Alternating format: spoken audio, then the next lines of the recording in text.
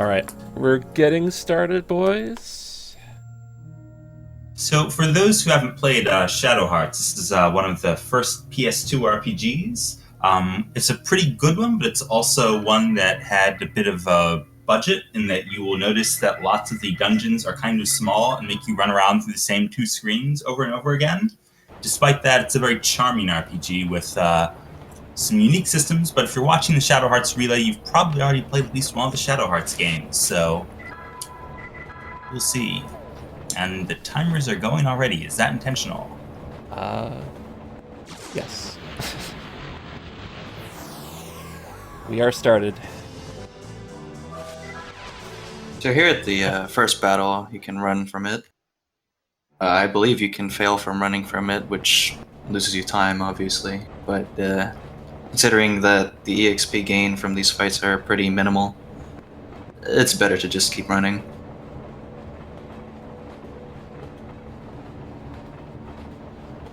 And it happened to Dylaneka. That's unfortunate.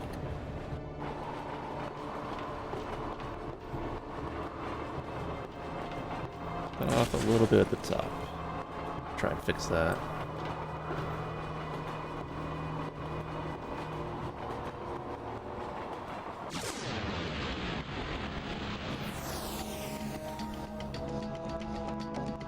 So for this first battle, you can sort of, I guess, make it go fast. Ideally, you want Bacon to only attack you once, and you want to attack Bacon once, so he just has a tendency to only attack you once, so it just goes by faster. Because this is a fight you can't win. You know how RPGs are.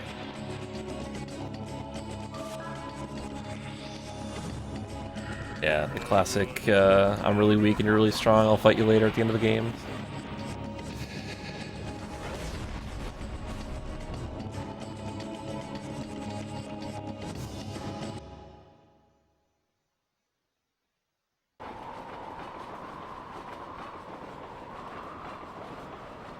And for anyone who's curious, the time for each game we're looking at probably about 6.25 for this, same for Covenant, and then about 4.5 from the New World, if everything goes well. But depends on the game and what happens and how safe they want to be.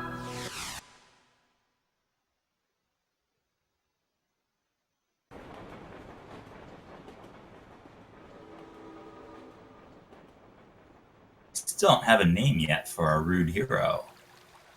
Personally, I just named him Root Hero.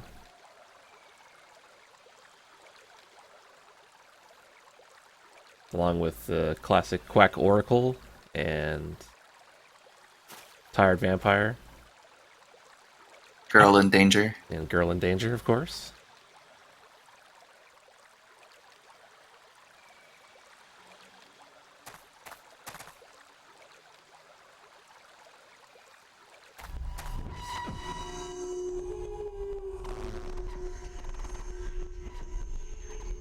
Yeah, I'm getting that on my end a bit, Mendoza. I'm hoping it's just going to fix itself, but I might have to refresh it. That's lagging for me a bit as well. So our rude hero is hearing weird voices in his head, for those who haven't actually played this game before. The rude hero is basically crazy and doing whatever a mysterious voice tells him in his head. This can clearly not go wrong. It's an RPG, it's actually not totally irrational. It probably is somebody helping out.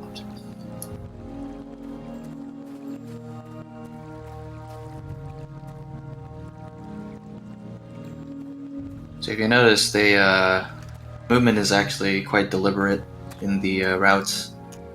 So they're making sure that they're not taking too many steps, or else you will have a high chance to get an encounter. And getting an encounter before you get Alice is pretty lame. And it happened to Dylaneka, that's unfortunate. He probably took a step too many.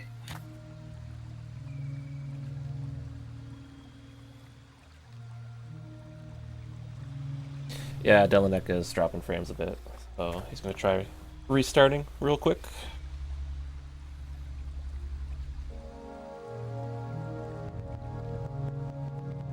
Stop Ramadan, these are evil dogs. So that makes it okay.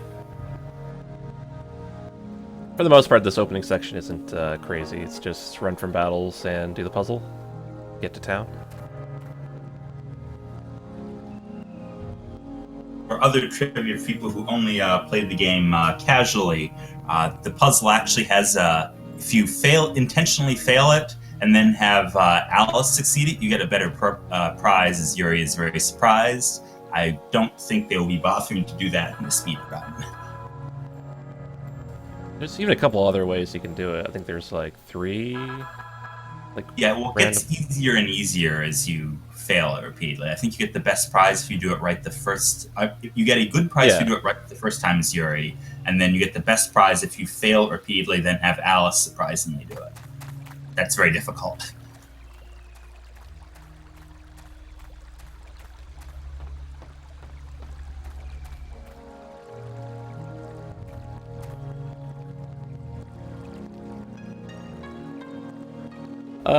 So yeah, the games, if you want to look at it like this, the first game is mostly the story-driven one. The second game is kind of step down atmosphere and story-wise, but it's a lot better battle system-wise. And then the third game goes full battle system, and the story doesn't really matter. But third game's battle system is really awesome, so it's still worth playing. I really like the second game's story too, but I can totally see his opinion on that one. And certainly in terms of atmosphere, Shadow Hearts 1 is the only one that does the kind of creepy part the best, in my opinion. Yeah, for sure.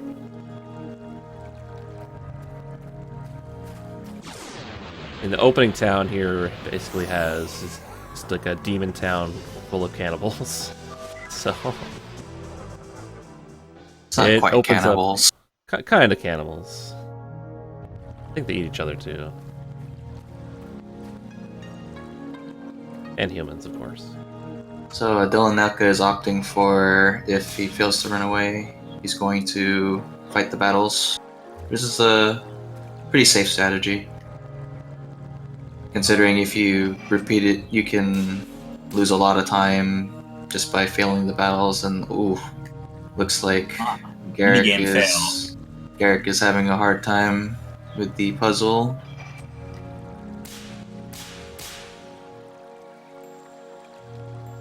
Right, this is actually the sequel to Kudelka, technically. So Kudelka's on the PS1. I would say it's in the same setting. It's in the same universe. It's not exactly a sequel, though there certainly are some elements. Right, looks like Alice is going to give it a shot. Oh, never mind. I guess you succeeded at it. Yes, this is on PS2, but it was, as Snowfire said earlier, very early in the lifespan of the PS2. So the graphics are quite dated. Yeah, this is one of the few games that actually use pre-rendered backgrounds, where most games went full 3D. The Shadow Hearts series is one of the rare series that managed to get all 3 entries out in a trilogy on the PS2. You can see the differences in technology as time went by. But honestly, this is one of those when life gives you lemons make lemonade type things, because having nice small dungeons has its own nice flavor to it. I mean, hey, you don't get lost in a big, huge, floating sky nonsense. That's okay. So Garrick is coming up to the first Fox Face fight, and much like the Bacon fight, you're trying to make it go by as fast as possible since it's an unwinnable fight. Ideally, what you want Fox Face to do is to, when he transforms into Death Emperor, just attack you to death. So hopefully Garrick can pull it off and make up a lot of time.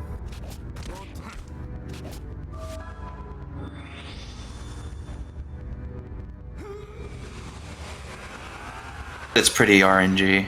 It's all up to chance, really. Yeah, you can tell both runners are just mashing because they name their Alice's very special names. which is pretty typical. Just keep mashing your button. The thing about this game is that it's one button mashing, so you have to press the same button to clear everything.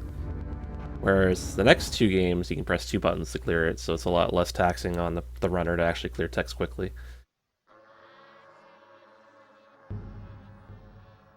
So, for those who haven't played this game, for the plot of what's going on for this, Yuri is a harmonixer. He can turn into big, nasty beasts. Foxface seems to be like his father at this point, that you would think. He also turns into a nasty fusion beast, Death Emperor, and Yuri has just fallen into this Malice graveyard area where all the souls, the bad things he's fought, kind of gather around and need to be cleaned out every once in a while, because that's how evil works. Some of what you would think right now at this point in the plot is wrong, and if you paid very close attention to the animations, there's a clue to what's actually going on, but that's what you would be thought, be told to think. For the run, outside of another mandatory event, this will be the only time that the runners visit the graveyard. Yeah, if you're playing casually and not running from battles, there's basically a battle count, and if you don't visit the graveyard for too long, then Foxface will start showing up in random battles.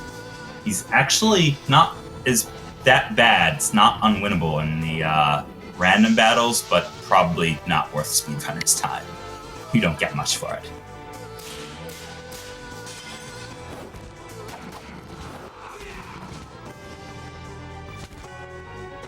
The creature that Garrick is currently fighting and what Dylaneka is about to fight, this will be the main fusion that the runners will be using throughout the game because of its high physical attack properties. That, and it's a lot slower to actually get more fusions, because you actually have to get them. Yeah, you have to actually go into the... Oh, you have to find them, then go into the... No, you don't have to find them. You have to gather enough malice, was it? Yeah, So you then have actually to go into the gather graveyard. malice from battles, and then you have to go to the graveyard and collect the fusion, and then for the level 3 fusions, like, you need to get a special item to unlock their power or the likes. Probably not worth speedrunner's time. And so it's Raging Tiger, the Earth fusion that Hearts won. And Death Emperor is the Dark fusion that Yuri starts with, and might also be useful. You'll see Death Emperor a few times. Mainly for the bosses that happen to be physical immune, and there's a good number of them, which is pretty annoying. Makes for very slow fights. Sorry about the lag, guys. We're still trying to sort it out. It's not really his fault. Either his OBS or internet's freaking out. So I'm gonna try lowering the bitrate again, see if that helps.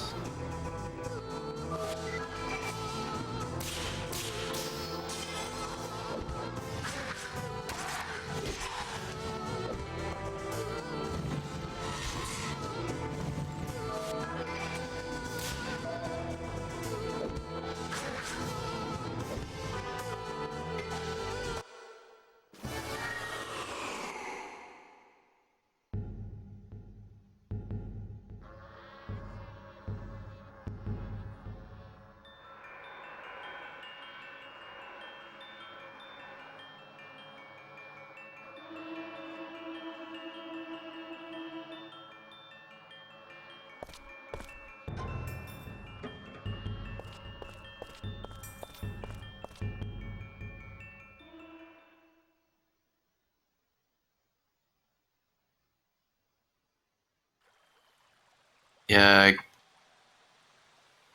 there's been a few mistakes on both sides so far. though Dylaneka is been more unlucky.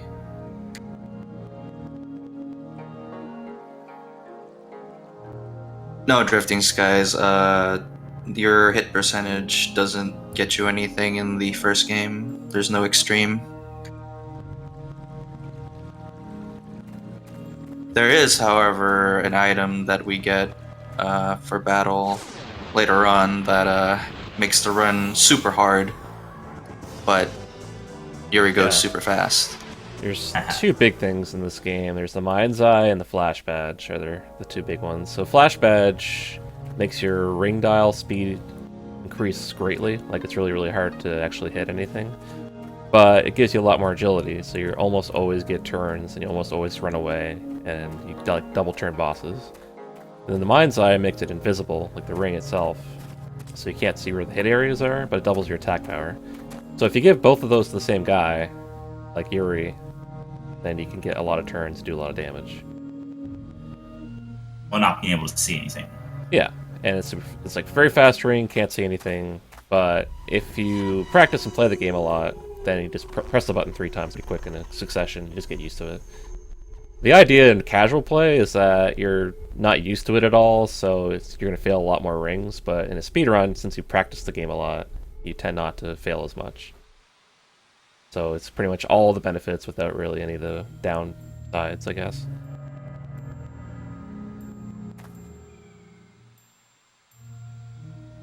Mysterious voices telling us about the Guardian of Purgatory and the Man-Eater's Trap. So, for reference, Alice was on the Trans-Siberian Railroad, but was going towards the Chinese border because there was some border troubles between Russia, China, and Japan at the time.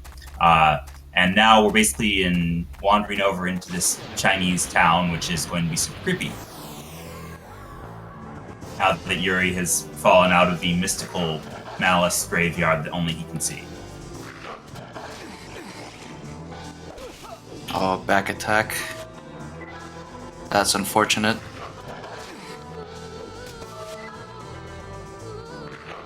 And he failed to run away. Like, the RNG in the early game is pretty unforgiving.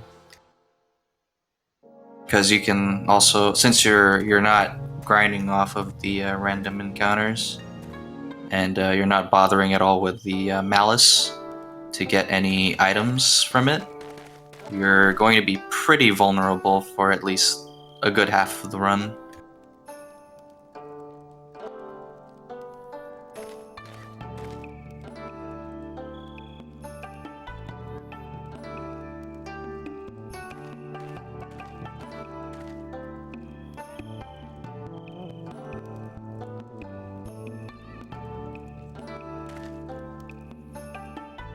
Oh yes. Playing all 3 games, start to finish.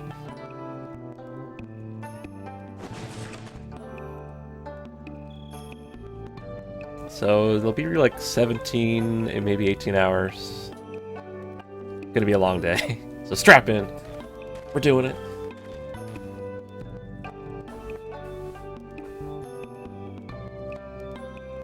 So they've arrived at the town. Looks like Garrick and Dylaneka are pretty close to each other right now. They're also very interested in Alice. Delicious, apparently.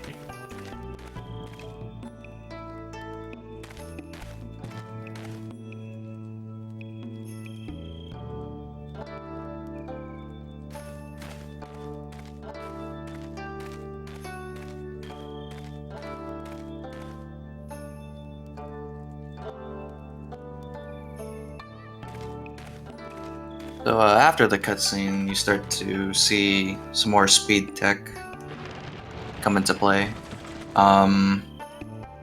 Like with many RPGs, characters that you get into the party later on, they'll be added as the average party level.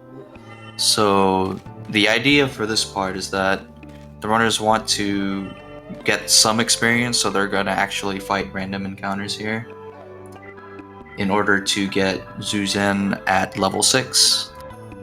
And Zuzan we'll meet in a little while, but he's a pretty important character for at least all of Asia.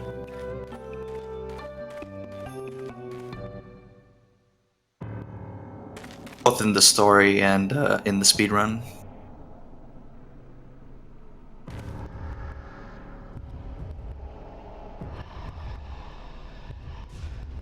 Zhu is considered to be oftentimes considered one of the weaker characters gameplay-wise, but he is forced to be around for a while, and he actually has his own merits. He's a bit frail, but he's not bad. I believe he has this. He ends up with the strongest. Was it magic stat in the game?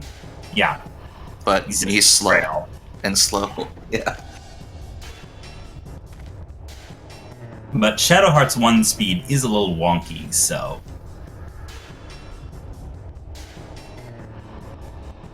Yeah, there are times when even Zuzan himself can start first in the battle.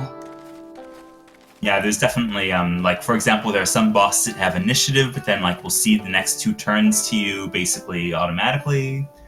And the speed curve by default between the characters is actually pretty tight, with the exception of some of, like, Yuri's fusions, which make him insanely fast by endgame. Though the flash badge may be rendering all that moot. It pretty much does. Flash badge is really good. Only existed in the other 2 games, it would make those runs pretty manly. It would. Dealing with fast rings, man, it's rough. Fast invisible rings, and then add like the extreme into the mix. Combined with the fact that you really need to hit energy charge and get the max buffs from characters. This game, you don't really buff yourself quite as much. Yeah, buffs are pretty underwhelming compared to the other 2 games in this game. Because I believe like energy charge only raises your attack by only 15% in the first game. I'm not sure if that's the right value, but well, energy that charge seems I don't think like, it even yeah. exists. I think it's just rage that you get. And the people that actually have rage, I believe it's mainly Yuri with the fire fusion for a while. And raging yourself means you lose a turn, and then you end up not really getting as much damage anyway.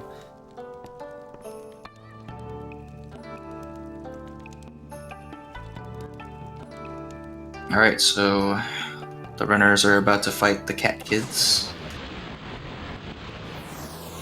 Ooh, that's a bad opening for Garrick.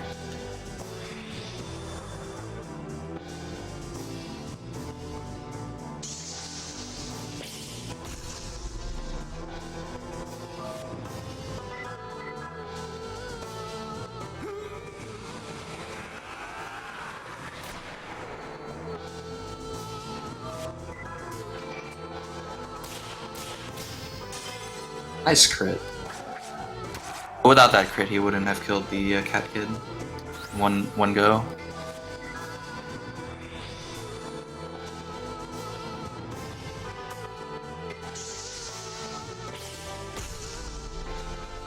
Ideally, you don't want them to cast Exorcist Arrow. And if they do, you ideally want Yuri to get hit, since he can take more hits. You want Alice to survive here for experience. Yeah, it's very important for the upcoming boss. You actually end up fighting a couple random battles just to get her experience.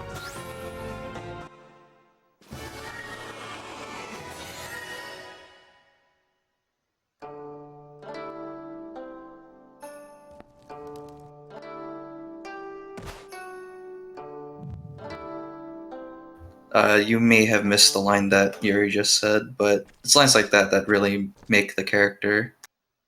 Where he yells at the cat kids as they're dying, as even if you ate us, you'd get the runs anyway.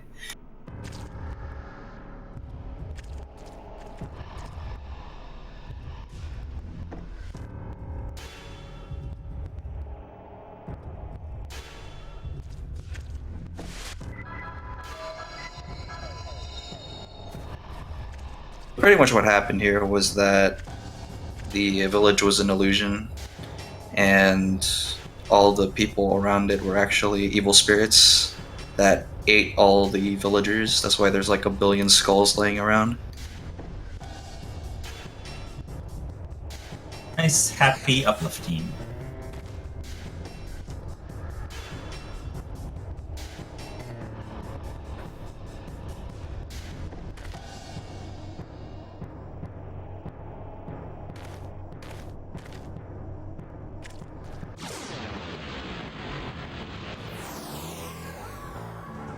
Dang, that would have been an okay battle for Garrick if that didn't go first.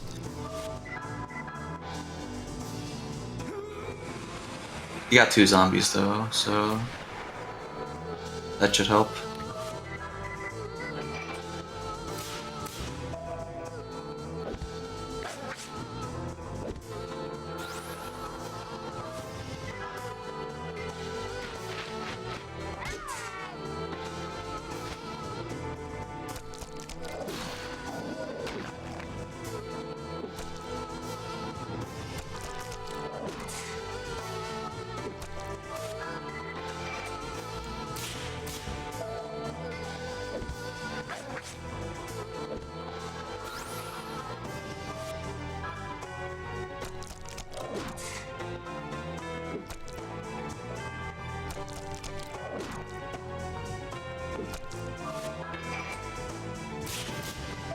As you can see in Garrick's fight, he doesn't complete all 3 rings because, as we said earlier, you're not going to get anything if you get perfect or, you know, hit all your rings.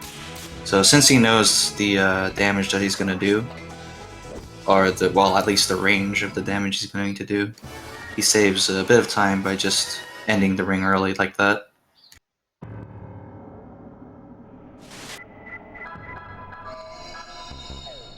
Yeah, that doesn't get used too much, because most of the time you just want to do as much damage as possible, but it's little tiny stuff that helps you, like that. Optimal grind strategy. Pretty much. So while we're grinding, just for other trivia for people who haven't played the game, you might have seen on the status screen that Alice is listed as light elemental and that Yuri is listed as dark elemental. An amazing coincidence, these 6 party members all correspond to one of the 6 different elements in this game. However, this is one of those differences between Shadow Hearts 1 and the later series. Like Shania in Shadow Hearts 3, she's always dark elemental no matter what she transforms to, though she has one non-elemental fusion, while Yuri actually gets to take on the element of whatever he fuses to. So I guess this will only be important for Raging Tiger, but there is one boss who punishes non-dark elemental characters, but I guess he would be staying in Death Emperor for that boss anyway. It's cool. Or rather, wait, he's magic immune, so never mind. I know what she would do for him. I'll find out.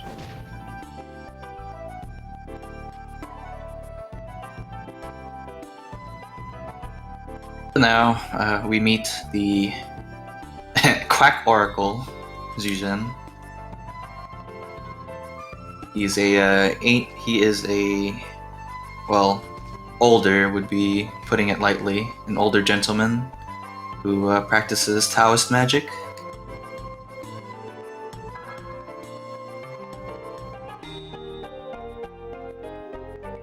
Also, his companion there, Wanderer May 1, we're going to be meeting with him quite often for his acupuncture.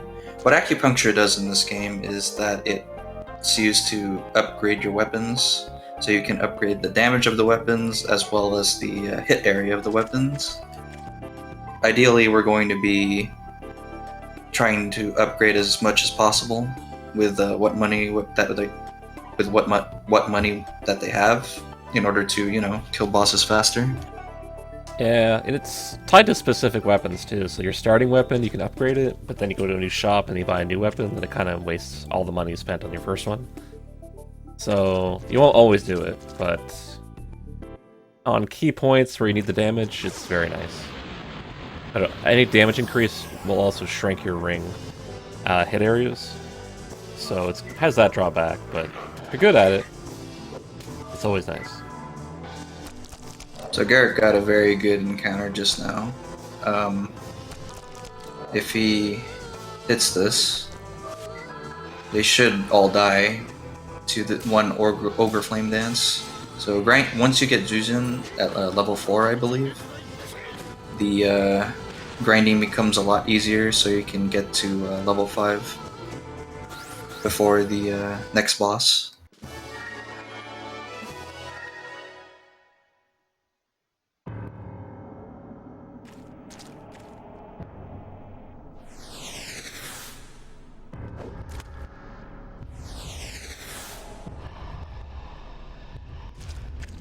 So, to expand more on the story here, the whole reason that these angry forest spirits ate all the people was because the people in the village actually ate them.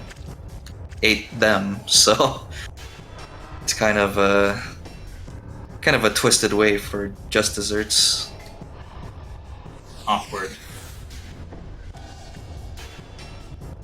That was literally the entire reason.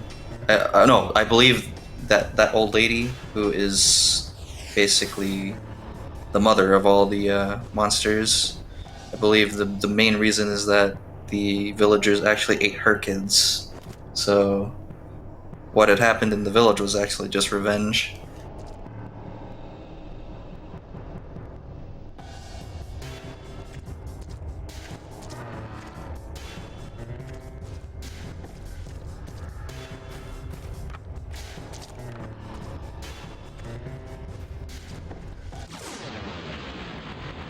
So since she keeps teleporting around, Juzin is carrying some really smelly stuff to draw her out.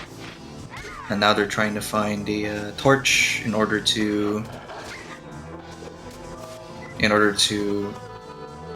draw her out of her final hiding place so they can fight her.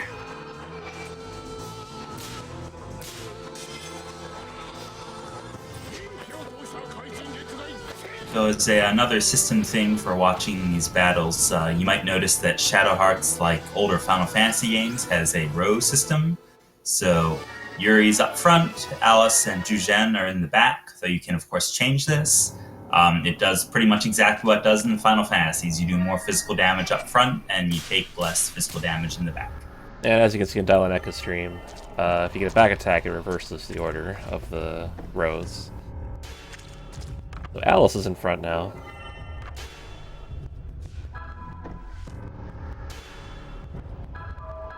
And again, I'm sorry about the lag. He lowered his bitrate quite a bit, but it's still dropping frames, so I'm not really sure what we can do about it at this point.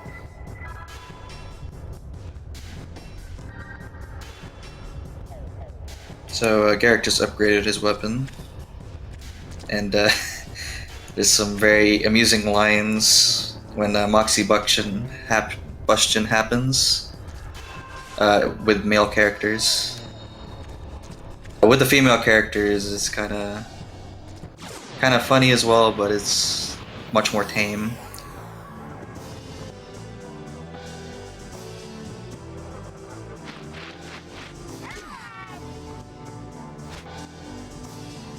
Now, while Juzhen is not great, his magic is multi-target, as can be seen by all this, so that's a saving grace.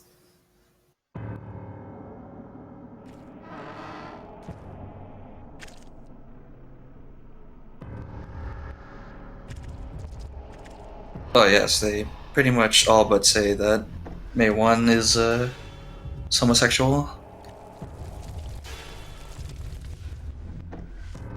And they're in Shadow Hearts. It seems to be a tradition starting from the first game that there will always be a shop-based character, and that he's also gay. Yeah, part 2 really ramps that up quite a bit. There's even an entire side quest that Literally deals with called that. the Man Festival. And there's the Man Festival, and then I believe it's the magazines as well in the second one. Magazines are heterosexual because they're for bacon, but No, that's the that side quest. I'm talking about the one where you have to collect the. I mean the doll. Cards? Was it the cards? Oh yeah, Stud cards. the stud cards. There we go. Oh, those, yeah. Yeah, that's what I was thinking of. Yeah, you get the stud cards, you get the Man Festival, you got the shopkeepers. Yeah, no, the second one really really ramped it up.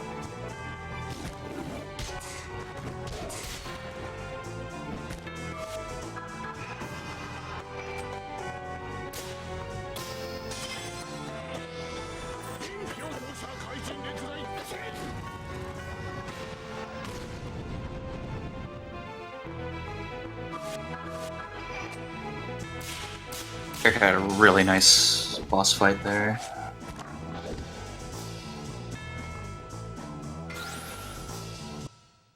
Not only This did isn't he, even the fight that you leveled up for, it's the next one.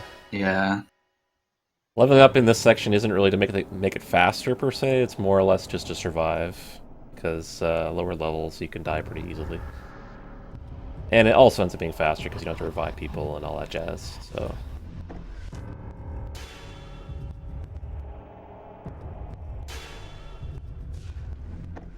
So now they're going to fight the guardian, quote unquote, of the village. And this guy is very rude in battle. He has a skill called what was it? Something whirlpool. Anyway, he has this attack where he can hit all of the entire party, and it can also cause ring abnormalities. So I'm sure you're all familiar with status effects, and in Shadow Hearts there are also status effects that affect your rings. So you can only imagine how a execution heavy, there we go, large whirlpool, that's what it's called. So what it causes onto the characters is that your hit areas are going to be halved, which is very, very annoying, especially for characters like Zhuzhen, who have normally very generous hit areas with their spells, but now they're going to be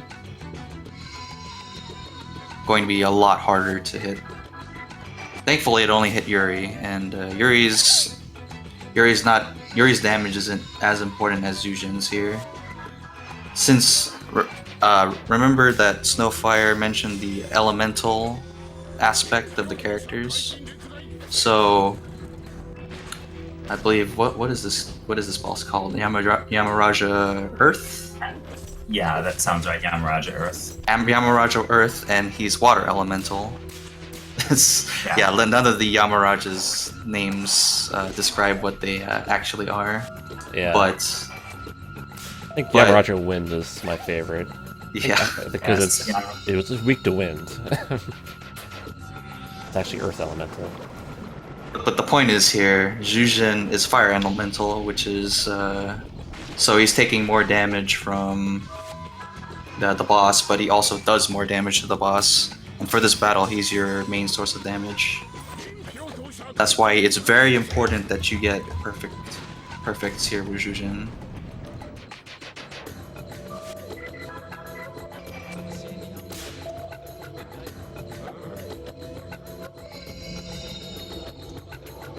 Also, the damage lines up that Alice should not be in danger of berserking if you land perfects. I don't think we really explained that either, the way the what SP actually is, right? So yeah. A mechanic of these games is that you have a SP bar that goes down by 1 every turn you take, and if you take too many turns and you run out of SP, your character becomes uncontrollable. So they just basically look, they're confused, like they just do whatever they want. There's items that you can give SP to characters, so you kind of have to manage that a bit in a casual playthrough. Where most speedruns, you don't have to worry about it that much, because you're already doing ultimate strats and it takes many turns anyway. Yuri's fusions actually have an SP cost up front, and then every turn after that takes away 1. I There's know actually, this was changed. Go ahead. Yeah, so there's actually some fusions later on that actually take a lot of SP. So even if you want to use them because you're less leveled, it can be detrimental. But yeah, I was going to mention, for those who haven't played Shadow Hearts 1 but have played the later games, they changed the system because in the later Shadow Hearts games, the fusions, the advanced fusions have a higher upkeep cost, but they don't particularly cost anything up front. And Shadow Hearts 1's the reverse. Like, it's always 1 a turn, but you have to pay a big upfront cost, which you might not be able to afford if you don't have a accessory equipped that reduces the cost. Yeah. The big problem with it is if you die as the fusion, you turn back into human form. And then when you revive them, you don't have enough SP to fuse again. So at all costs, you don't want Yuri to die. Luckily, he's like the best character in the game, so he usually doesn't die anyways. That was very unlucky for Garrick. His Alice just kept getting bombarded by Yamaraja, so she ended up dying at the end there and missed out on EXP. It's not the end of the world, but it makes the later battles a bit more difficult because now Alice can only take so much more damage.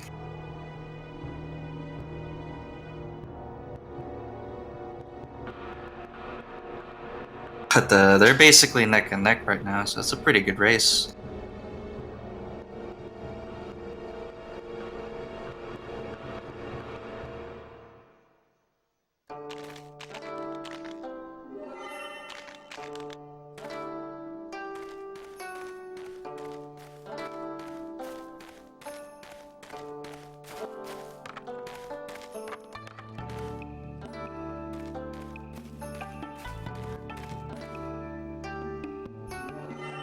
I think what this ends up being is that the one of the fights later, because Alice is going to be underleveled, it's going to be slightly slower.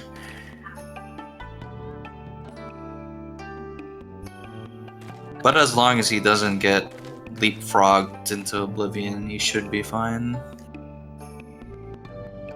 Yeah, in some cases, bosses can double turn you. You anticipate how the turn order will go based on how much utility your characters have and when you get your turns and everything. But it's kind of over time, depending on what moves you use and what your opener turns are. A boss can sometimes get 1 extra turn before you do, and it can kind of mess things up.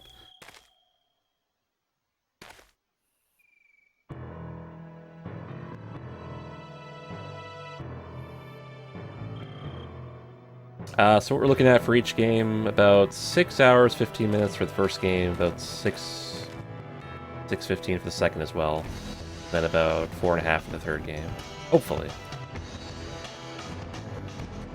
Oh yeah, that's right, Marguerite's gonna come in a lower level for Garrick as well. That's really bad. Because as I mentioned before, characters will always join in at the average party level. And this game rounds down, so Garrick will have to fight a few more extra battles, so he'll lose time on that.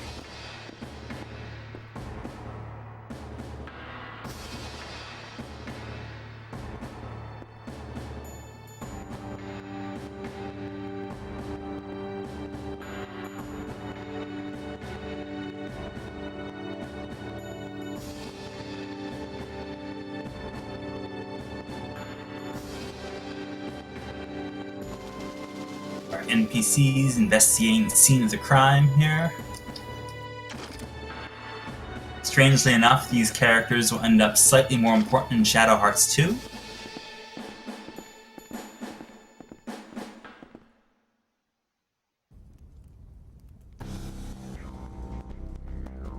And one of them in particular will grow 2 feet. Get much taller. And get buff. Buff as hell, yes.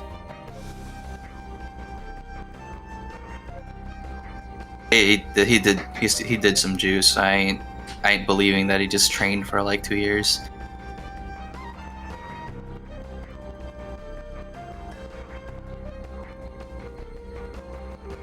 Roger Bacon can teleport. Dehua is basically evil Zhu Zhen. He's also a Chinese sage, but he wants revenge against the European colonial powers in Japan, and he's willing to work with Roger Bacon to achieve his aims. Going to be our villain for Act 1.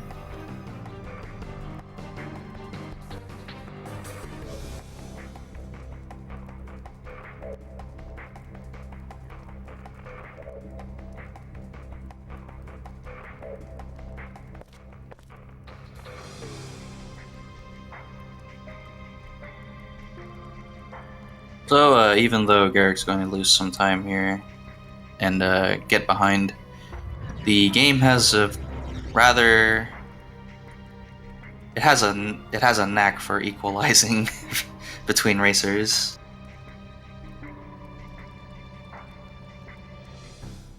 As I said before, Asia is quite dangerous with its RNG. There are times where the game just kills you outright.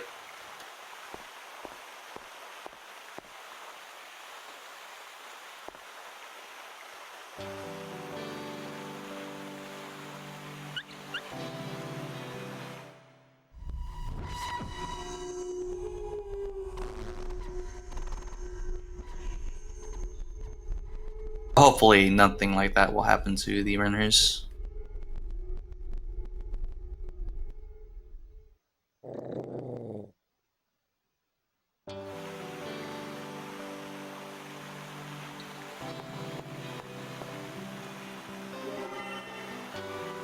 believe this is the first lottery right here. Yeah, you have To the to left. do this lottery. So, a lot of this game has a lot of mini games that use the ring. Lottery is one of them, and it's just pretty much like a regular ring, except you have different items you can get from it. So the hit area corresponds with a certain item you can get, which is how you get the Mind's Eye later, which has a much harder ring to hit. They can have different effects, like fast ring. I don't know what all of them are in this game, but one little aspect is that in this game there's an accessory called the Pocket Watch, and it can actually prevent any ring status effects. And if you have it equipped on your main character, or maybe even any character, it'll actually stop any ring effects on any of the lotteries as well.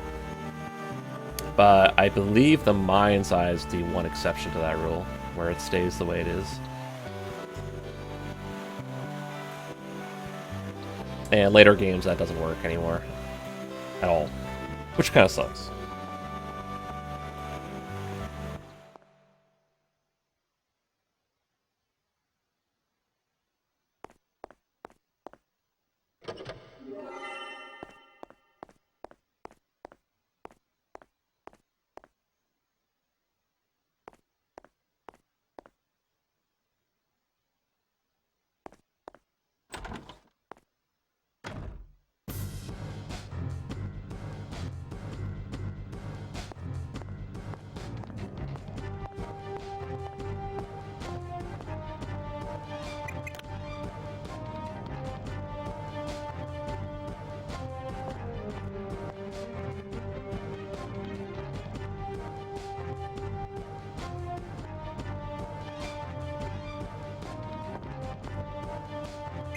We meet our next friend, Alluring Spy.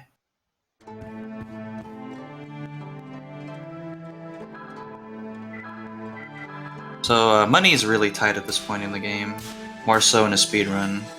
As you can see, Garrick is also participating in another ring minigame where you raise the price of items that you want to sell. And it also works for buying items as well, so you can lower the price of items that you buy. Significantly more useful for buying, because you get a higher discount. You get 10% off for buying, 5% off, or 5% increase for selling. But because money is so tight, you pretty much always want to do it no matter what.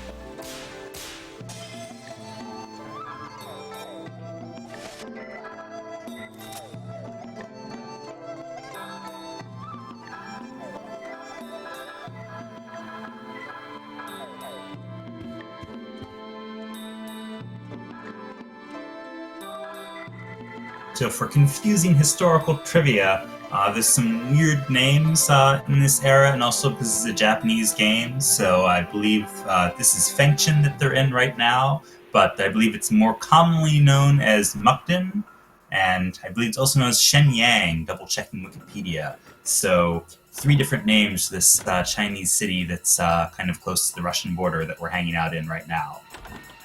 This matters. Yeah, we kind of skipped over the introduction that introduces the setting of the game. This all happens in 1915, though the Shadow Hearts series has a very, well, I would like to say unique way of utilizing technology in the games, Very also much known so. as using technology that totally did not exist in 1915. Yes, they all have cell phones and, you know, Wi-Fi, all that jazz. Don't worry about it. It's fine. Also, I believe it's actually 1913 because World War I starts in 1914, and that happens in Shadow Hearts 2, and that hasn't happened yet, so it is just before World War I.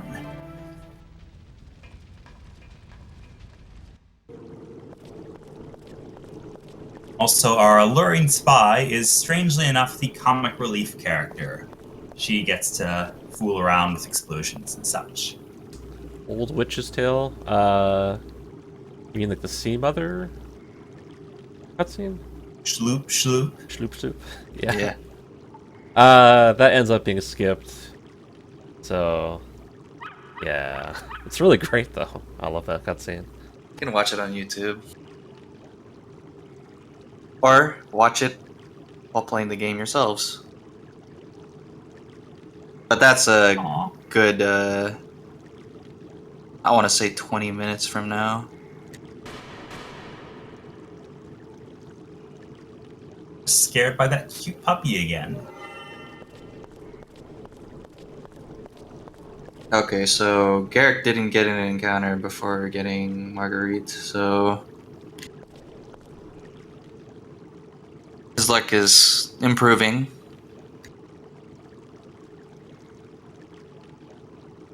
Because ideally you want to get Marguerite before you fight any random battles, because she has area of effect attack spells on her, like Jujin. Yeah, she has So- a grenade that hits all of them. Yeah. Pretty nice. So Oh, man. the grinding goes faster. Alice getting wrecked in Dylaneka's stream. Yeah, looks like it. And he's just getting runaway fails. This is actually really bad. I think this is He a could back die. attack, too.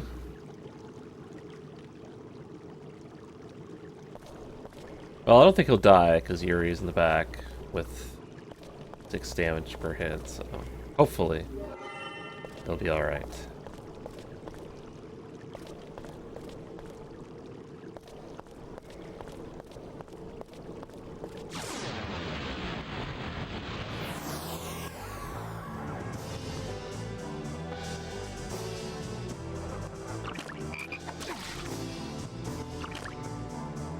Sure, what Yuri's intent is symbolized by thrusting out his fist that way when he wants to run away.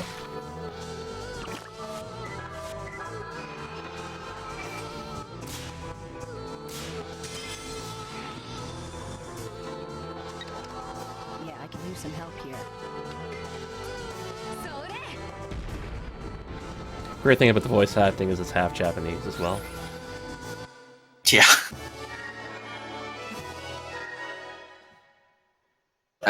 As you can see just now on Garrick's stream, his malice counter went up. You can go to the graveyard at any time through the menu, and when you clear out the malice, you will get an item, and you can actually manipulate what item that you get based on how many summons, how many fusions that you have, and what level they are, and how many enemies that you kill. It's actually a fairly complex system to get some rewards, but if you do your research and then do some math, you can probably get a 7th key, which is what I did on my casual playthrough. Actually, I like math. If you've ever seen me run FFT, you know how much I love math. No math. The math. No math. Yeah, keys are awesome in these games. They are an item that lets you attack multiple times. So if you get like a 3rd key, you attack 3 times. The 7th key lets you attack 7 times, all in one turn. What it does is make the ring spin around 7 times, increasing in speed as you go, constantly.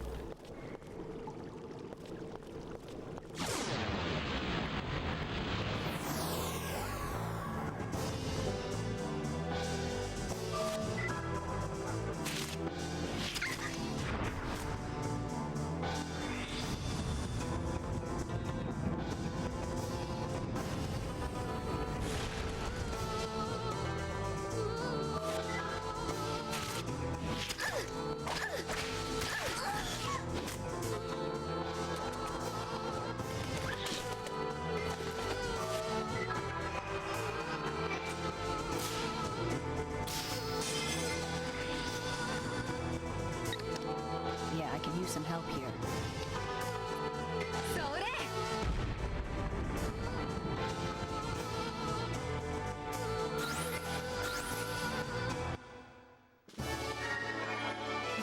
So, as another side note, going back to the row issue mentioned before, and one difference Shadow Hearts 1 has from your average Final Fantasy game is that your average Final Fantasy game will have characters like Rosa or Barret do full damage from the back row because they have a ranged weapon.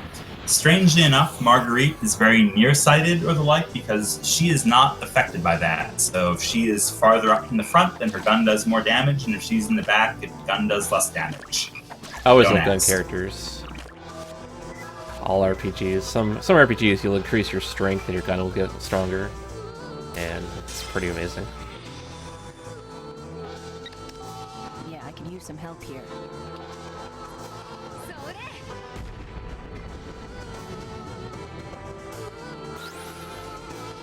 Also, Marguerite is water elemental, so these are water grenades.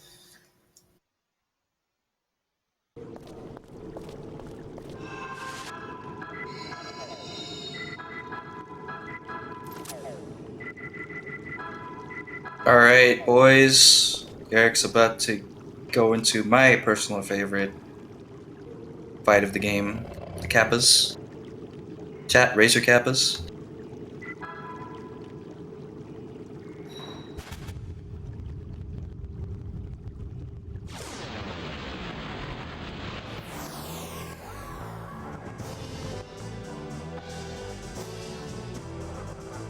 And this fight is trolly as hell, just so you know.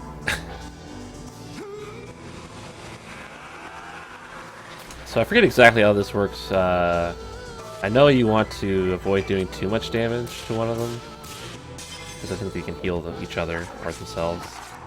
You want to avoid doing too much damage to the red one, the water dragon in the middle, because the Kappas, the blue ones to the sides of it, will heal it. Yeah.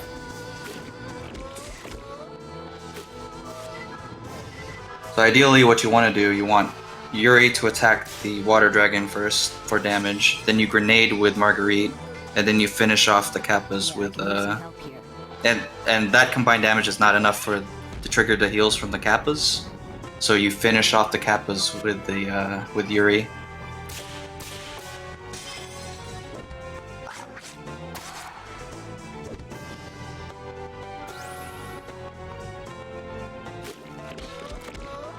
Also, these guys can knock you back into the back row, so it's very annoying when it happens to Yuri.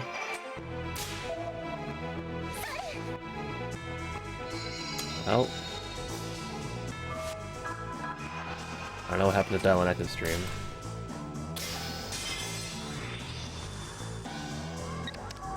Yeah, I can use some help here.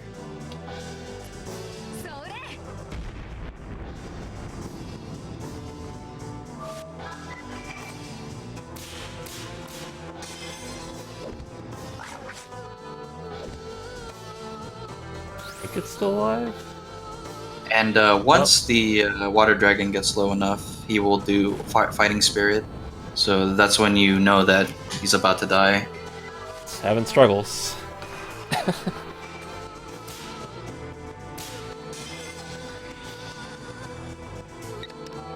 Yeah, I can use some help here.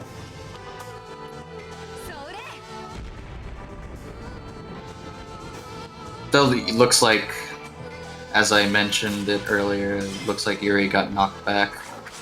So, well, did he? No, he didn't. I believe on Dylaneka's side he did. Had to move him back. Oh, okay. And he's almost dead too, dang. So yeah, you have to end up using a turn because you can, like in Final Fantasies and other games with the row system, you can spend a turn to switch which role that you have, which row that you're on. But you know that wastes a turn, and that might give more damage to Alice. Like Alice is also the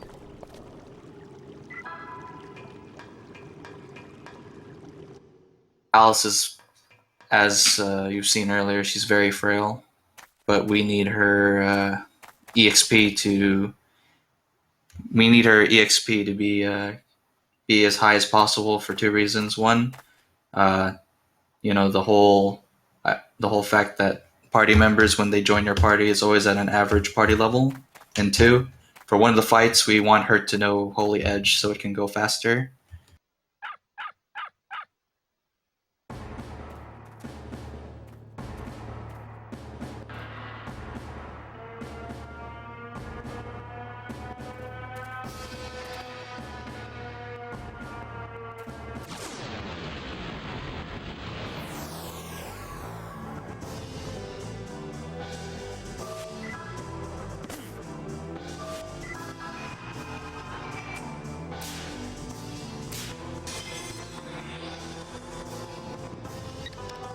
Yeah, I can use some help here.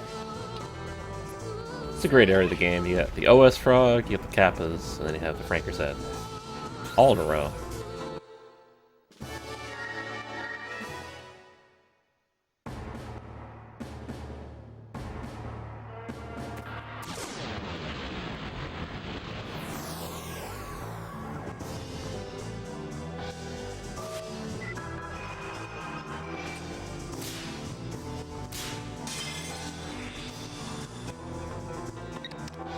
Yeah, I can use some help here.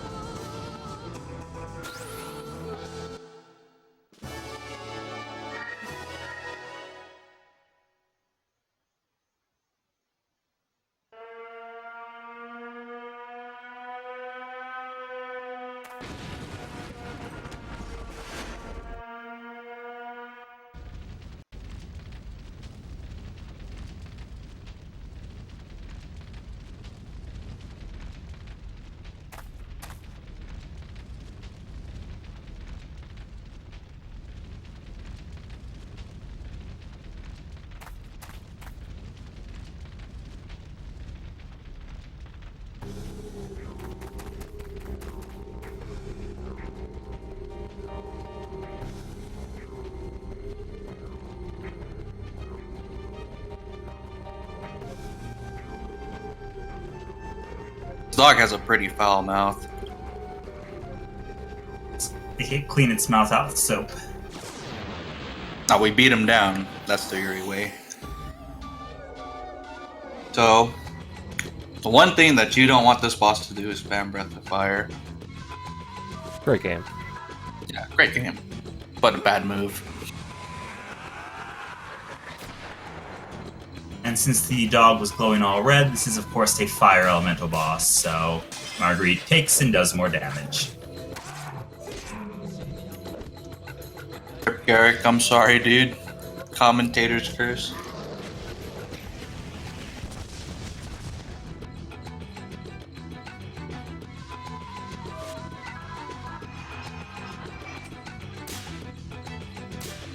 I guess the perfect AI would be to spam his buff move constantly. I can use some help here. I'm not sure if that's possible because I've only seen him do it at low health. But if he just normal attacks, that's pretty ideal. Because he's only hitting one person and it doesn't hit that much harder. Ugh! This boss made me mad in my my own run. Nap time for Marguerite.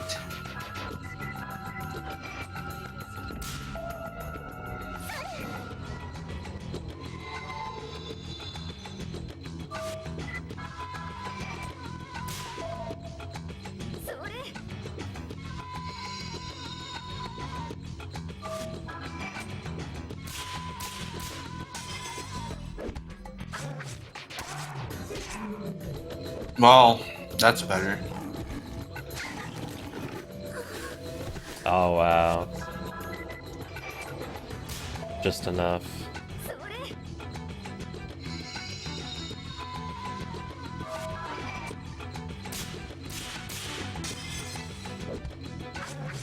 He's almost dead when he casts a fighting spirit on himself, much like the water dragon fight.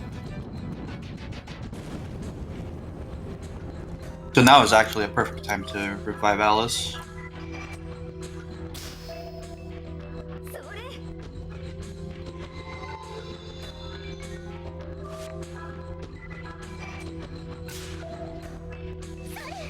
Fortunately, it doesn't look like Dylaneka is getting that redemption luck.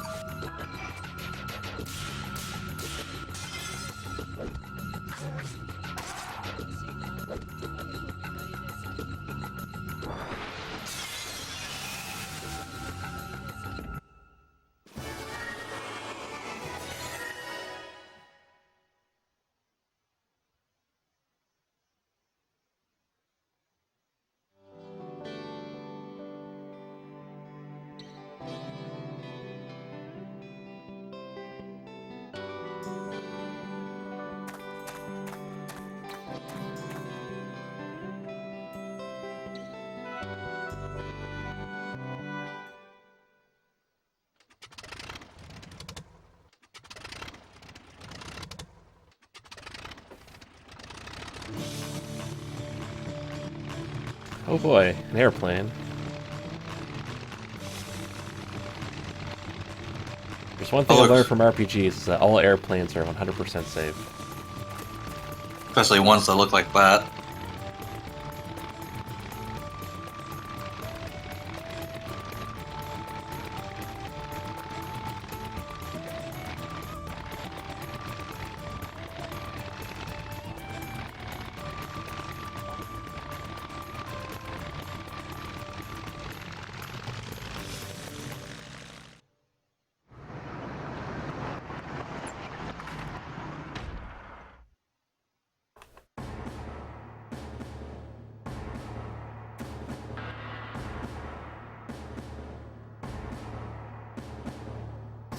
As I said, this game has a knack for equalizing itself during a race. Dylaneka got really bad luck there.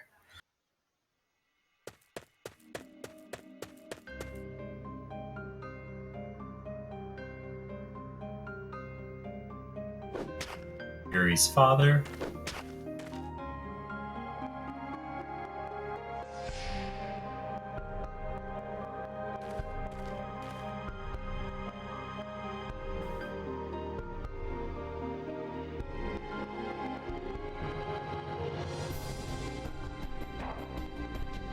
So I'm gonna duck out for a little bit. I'll be back probably a bit within the hour or so. Just gonna get something to eat and all that.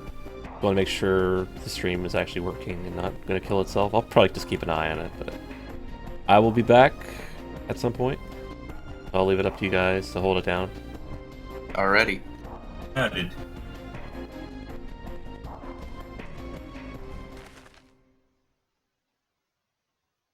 So Yuri's father was a member of the Japanese army, but he married this Russian girl, and then he had to go off for one final mission, which is of course going to be tied into the whole Juzhen and Dehua plot lines, so we will see.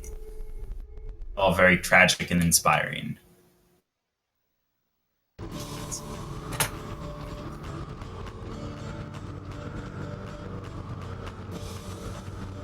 Yeah, a lot of the characters in the game end up being tied together by either a quirk of fate or on purpose.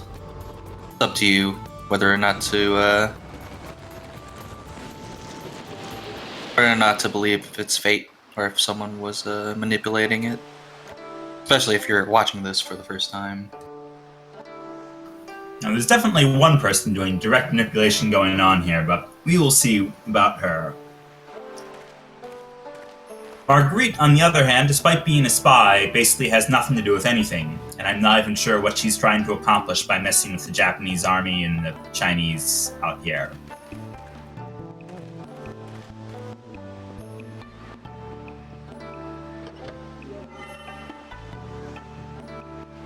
A lottery ticket.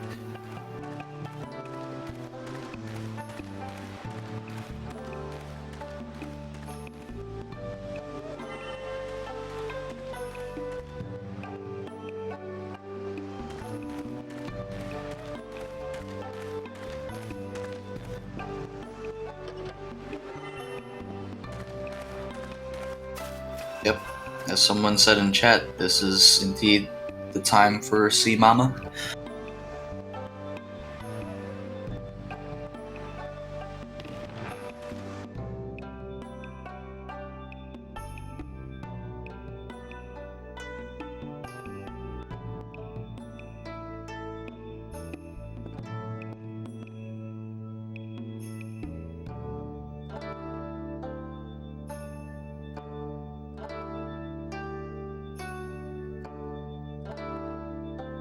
See, Mother is altruistically helping people out.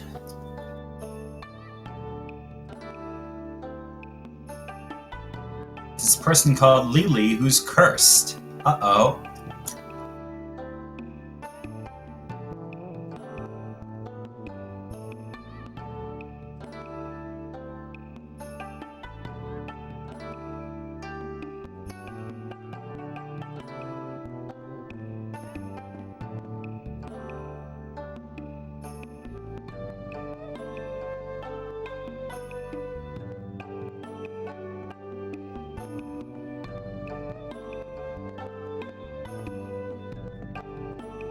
So we're about to find out what is exactly going on in the in this village, like why these people are just dying.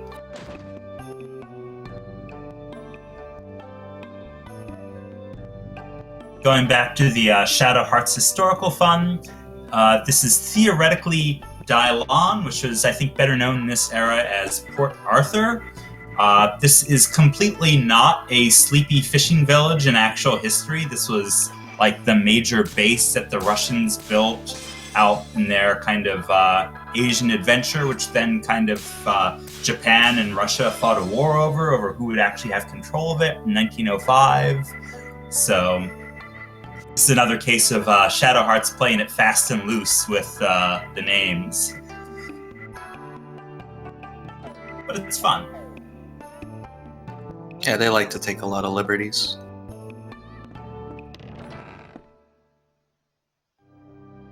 Pretty much what has happened is that there was a young woman who prayed to a sea god to save her father. And in order to do that, the sea god took away her voice. Or, well, not took away her voice, but rather switched her voice with her father's voice. So she had a supposedly a very sweet and easy to listen to voice, and then now her voice became a kind of the stereotypical rough seafaring type. And apparently, the only way, and she was in love with a performer, and apparently she didn't want the performer to know that her voice was different. So the only way to get her voice back was to kill her father. And she borrowed a knife from the Sea Mother, and every time she tried to do it, she would get cold feet and not end up doing it. And it came to the day that the performing troupe was about to leave the village. So she made her mind up and resolved to kill her father. But when she went into his room to do it, he was gone, and apparently he had went out to sea again in order to catch something so he could send her off with a smile, because he always was awake and knew that she had to do it, and he sort of accepted it.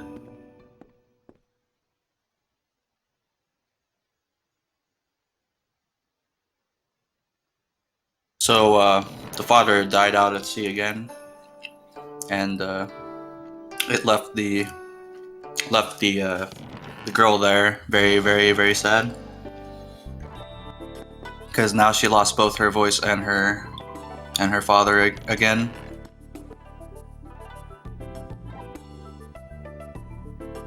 So the gist of it is that somehow she came back and now is taking revenge on the village for what happened to her.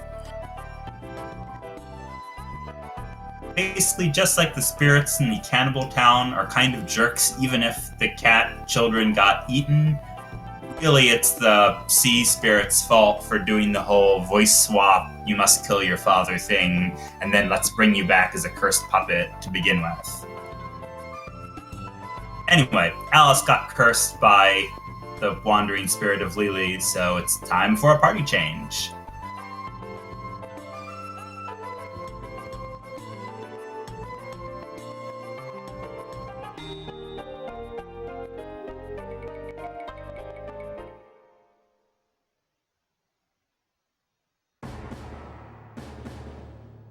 Also, the Japanese army are here.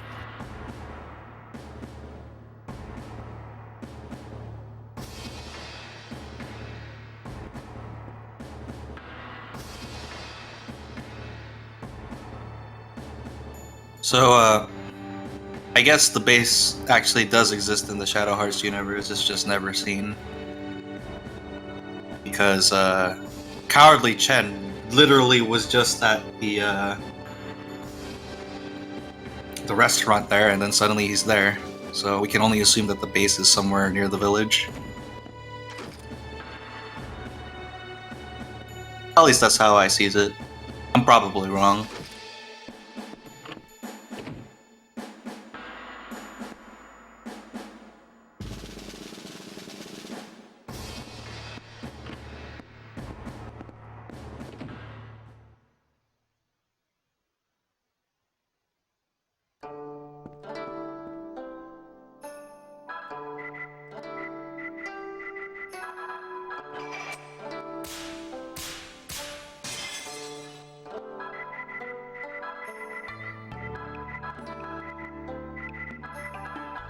While Marguerite is still around, just in the realm of more historical trivia while we do item selection and the likes, I don't think this is really a spoiler because it has nothing to do with anything, but apparently Marguerite is actually Mata Hari, who was this kind of Dutch spy in Indonesia, but the point is she was a European spy in Asia, and China's close enough to the Dutch East Indies that we'll squint and say that she was doing stuff around over here too. I think she was more known as a seductress rather than a throw grenades at people type, but hey, you can work with this.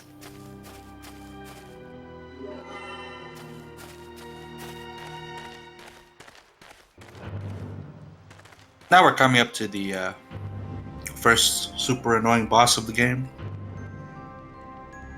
This guy is immune to physical hits, so the only thing we can do here is magic. So everyone has been placed into the back row.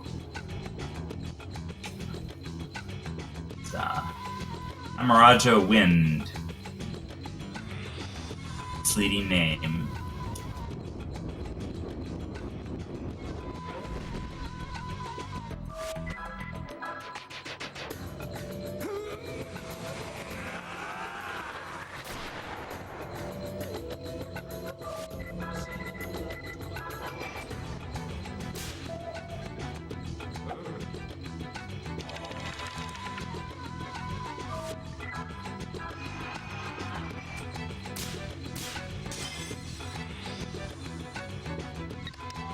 Yeah, I can use some help here.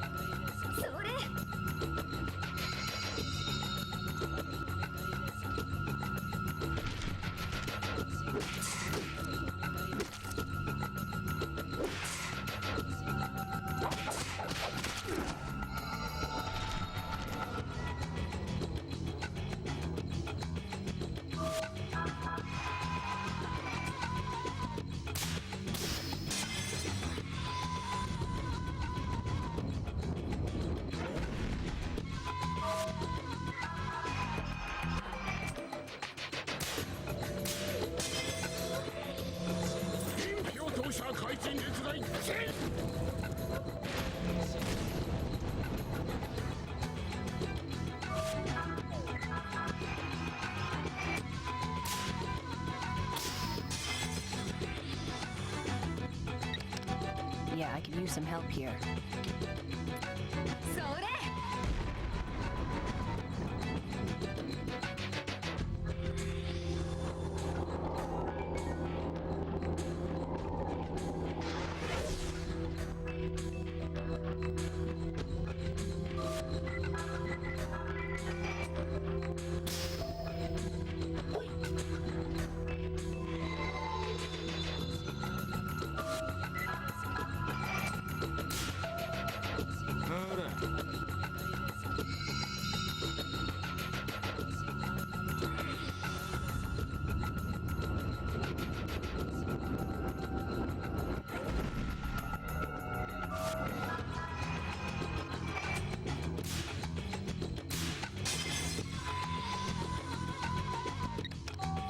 Yeah, I could use some help here.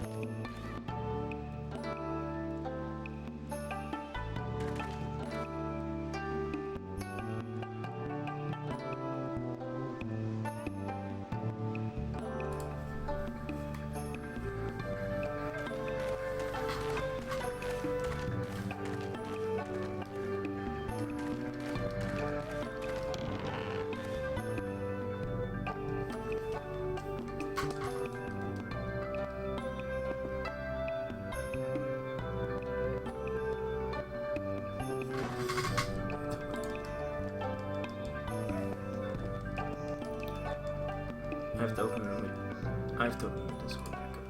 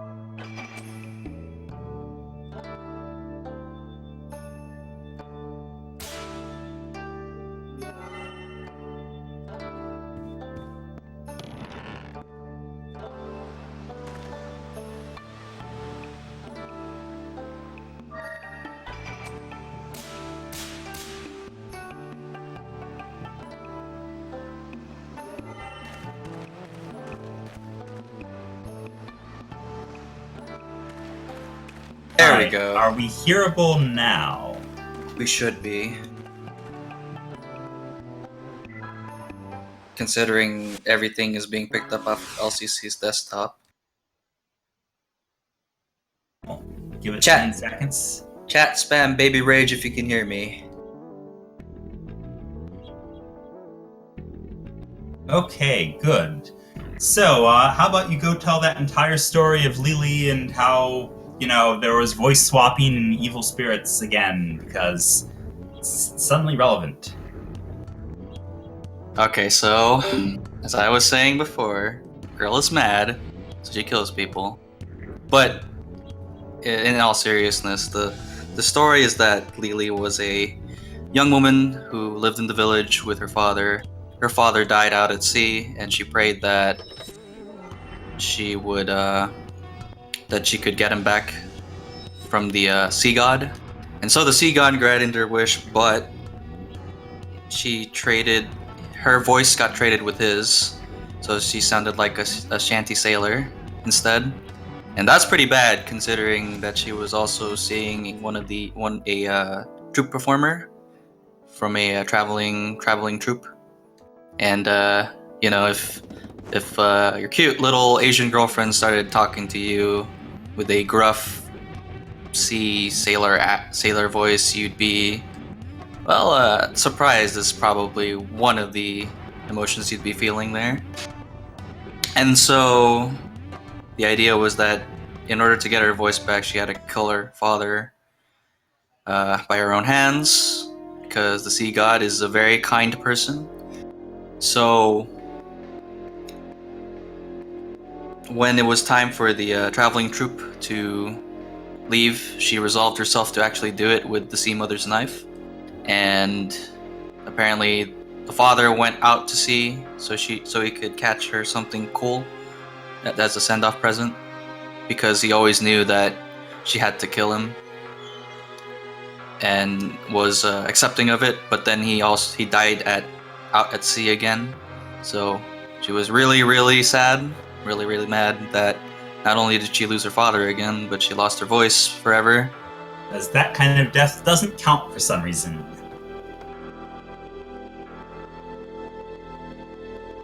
So now she's a cursed spirit. She cursed Alice, as you probably saw earlier, which gave us an excuse to mix up our party and meet Zhuzhen again and watch water elemental grenades get thrown by Marguerite and fire elemental damage from Zhuzhen. Yeah, because that boss is immune to physical damage, so you can't hurt him, obviously, with attacks. So you just have to spam magic, and that mistake from Garrick costs him quite a bit of time because magic is slow and only hits once. And now we're out at sea. Yes. We're out at sea with the nice smugglers who are totally not the Japanese army and, Lieutenant Kawashima.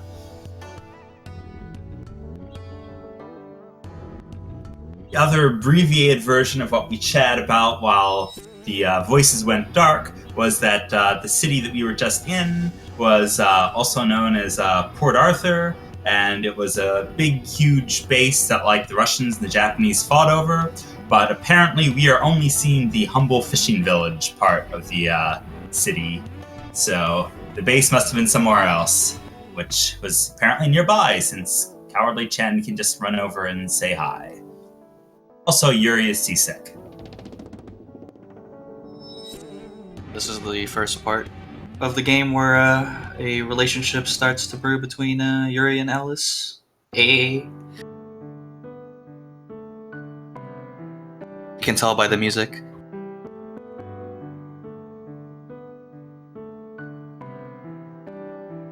A side note, the music to Shadow Hearts 1 is actually pretty great. It's very experimental. There's some tracks that are kind of meh, but it's probably as much as I like the Shadow Hearts 2 soundtrack, the Shadow Hearts 1 soundtrack is crazier. This is, if you get to hear the final boss music and there's some totally weird stuff in this game.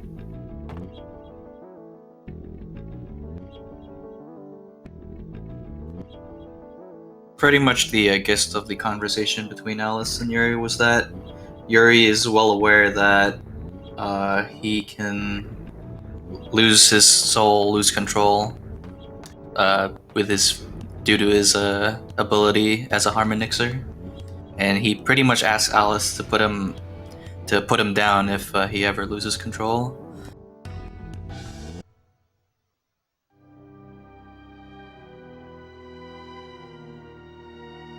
Anyway, Lily appears again, and we have to fight her for realsies this time.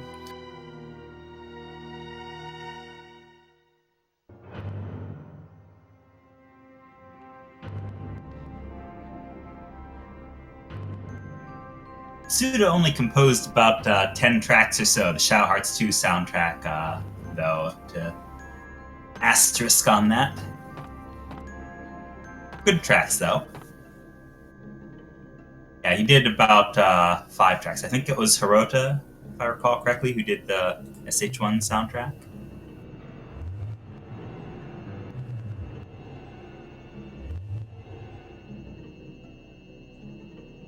Yeah. So, Alice's level is pretty important here because I believe at level 11 she knows Holy Edge, and since Lily is Dark Elemental, deals a lot more damage for both of her forms. Oh yeah, Sea Mother, you also hitched a ride.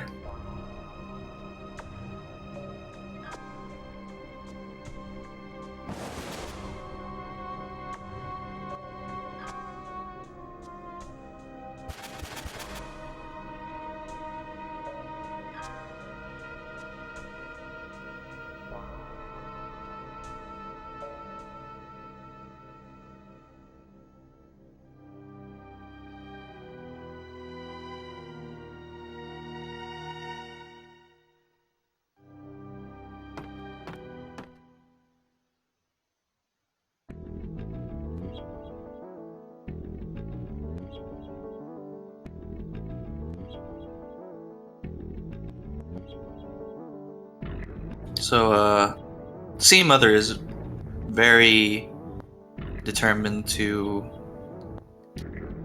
put Lily's soul to rest at any cost.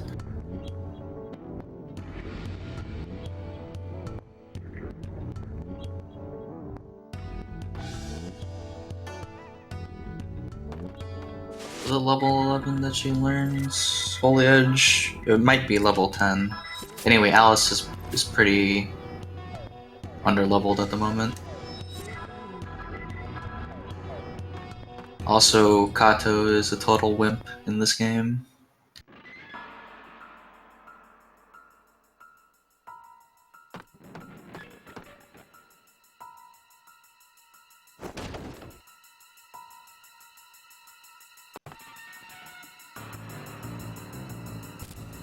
In fairness, this is spooky stuff. Even your own characters are busy losing sanity and going berserk.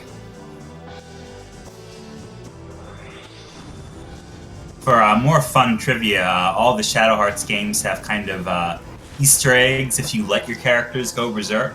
But I think that Shadow Hearts 1 has one of the more useful berserks in that they lock like getting special bonuses for the level 3 fusions behind going berserk, if I recall correctly. Yeah, I believe they perform a skill that they can only do while berserk, but once they do it while berserked, it's unlocked on your fusion forever, which is really nice. Probably not speedrun relevant, but it's there. Yeah, the other games have some like special attacks that people only use while berserk. Things like, you know, Blanca peeing on opponents and other weird stuff.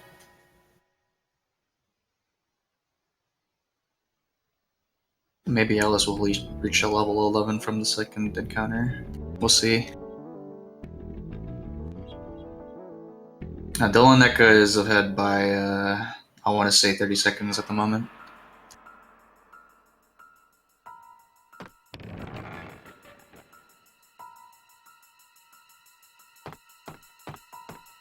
But the next boss is a pretty good equalizer because, like previous bosses such as Yamaraja Earth and the Beast Dog, if the second form of the next boss spams their AoE attack, it's just a really hard fight, and you lose a lot of time because you gotta heal.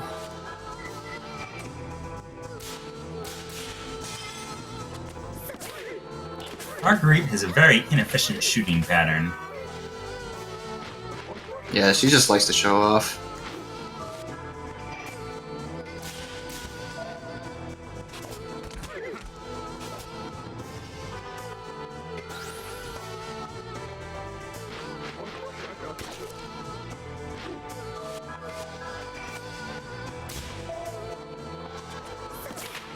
Yeah, so I mentioned this during the commentator outbreak when we were all silent, but Marguerite, this is not really a spoiler because it doesn't have anything to do with anything.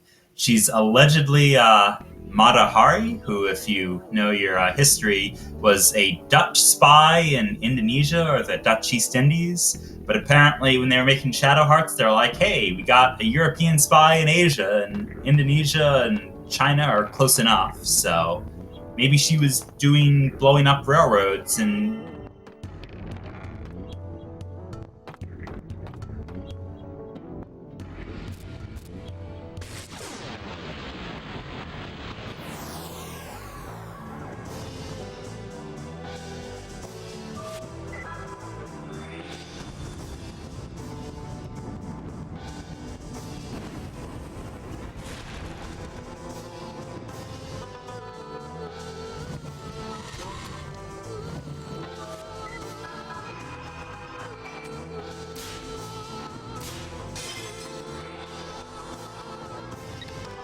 Yeah, I can use some help here.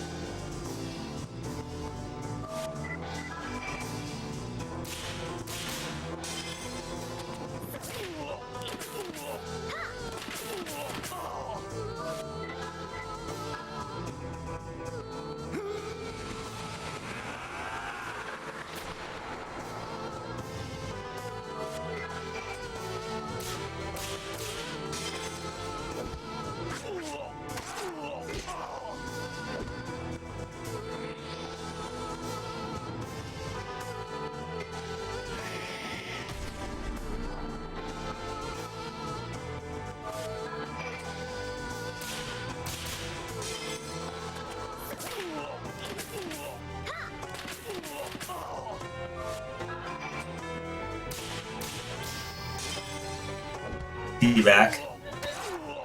Alright. LCC somehow keeps moving to the other channels. That's why we get muted occasionally. In any case, we're just talking that Lily's first form is not too bad, but she can murder Alice with dark magic and also paralyze you if you're really unlucky. Well, She uses paralysis. Ideally, you want it on Marguerite because Marguerite is using the Rosewood bracelet, which prevents paralysis.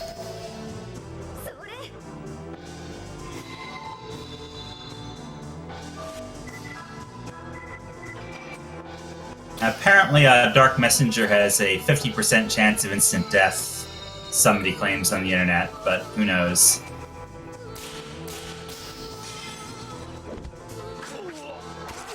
Oh wow. It looks like they're within like 5 seconds of each other. Garrick gained a lot of time on Dylaneka with that fight.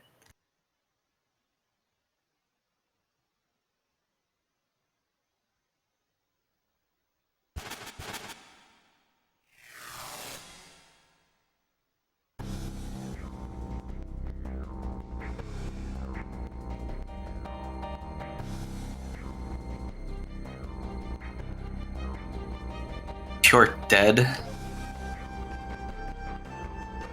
What?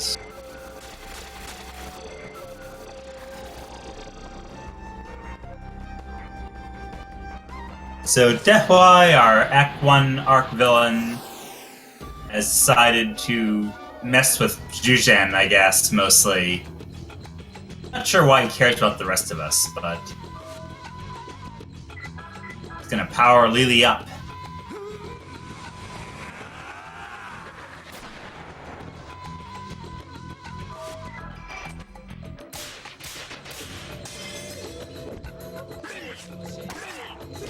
So Lily's second form actually doesn't have Dark Messenger, I believe, so that's less of an issue. But she is tougher for HP. She can spam Hate Storm and still paralyze you, which also adds damage if you don't block it.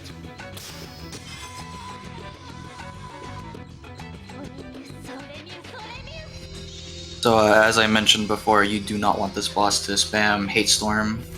Deals a lot of damage, and it will probably kill you if she spams it.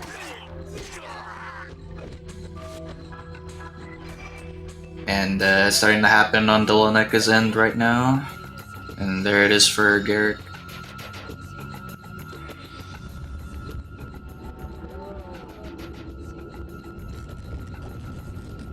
Huh.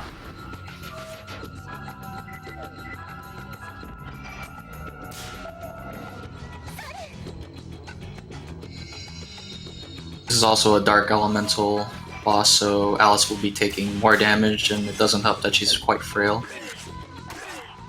Though, if Alice dies, it's a non-issue most of the time.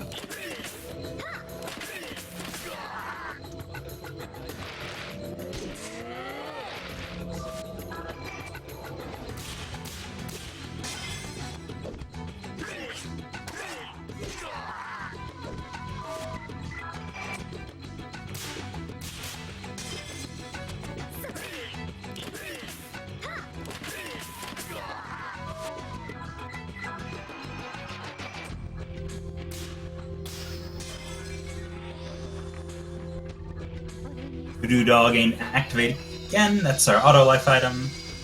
Nice, Garrick survived. Garrick had like no healing items left. And he now takes the lead because he had a really good fight. He only had Hate Storm once.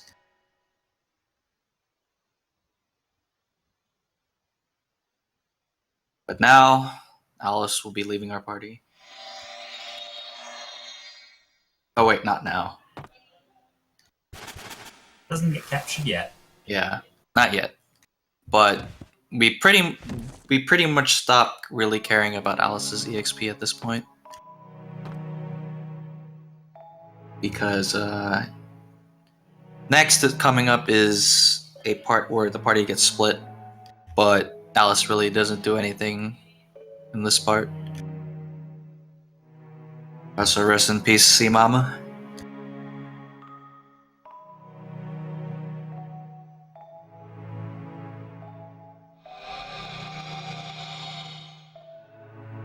Alice is being optimistic here. The spirits have proven themselves to be jerks. Definitely. Though it's insinuated that Dehuai had a hand in all of it in the first place.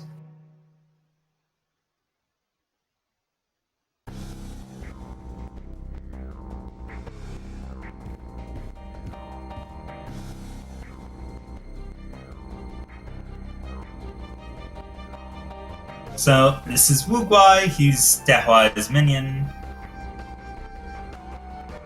Likes to play rigged games of chance. He also has a history with Zhuzhen.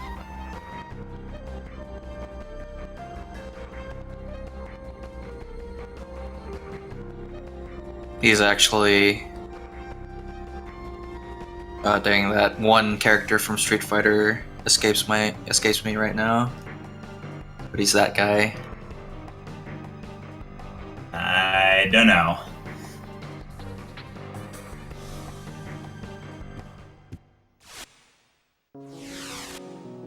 Dalsum. Right. Dalsum in real life. Shanghai is Dehuai's base of operations. It's flashback time.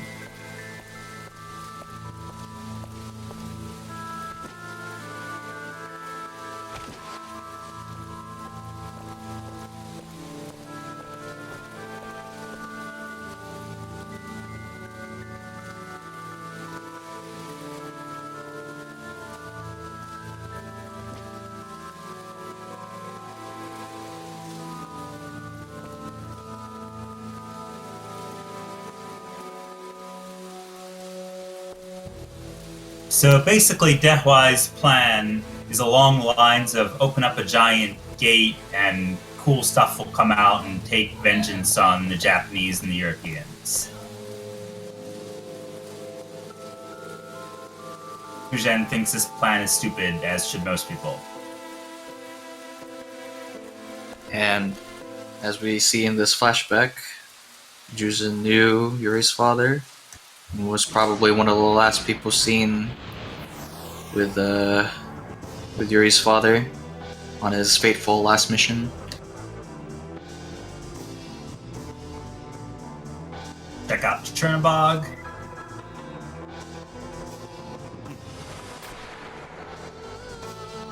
Seventh key, whoa! Yeah, you get some very powerful items as Colonel Hyuga for the one battle that you fight. Oh yeah, you're right, that it's not a separate one. I'd actually forgotten. I don't think I ever looked at the items to... Yeah, they use the seventh. The runners will use the seventh key here to finish the fight with one turn.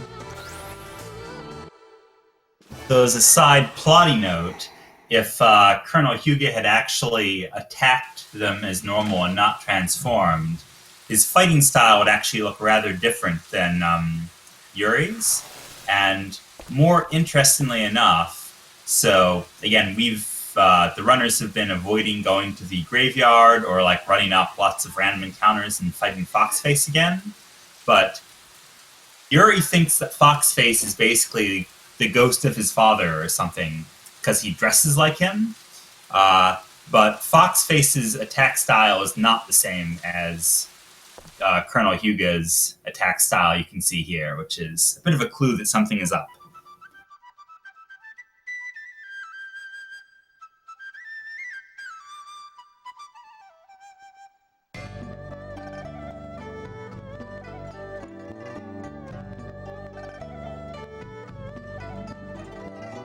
So, pretty much we see the flashback as it's a story told to Alice by Zhuzhen.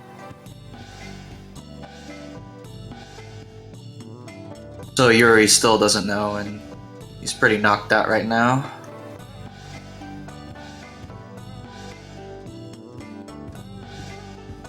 And now we get to be Zhuzhen.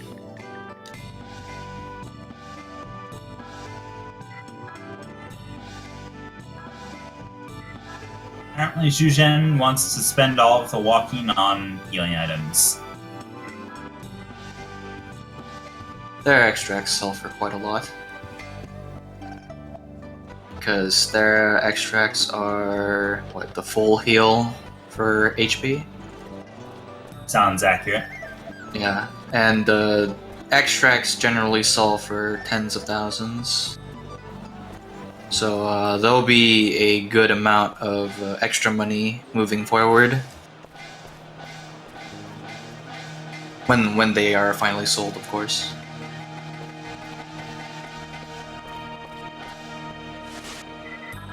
But now Zuzan is going to visit his old comrade that he traveled with along with Colonel Hugo. But apparently something is now different in the restaurant. But before that, here's the Japanese army.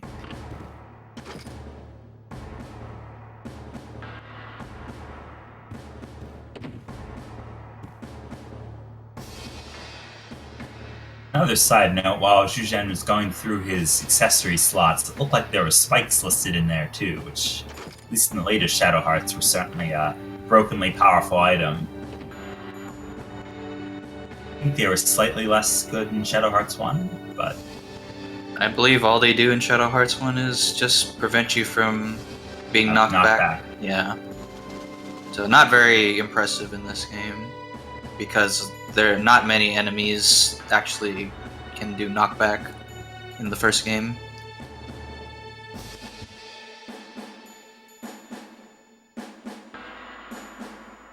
And most of them happen to be like random encounters, so generally you're just going to be using magic to get rid of them as quickly as possible.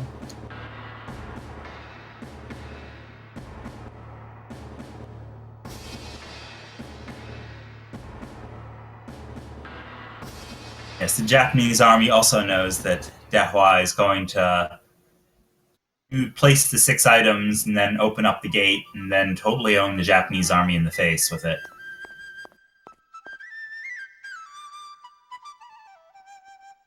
On a side note, I really kind of like the side story of Kawashima, considering there's a lot of background politics involved with it, which happens to be fairly accurate at the time.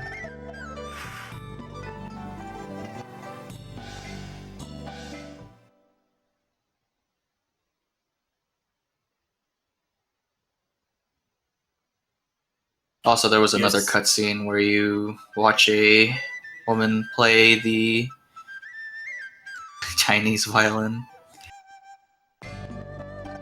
I'm not sure what it's actually called because I have no idea.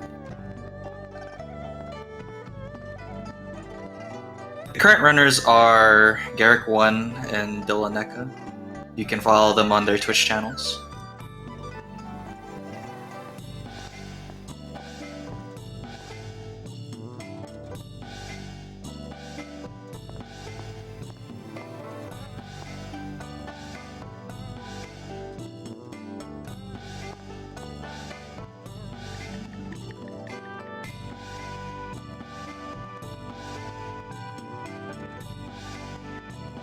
But yeah, they find out that Mr. Zhen no longer owns the restaurant. And it's actually owned by Woogie.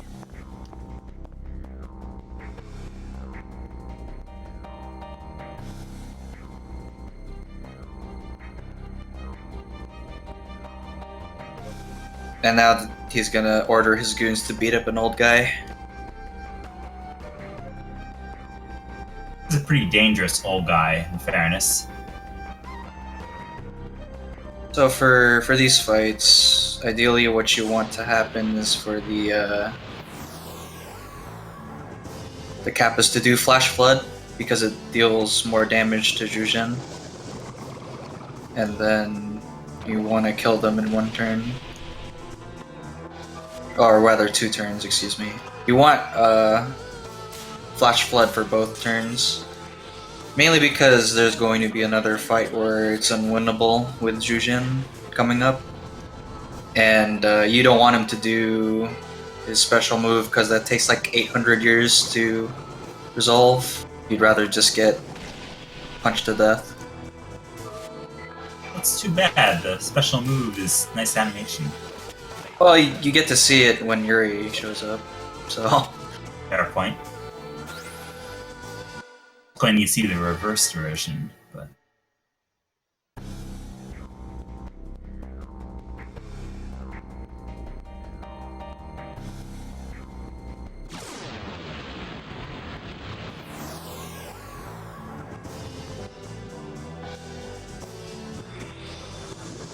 So Garrick's getting some pretty good fights so far. He got 3 flash floods in a row.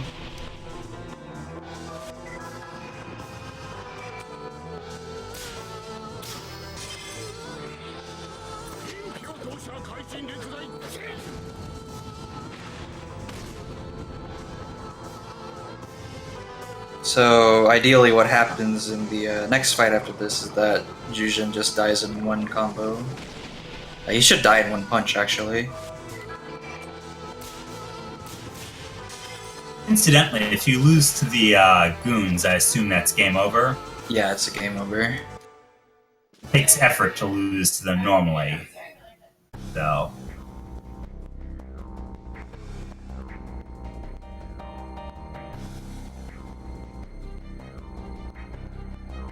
So here's Dalsum. You're gonna see in a bit why.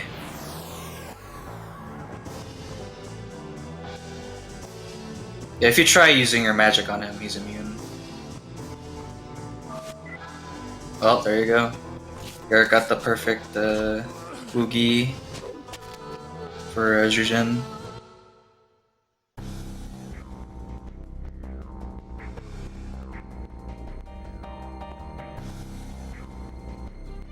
So Now Yuri shows up. if you played through this normally, Zhuzhen would survive the attack, and then Wu Guai would use his big ultimate move, Game of Death, which should be... It looks kind of like roulette, but it's a rigged game in that you always seem to lose.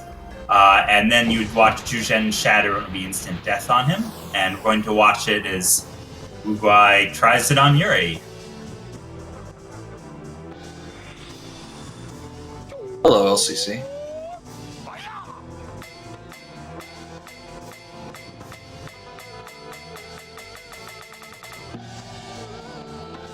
Yeah.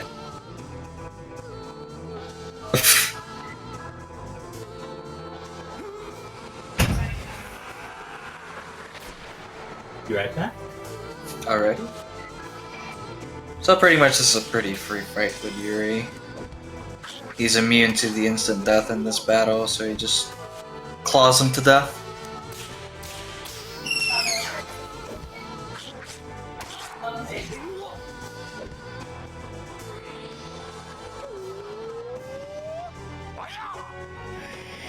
But I mean, the next time you actually face him, he's kind of different.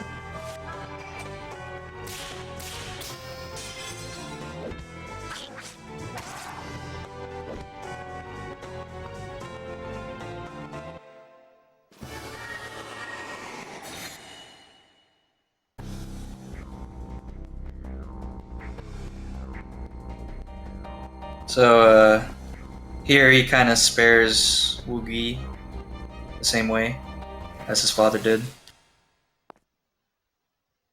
So even though Yuri is a rude hero, he takes after his father.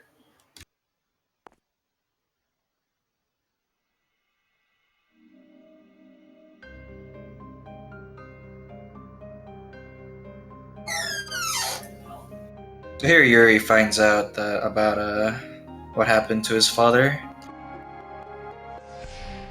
Alright, I'm back. Welcome back. Yeah, it's great that this race is really close.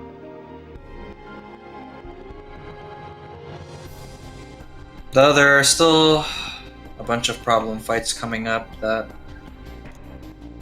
may or may not cause someone to get a lead.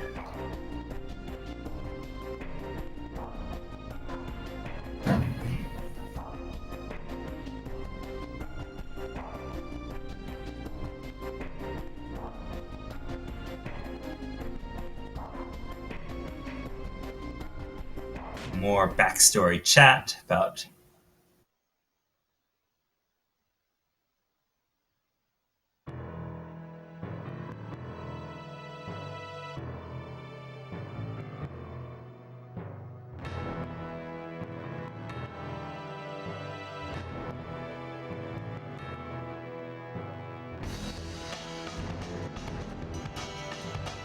actually nervous to try and summarize what exactly comes out this part of the plot. I know what actually happened, but I forget what it is that you're supposed to know now.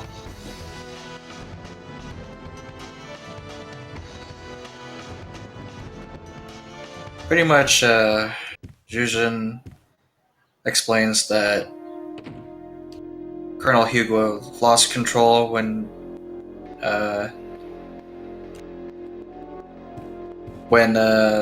Huai was able to summon the Earth Spirit that they were trying to stop, and Jujin was the one that killed him.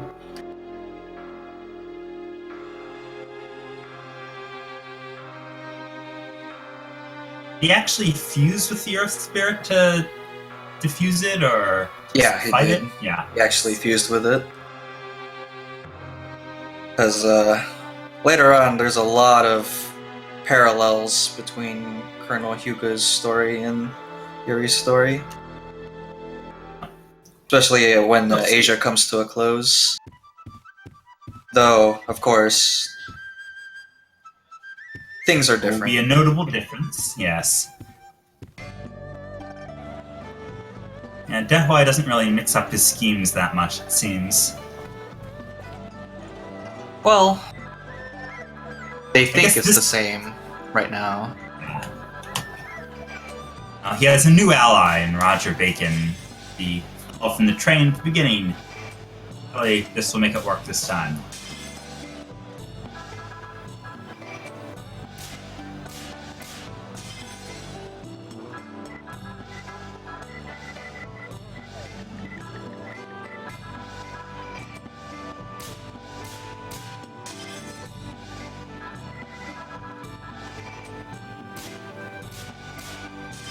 So now we're shopping for new weapons for Yuri and Marguerite, as well as new armor for Yuri, Jujin, and Marguerite.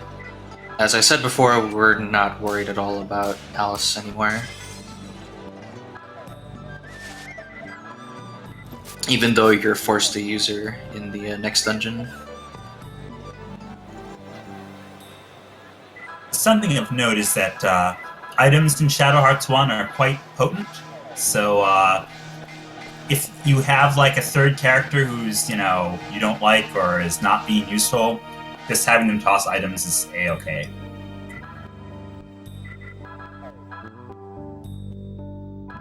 If you notice, with all these Moxie Bastion upgrades, the runners do not raise the hit area at all. All they do is focus on attack. So, well, it looks like Dylaneka has opted to raise the hit area once for Yuri's weapon and Marguerite's weapon, but normally you're not supposed to do that because of money, basically, since Dylaneka is now down to only 2,000 cash.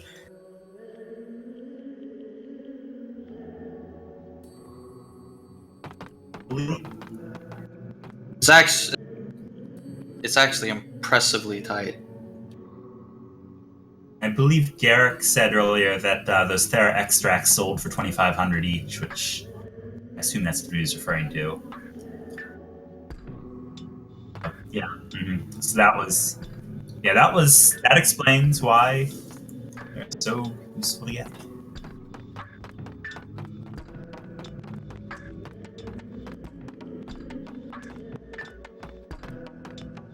Actually used for money. Yeah, you guys should probably save. Just because the boss is coming up next. Well, it's actually because of the dungeon has a really lame gimmick, as well as it splits your party.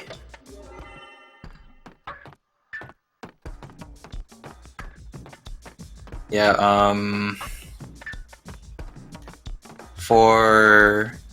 So what they're doing now is that they're visiting Jujin's teacher because they left one of the items required to summon a spirit that Dehuai wants with him, and they deduce that since it's the last item, they're obviously going to go after Master Zifa.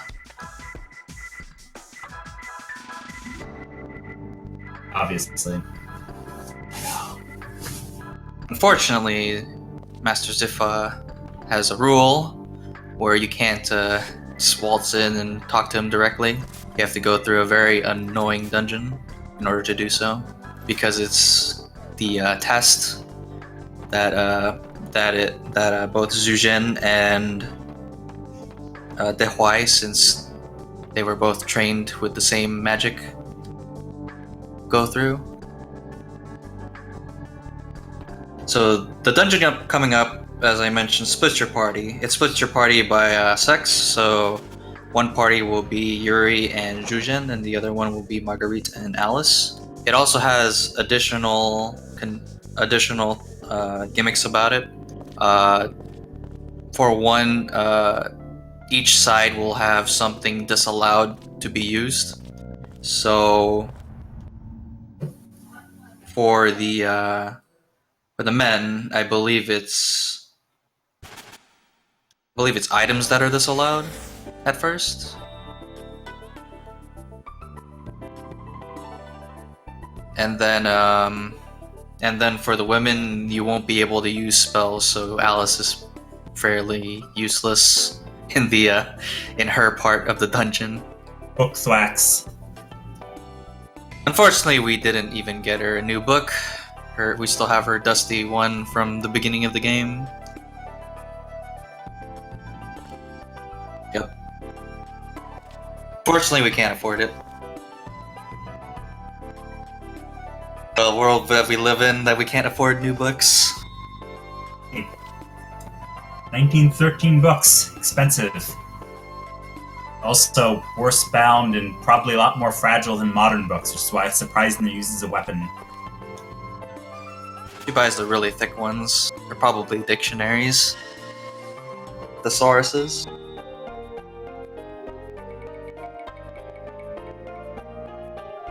I believe she actually uses the Bible as one of her weapons as well.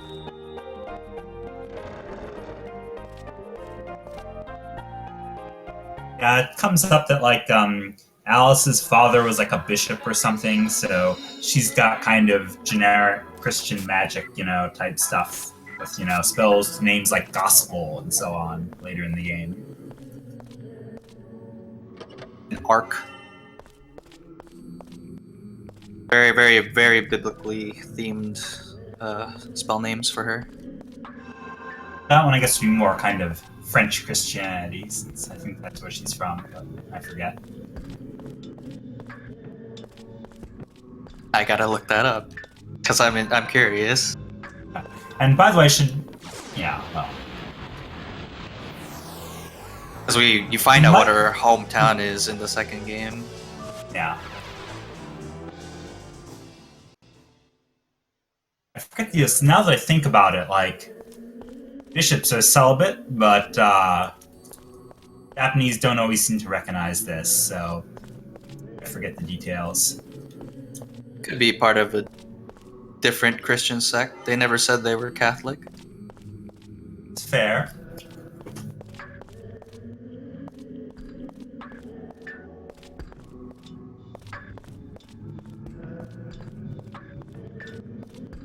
Runners clearly know their way around these caves. Yeah, if you're playing through this casually, this part sucks because you get lost really easily. Because the dungeon also uses teleporters. So not only do you have to find your way around the maze, but you also have to find the right teleporters to reach more of the maze. I think Nikolai claimed he worked for the Vatican, but I don't think he actually did. I think he was a fraud. Sorry, referring to something that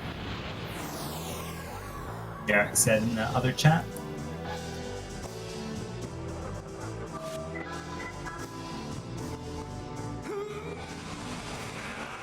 Alright. Oh, so I see. Oh, Alex's father, yes. So okay, they no, are, that sounds right. so he's a bad Catholic. Alright, I got you.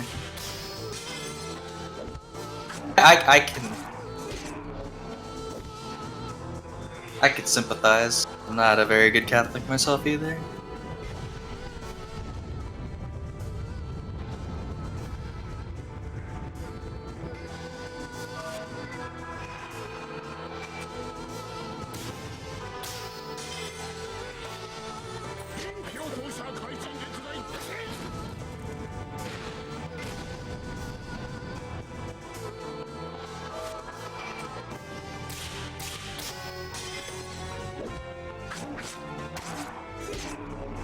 you get it before the final boss of the dungeon.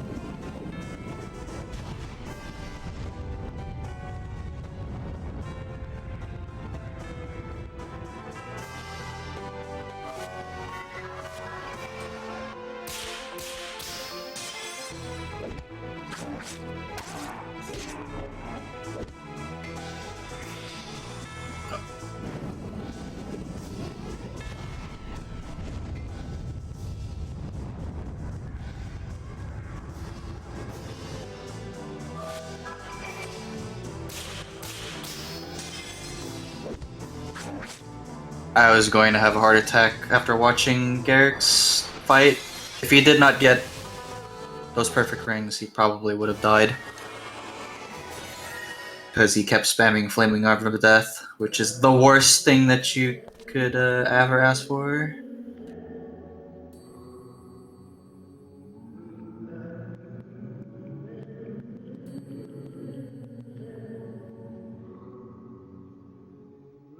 Yeah, the balance, the internal character balance in Shadow Hearts 1, it starts off with like Yuri being the best, and as the game goes on, Yuri just gets better and better and better relative to the rest of the party.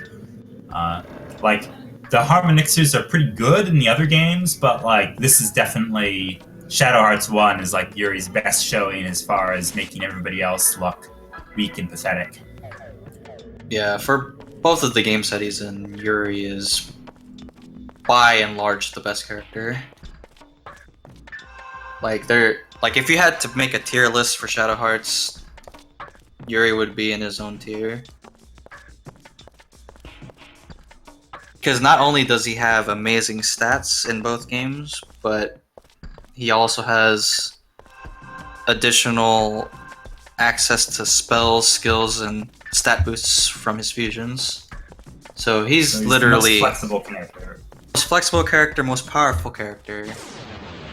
Like he's just bar none the best. Unfortunately, his quote-unquote successor in Shania in the third game is very mediocre by comparison.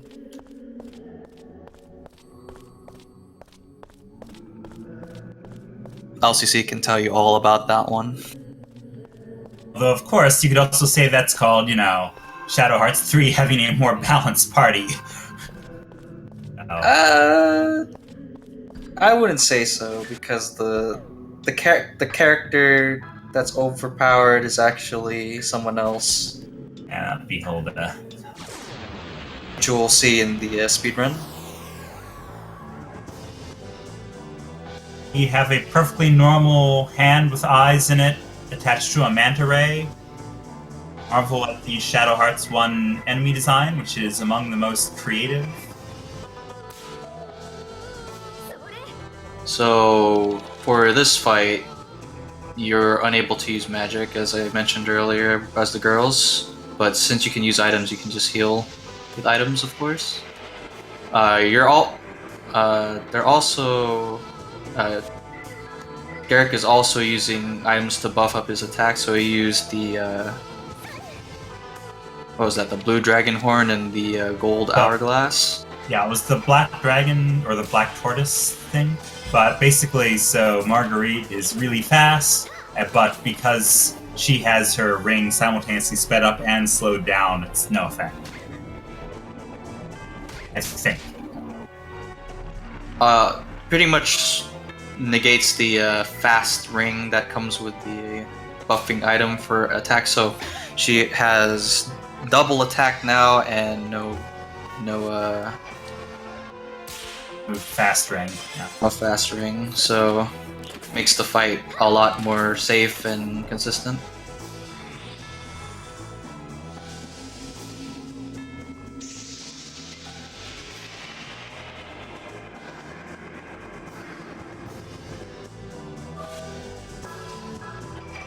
Ideally, you want the hands to just attack, but they're being very rude today.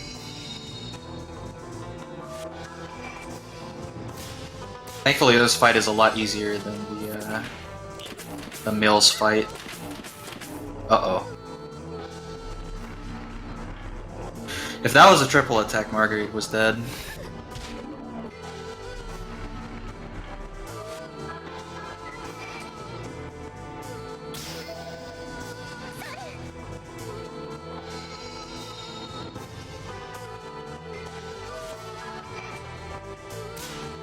Oh, Garrick didn't equip her weapon, so this is gonna take longer. That's really unfortunate.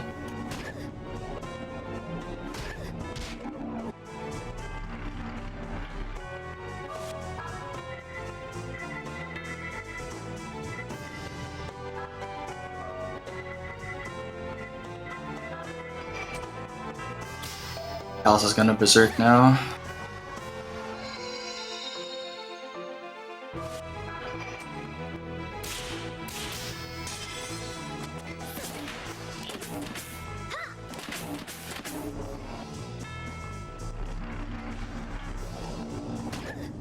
Hear the calming berserk music.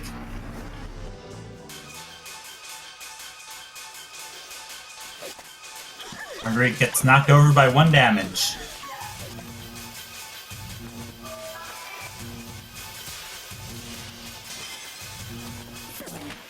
Uh-oh. Oh, Yeah, that's death. It's over.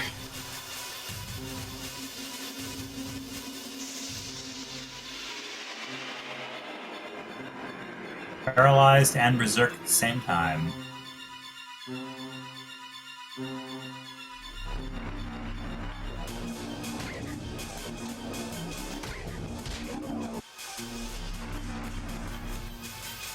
Oh, that's unfortunate.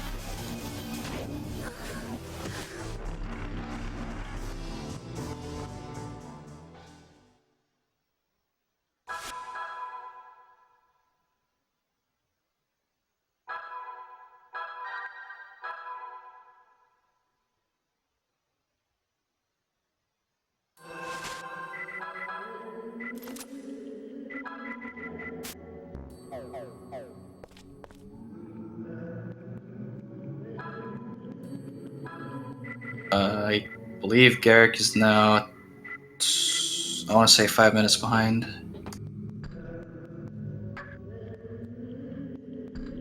Oh yeah, he's at the start of the 8 minutes. Alright. Well, that does sound like a very insurmountable lead normally, but this is Shadow Hearts. Has a way to kill you. For at least the rest of Asia.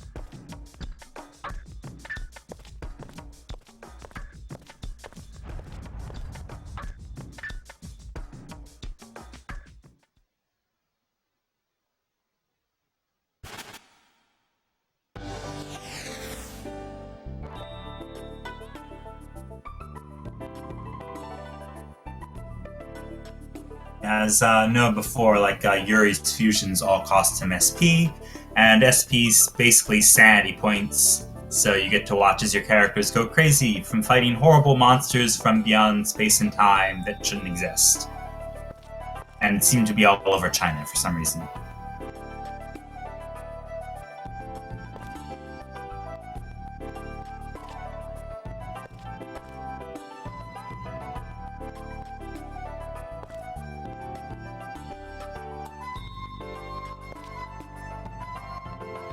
Anyway, Dylaneka just got the flash badge, so He even gets a back attack, but Henny still outspeeds them. It's pretty hilarious. The game has a tendency to lag when you get into a battle sometimes. Garrick theorizes that it's because the game is confused to why Yuri is so fast for some reason.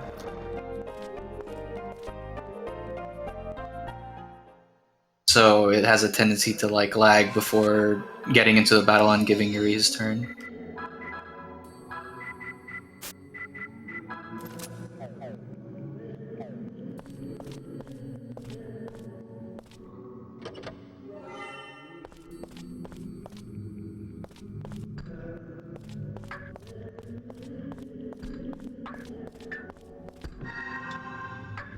And as you can see on Dylaneka's stream, the ring moves even faster. I believe it moves anywhere from 2 times to 3 times the speed. But there's the added benefit, or rather hidden benefit, if someone hits you with fast ring with the flash badge on, it doesn't have any effect. Which is actually kind of a funny quirk.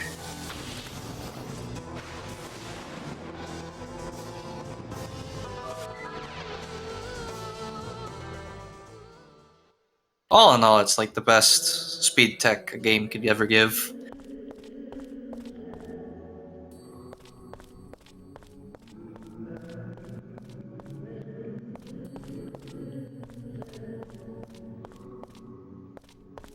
Just because it's definitely one of those items that you very quite possibly won't get in a normal playthrough because it involves gain a specific lottery prize.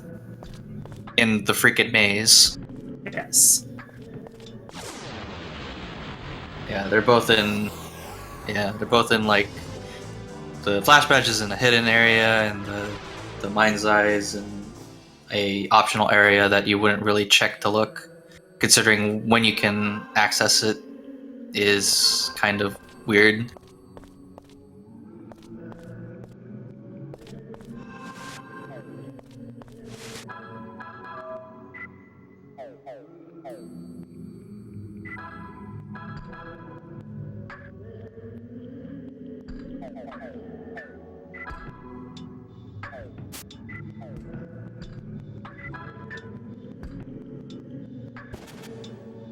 And looking this up, I actually did not know that you could get a mind's eye in Asia. I thought that you had to wait until Europe to get one. So, news to me. Yeah, you can get one at Kowloon Fortress from the lottery there. That kind It's of graphics. It's actually really hard to get it too. Yeah, Kowloon Fortress is actually entirely skippable and missable, if I recall correctly. Yeah.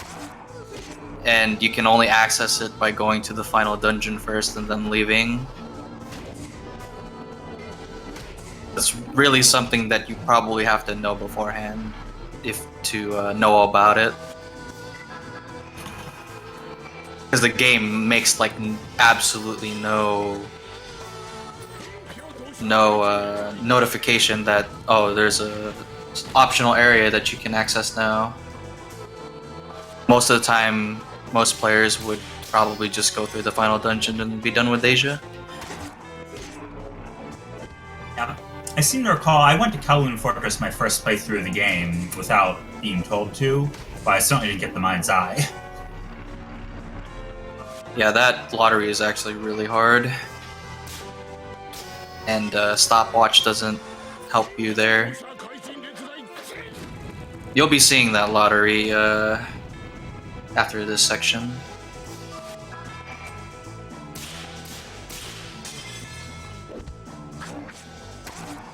Oh no, Yuri's dead. And then See, Flaming Hour Death.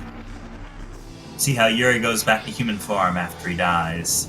Which again is pretty ruinous in Shadow Hearts 1 with how SP mechanics work. Time for staff beatdown. Scene. Yeah, this happened to me during our Asia race, where Yuri just straight up died.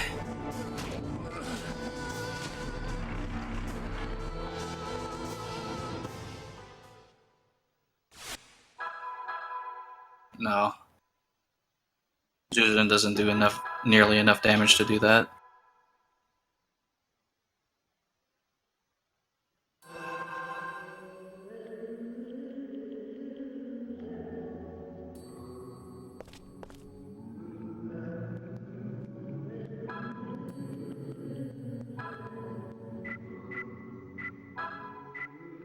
You can't use items at all in that battle. So, in a speedrun, chances are Jujin isn't high enough to know Potion of Nourishment, which is his healing move. That's definitely something I think they assume that you have access to for that fight. Yeah.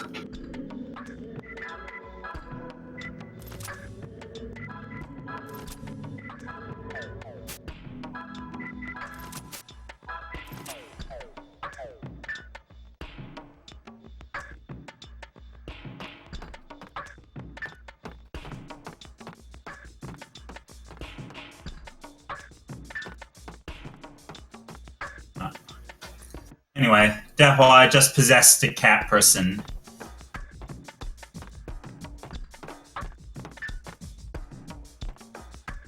Now he's kidnapping Alice because... So as a reminder, back at that train incident at the very start of the game, Roger Bacon was trying to capture Alice from the Russian army. And Deathwall is now working with Roger Bacon. And the cat guy is dead. The Master Zif sacrifices himself in order to get the party out of there.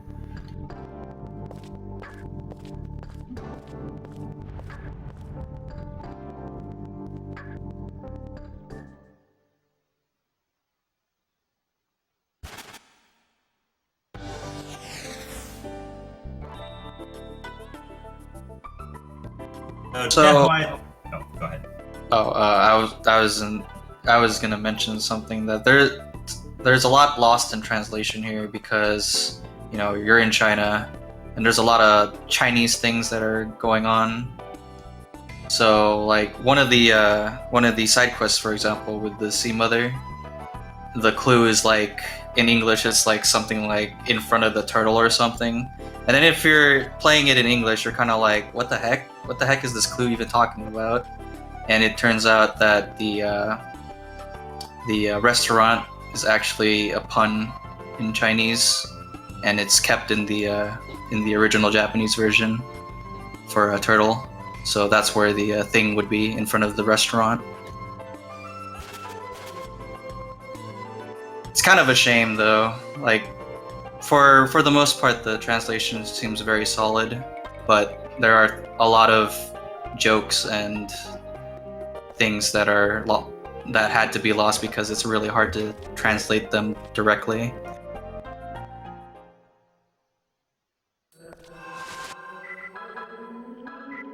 So Deathwall did not just stab everybody while they were down and allowed Master Ji-Fi to revive them, but he did think to send Wu Guai along for a boss fight, also known as Yamaraja War. So we have elements, and now suddenly we're talking about war as an element.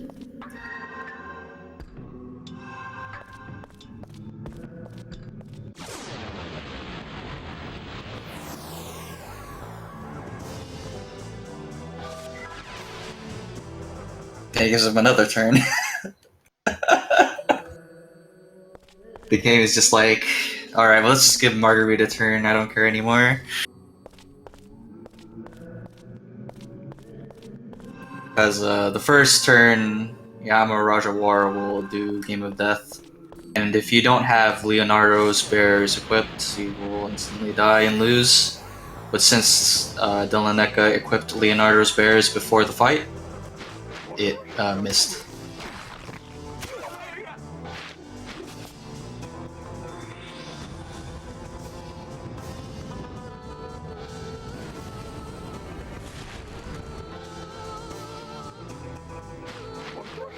So something that kind of got skipped in the text is that for some reason Wu Guai's Game of Death is powered by darkness and it doesn't work on the dark themselves, so that's why Yuri was immune to it. So if you didn't have Leonardo's bears, if you either didn't transform Yuri or if you transformed him into Death Emperor, then he could survive Game of Death at the very least. So that's kind of what the game gives you if you didn't equip right.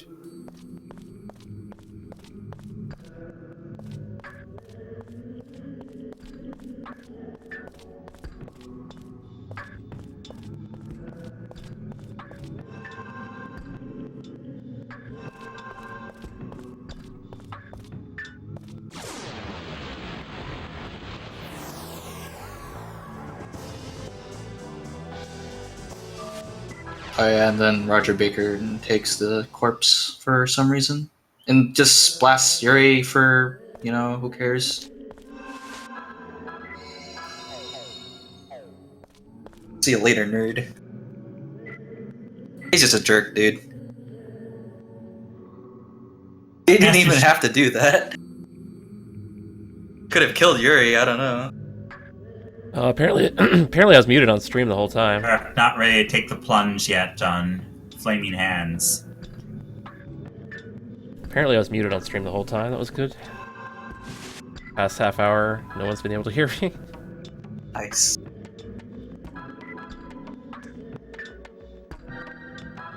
So, might have sounded weird. And people are responding to something. Probably. But it's okay. Good stream so far.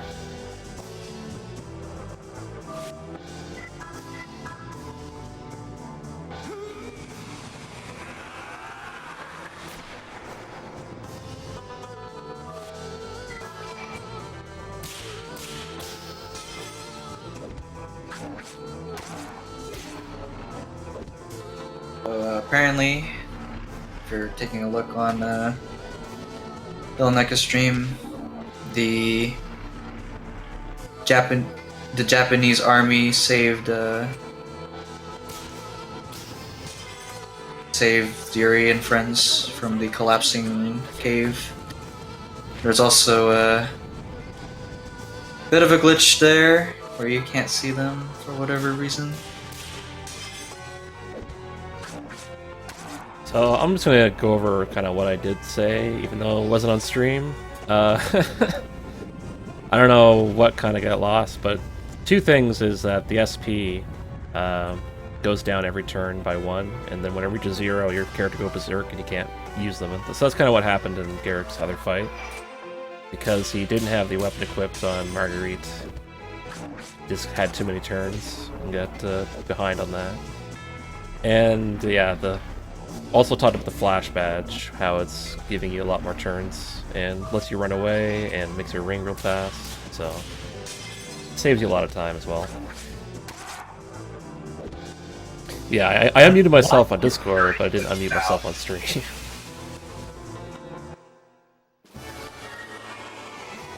Yeah. Kind of funny. It's kind of hilarious to forget that, huh? Wait, so were we the whole time on the stream again? Just you? Just me. You could hear me, they couldn't. So you're talking Yeah. to me, but they couldn't. Haha. I don't know. It probably sounded weird. And then they missed your sick explanations. So what is with the weird characters displaying over on Dylaneka's stream? I believe he's running on emulator Oh. because he doesn't own the game, unfortunately. Pretty hard to get the game in EU, let me tell you.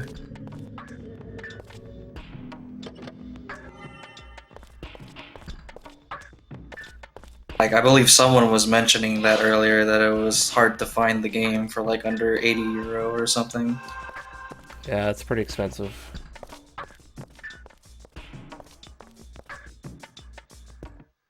Plus, the fact that Dylaneka would have to import a North American PlayStation 2 and a North American copy of Shadow Hearts. So that's probably even worse. Because, you know, the whole PAL thing. 50 hertz or bust.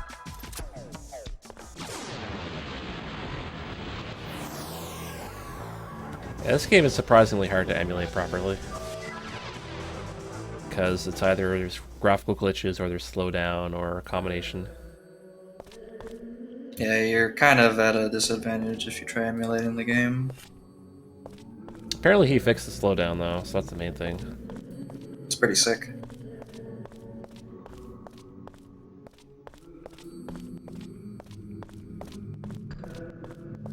Like, there's hardly any load times in the game though, so it's very minimal difference. Like, the only thing that I can think of is probably time spent on saving, but it's still pretty quick. as you can see on Garrick's stream.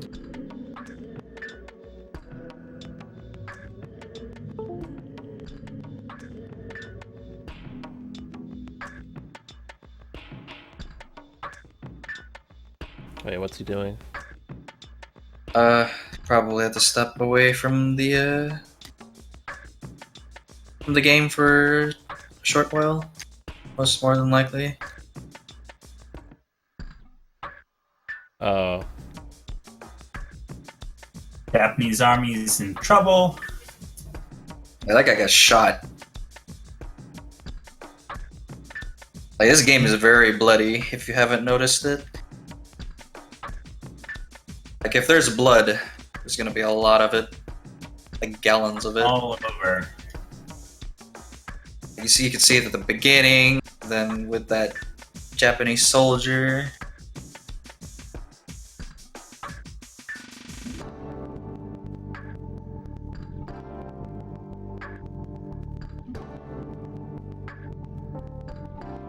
I think Eric needs a bit of a breather. I mean, it's really awful what had happened to him. But if you take a few breaths, refocus, anything is possible.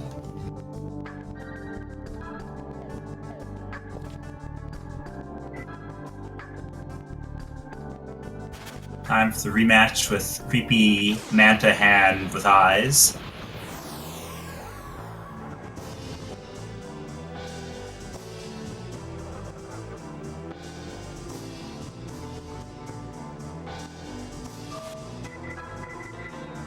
But yeah, this game, let me tell you about speedrunning in this game. You have no breaks. You have to do all of this in like 1 6-hour sitting. I'd hope that the runners agreed on like taking a break somewhere for the sake of, you know, not having them have to pee in bottles or something ridiculous like that. Like, this is why I could only run like the first half of the game, because part 2 at least has a couple breaks in it. there's no breaks in it. Yeah, like halfway through part 2, maybe a little bit more than halfway, you get one. Yeah, you got a couple of unskippable cutscenes that are quite long in the second game, so you can take your breaks and don't have to like run yourself unless your bathroom is really far. Yeah, then part 3 is just shorter, so you can hopefully get through it.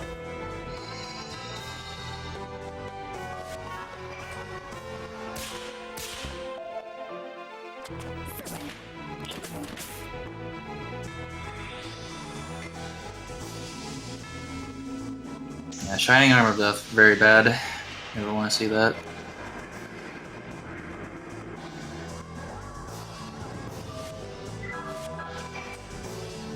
But yeah, the fight goes really fast for the ladies, even though it's only Margarita attacking. And she's significantly weaker than Yuri. Like, I think they designed that boss weaker on purpose because of how the ladies are. Oh, for sure. All I can do is attack, so... I mean... you designed it to be as difficult as anything else, it would be really bad. It would be FF9 levels of bad. Shoutouts to FF9 and Necron. Dagger can't concentrate.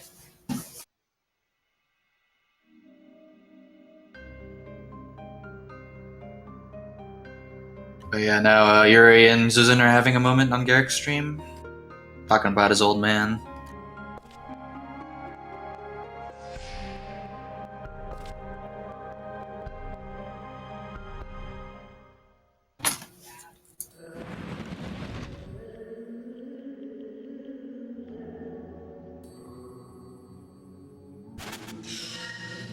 Speaking of long games, I can only imagine how running Shining Force is, because I don't really see any long breaks in that game either.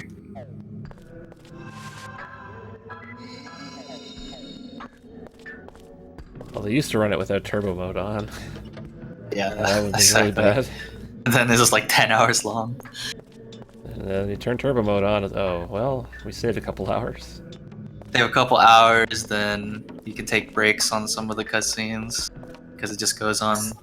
So as a note, this is the torture interrogation scene where you can make snarky comments like, hit on Dehwai and make him very confused as Alice.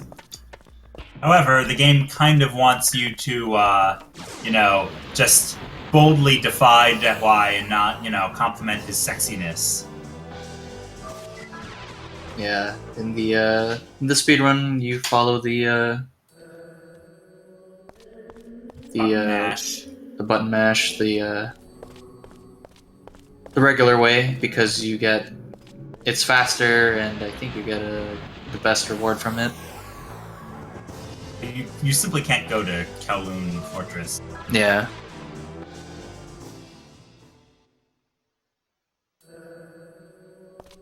Yeah, and I would normally think you would skip in a speedrun, but since apparently you get your mind's eye there, we're not skipping it.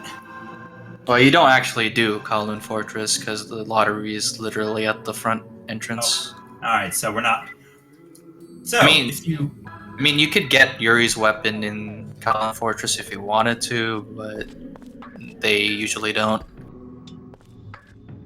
So for people who have not played this game, if this was, I don't know, a 100% speedrun of Shadow Hearts or the like,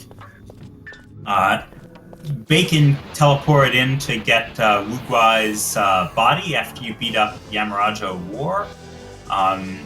So you can go around Kowloon Fortress and you get to fight him again and chat with Roger Bacon.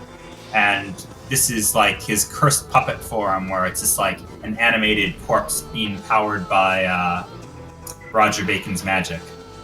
And he's actually pretty reasonable, but no lotteries. You get tissues.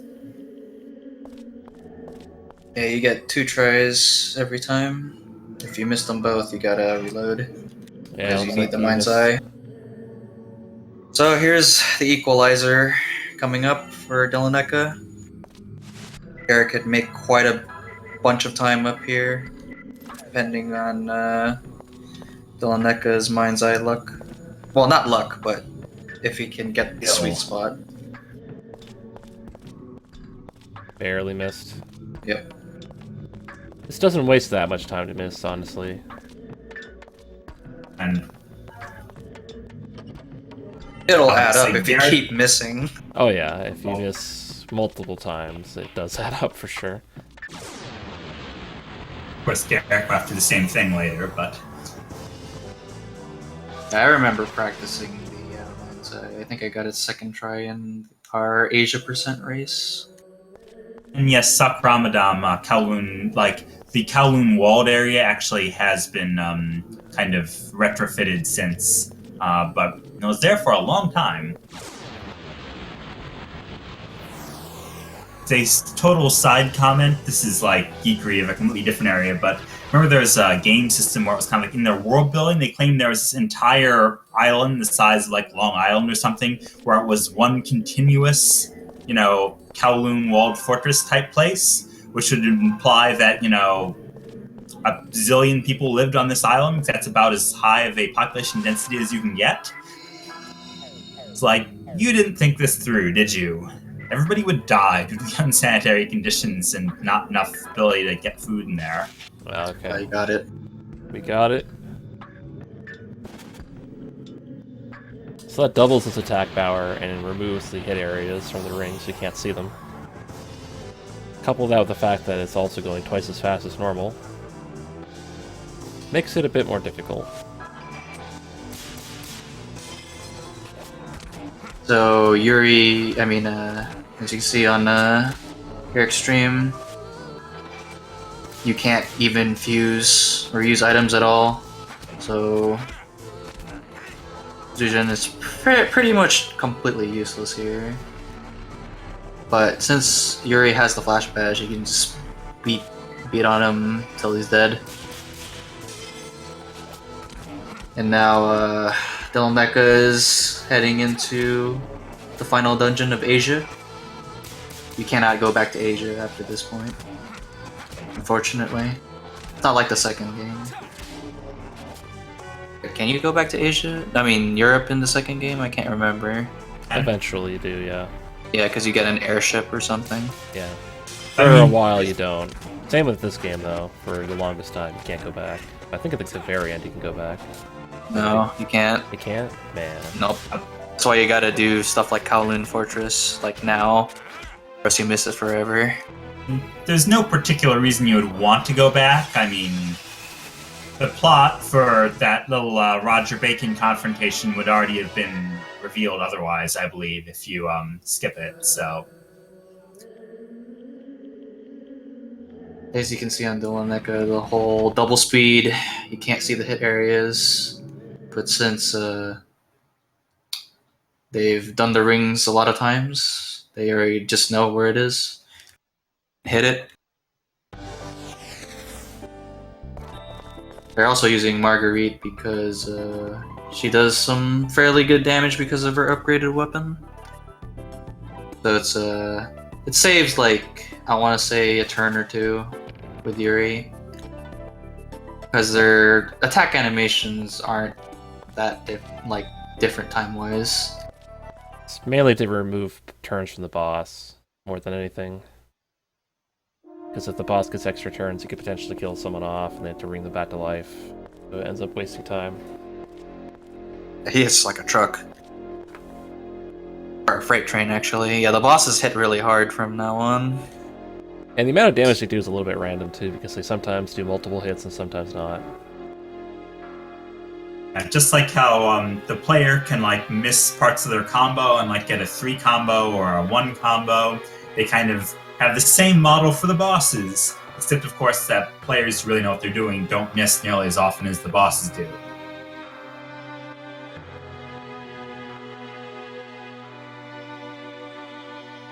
Shadow Hearts is the best. My personal opinion is that it's the first one's the best for me. Like the mechanics are dated, but it's a game that really rewards you for investing time into getting better at it, especially with stuff like the Flash Badge and the Mind's Eye. But that's just my personal opinion. Like the battle systems in the second game and third are far more polished and solid, but the ideas of the first one really appeal to me.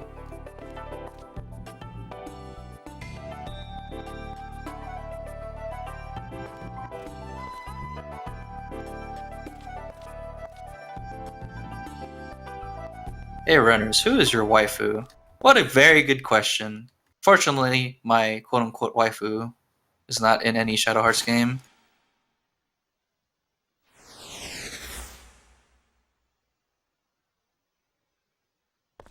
It's all about Thick Hilda, dude. Thick Hilda. Curvy. Yeah, it is. Snowfire is correct. She is named Curvy Hilda LCC.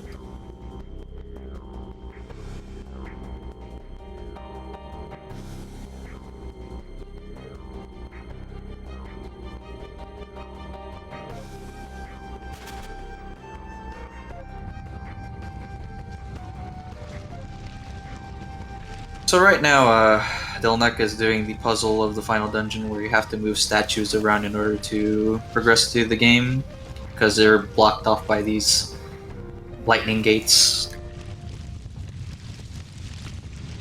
4 cardinal direction gods. Yeah. It's a little confusing, but it makes sense because it's fairly straightforward after you figure out the puzzle.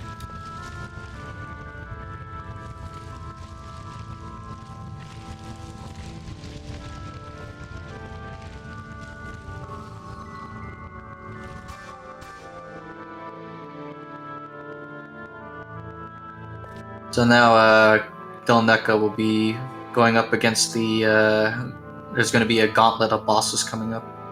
First boss is really not even really a boss. It's just a joke. And then the next 2 bosses are fairly challenging. Well, the second boss is okay. He can potentially kill you if you're unlucky. But that's if you're unlucky. The third one, though, is potentially like the biggest time loss lord of all.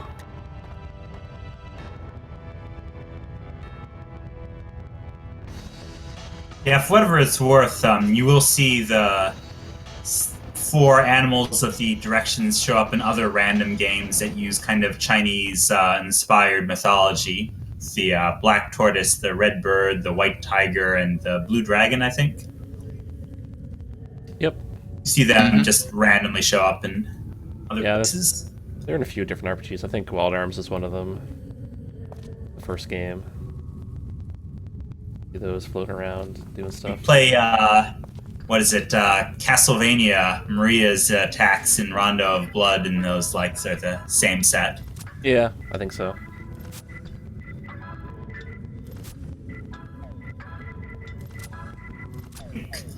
What was it? Saga / Final Fantasy Legend also did that.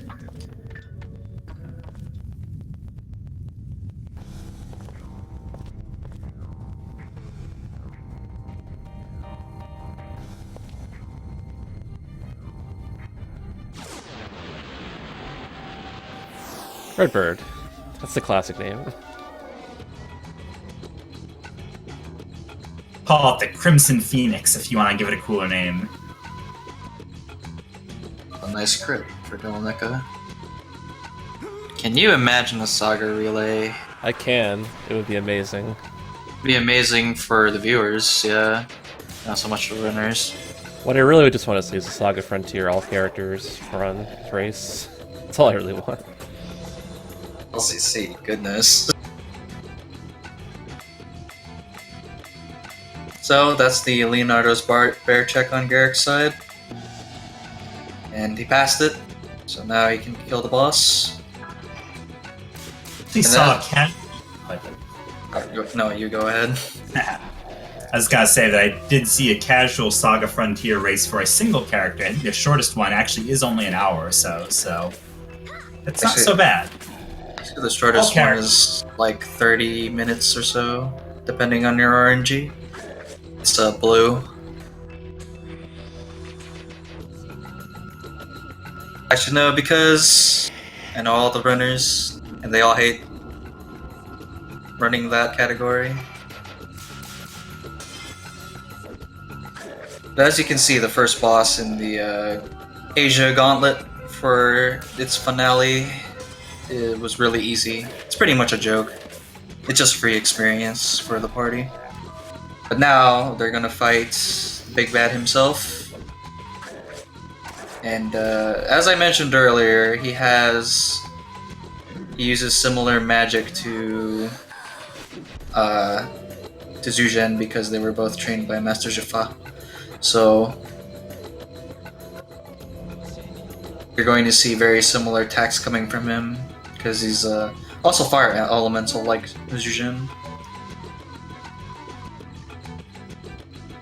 It was Loot, the speedrun that I saw. Oh, dude. Yeah, that one's quite the run.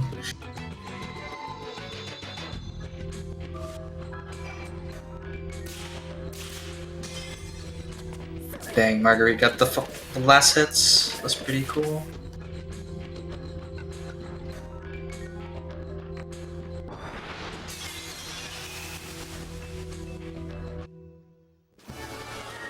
So attacking with Jujin in this boss fight is fairly worthless because they're both fire, so he's gonna be dealing even less damage.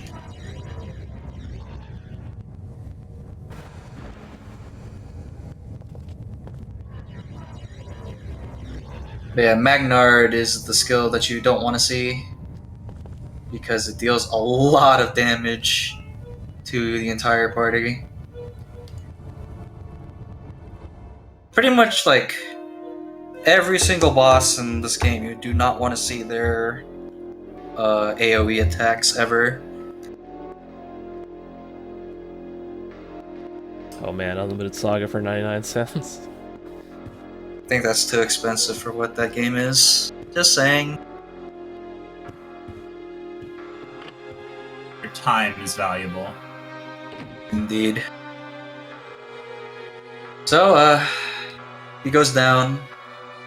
So note how Alice is like nicely in the background of that whole fight. Yeah. but she's kind of near death at that point, so...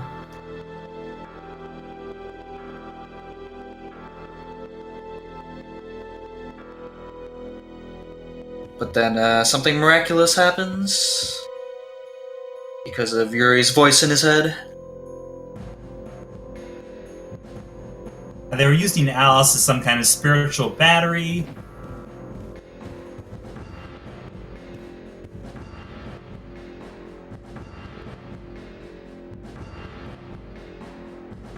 So the mysterious voice who has been talking to Yuri uses Yuri to grant some of her energy to Alice so she can survive. And we use Alice again because we would like her to gain some levels.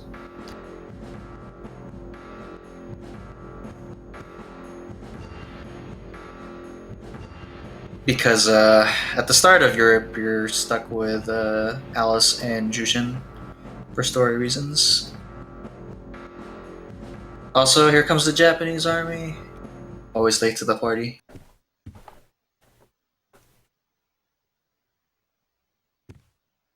Believe they do one more shopping trip there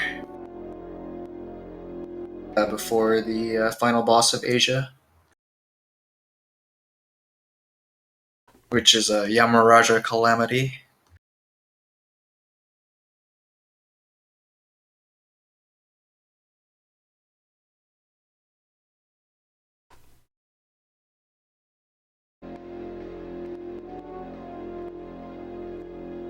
They actually buy stuff from the Japanese soldiers who are like, here, buy this stuff.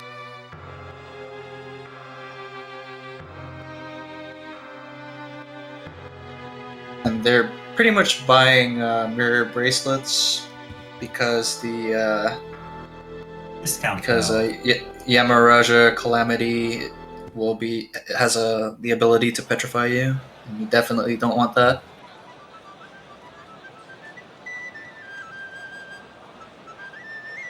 That's also one of the main benefits of going to Kowloon Fortress, that they actually sell better status blocking accessories over there that will block like Petrify and some other effects at the same time. I believe they're more expensive though. They're trying to save money for Europe. For our purposes, the just blocking Petrify is fine here.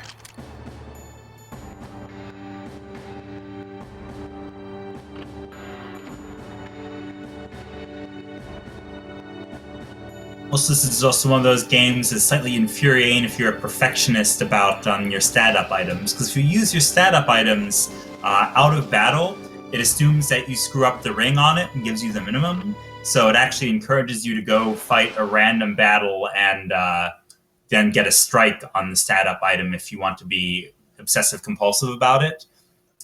Speedrunners don't have time for that. Yeah, they don't really use the stat up items because you're pretty powerful without them already because of the flash badge in the mind's eye. I'm not going to just use one, but they'll get used more in the second and third game. Yeah, the second and third game they want perfects on those for sure, especially on the Seals of Speed, I believe. Is it called Seal of Speed in the second and third game? I can't remember. Steel speed or agility. One of the two. I think it's steel speed.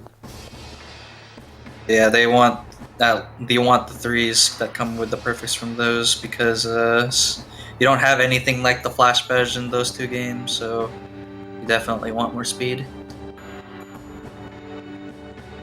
So the FYI has initiative even against flash badges. Yep.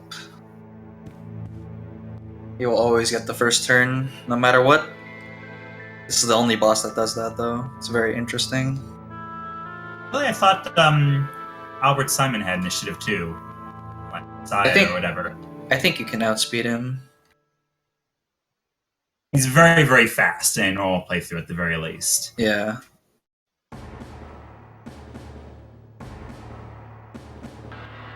The other two got silenced, but it's okay because you're just going to be using items most of the time anyway for healing.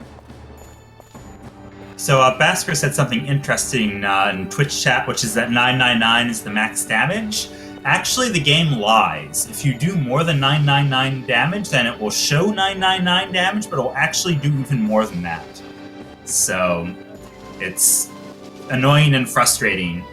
Final Fantasy 3DS is also a very nasty offender of that, and that lies to you about its damage cap. So basically, if you're just going through the game, there is like zero reason to not try for perfects for your Seals of Strength, for example. And to use super strong fusions as Yuri that give like gigantic amounts of stat boosts. I mean, there is the SP cost, but by that time, Yuri will have like close to 99 SP anyway.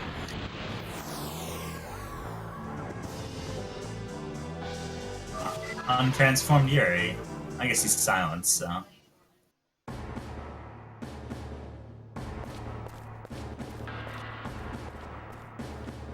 Yeah, he loses out on a lot of damage from that.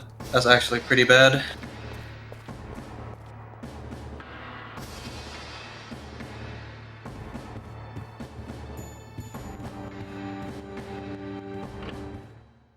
Because, as I mentioned before, you get stat boosts if you fuse into something. So, you're missing out on stats, so this fight's gonna be even more dangerous now for Dylaneka.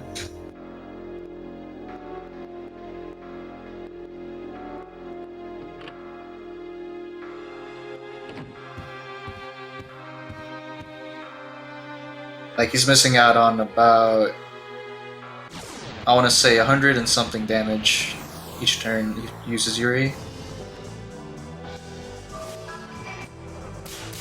The attack animation's a bit slower too. Looks cooler, which is the important thing. Oh yeah, fight game combos.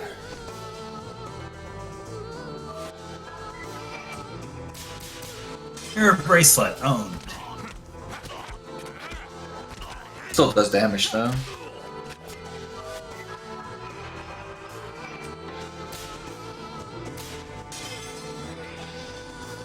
Stepwise damage is not that amazing. If you block Petrify and Silence, the fight should not be that bad, though he's still pretty tough and takes a while to go down.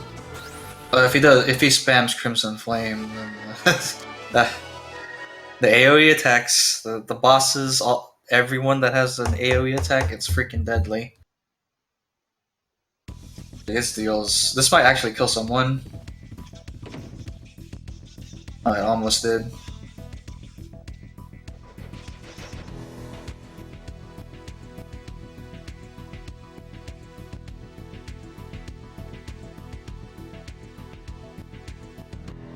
And then Alice is pretty low on SP as well.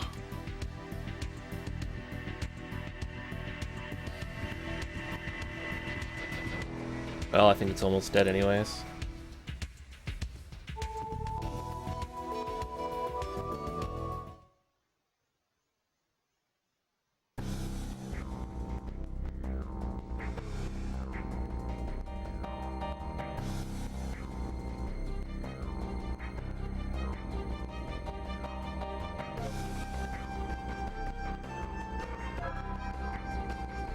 Low strats. It's pretty ballsy of Dylaneka. He should still win, but someone will die for sure on Yamaraj's next turn. Or rather, not die, but Alice will probably get berserked if he doesn't end it soon, and she'll miss out on experience.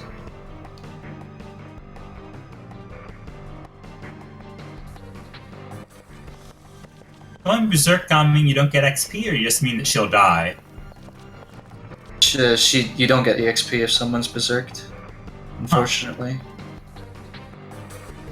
Well, let's see if this strike does it then. Oh, Yep, just enough. just as planned.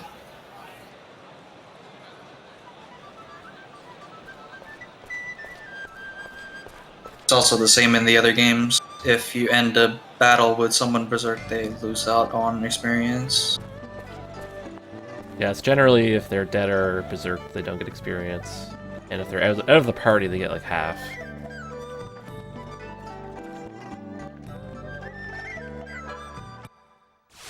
So, our heroes have saved the day. Dehwai wants to win anyway by adding a little bit more power to summon the gate, but he's going to fail. The end. Yeah, the Hawaii uses the last of his life power to try and summon what he was summoning.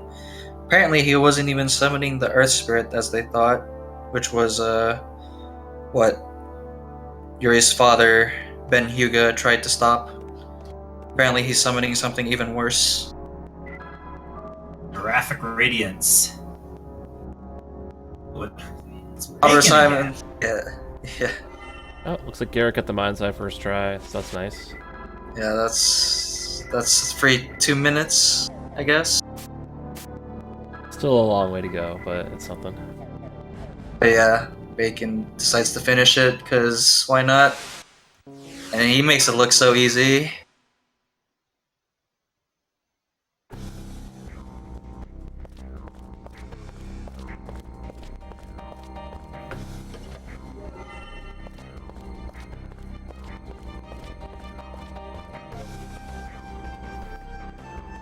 So yeah, Dehwai had a whole political angle for this, and that he wanted to, blow up the Japanese army and liberate China from its humiliation. Bacon's just a jerk.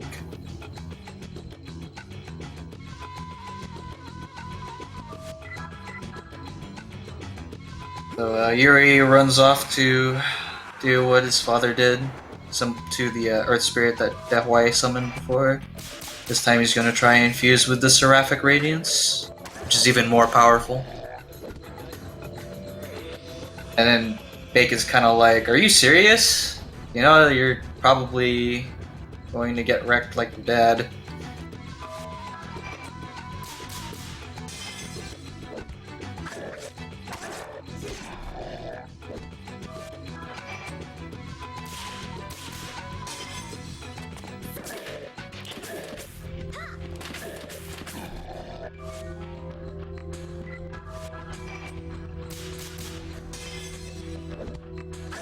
Yeah, you can normally skip this cutscene like all the other ones, but Dylaneka has opted to take a break here.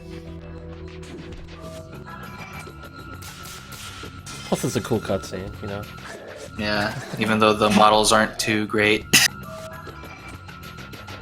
Very, very, very PlayStation 1-like. And reminiscent of Kudelka, actually.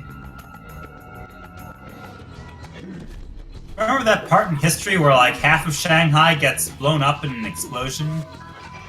I do. I totally remember that. But yeah, that's pretty much like the story reason of why you can't return to Asia, because Shanghai is kablooey.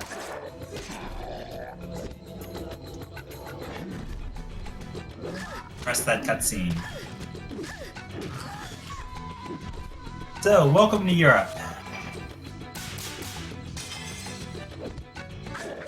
Yeah, they start in Prague. Important things like spy on bathrooms. Apparently, after Yuri disappeared. So this is like a month or two later? 6 months. 6 months, they said. 6 months. The Yuri flew off into the sunset after containing the Seraphic Radiance's rage, but also losing control. So Jujen and Alice are looking for him in Prague for some reason, but they're also having side jobs as exorcists, and we're going to do some side jobs as exorcists now.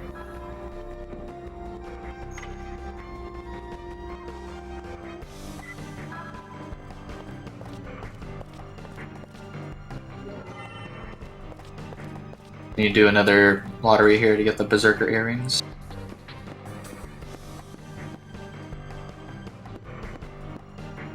So what do the Berserker earrings do? I actually don't remember. They increase your health by 20%. You'll be using them on Alice in this run at certain points, so she doesn't. So she's not as frail as she normally is.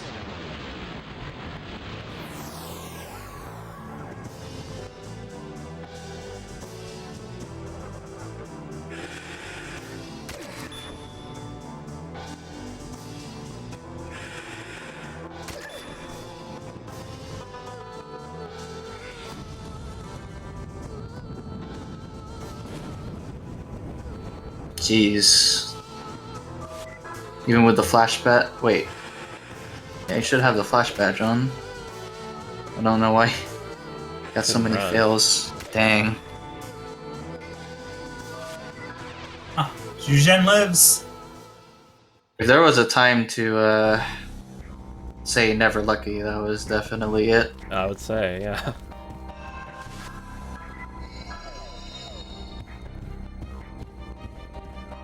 Flash badge gives you like 20 agility, and that's a lot of agility. So you should be able to run away almost 100% of the time.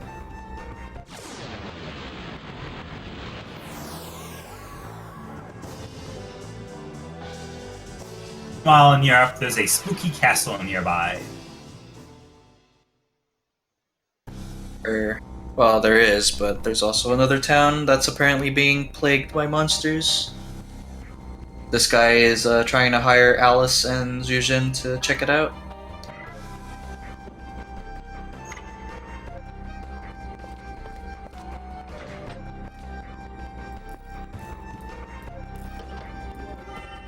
But then he gets attacked outside.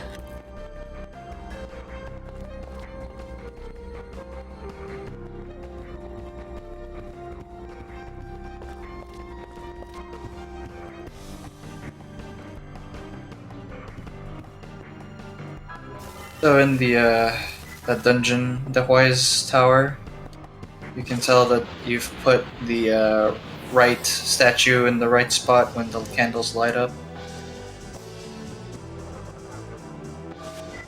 Oh, note that we have different battle themes and different boss themes in Europe. Yep. And we'll hear those once Garrett gets past the tower. That's actually a good point. Double check which stream has the audio. I believe it's Garrick's. Mind, hold that thought.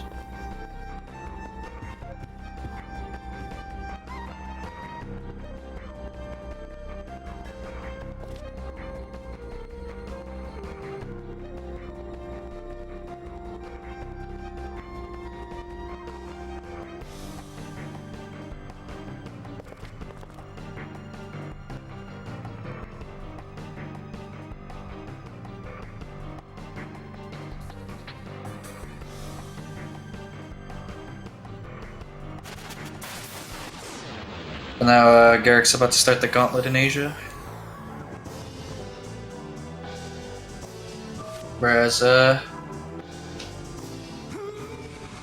Dylaneka's stream you can see that Alice and Zhuzhen have taken the job to investigate the weird monsters that are showing up in the village.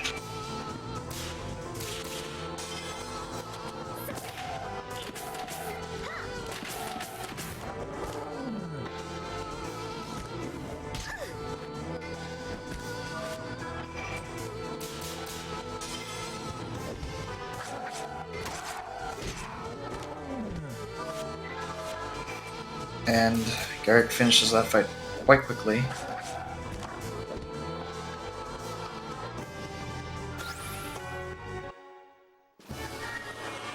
So on Dylaneka's stream, we get to see the mayor. Kind of looks kind of pumpy.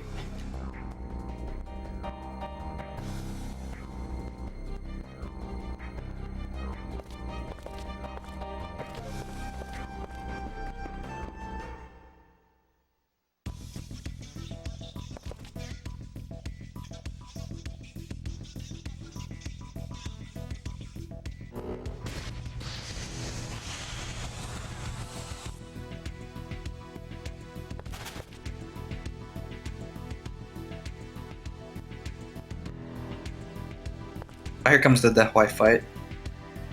Hopefully he doesn't do his AoE attack here. It will save Garrick some needed time.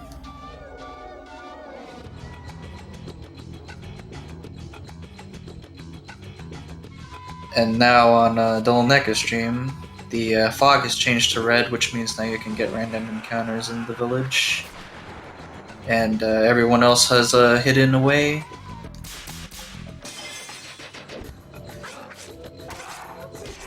Oh, that's unfortunate.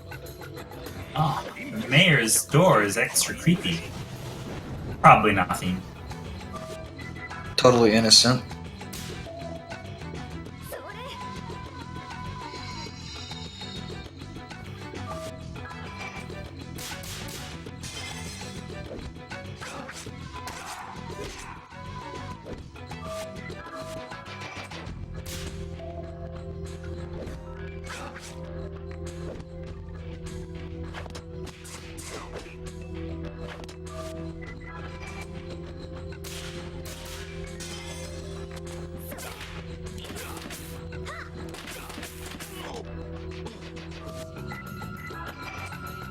Dylaneka is buying some equipment for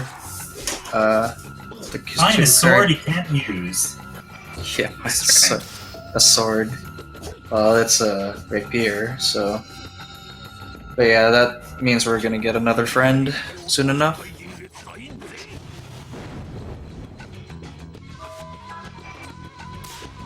A bored vampire, if you will.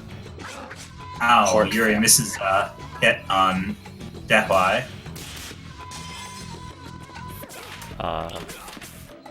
Missed the ring on the Dylaneka side too. Versus the crazy dogs. And just look at them. Fast ring. That's always funny.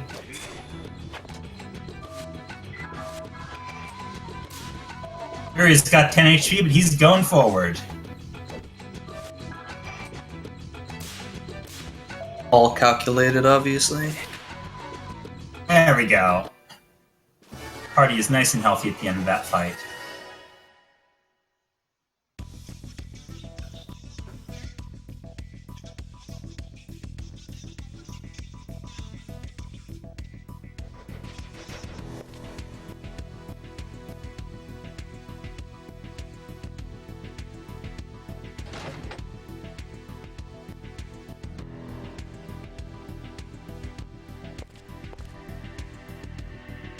On Dylaneka's side, you pretty much find out that the mayor is bad news.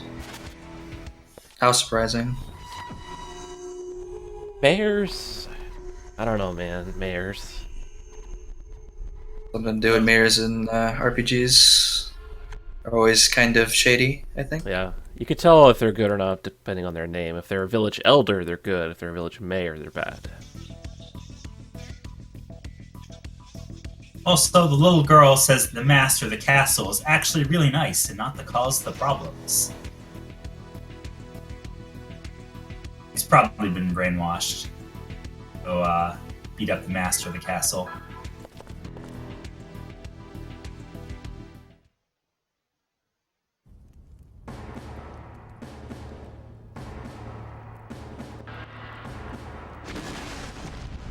Now they're going to head to the castle in the creepy woods.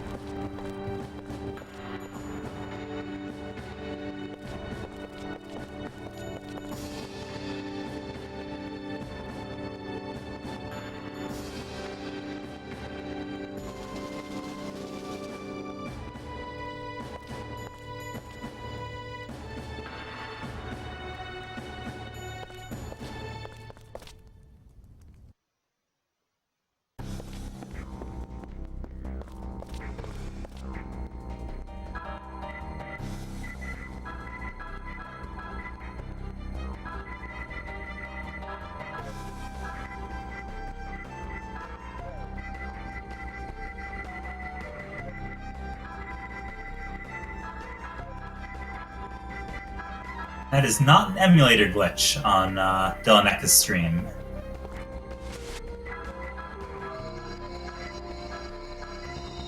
Yeah, someone's just peeping. Actually is a semi-invisible person wandering around. There's actually a few cutscenes that you actually skip here because they're not needed to advance the story. Which is good because those cutscenes take really long.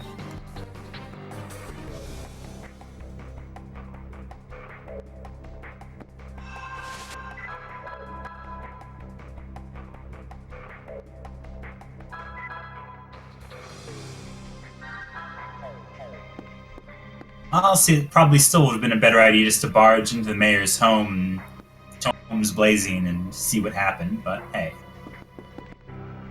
Also, Dylaneka picked up a pocket watch.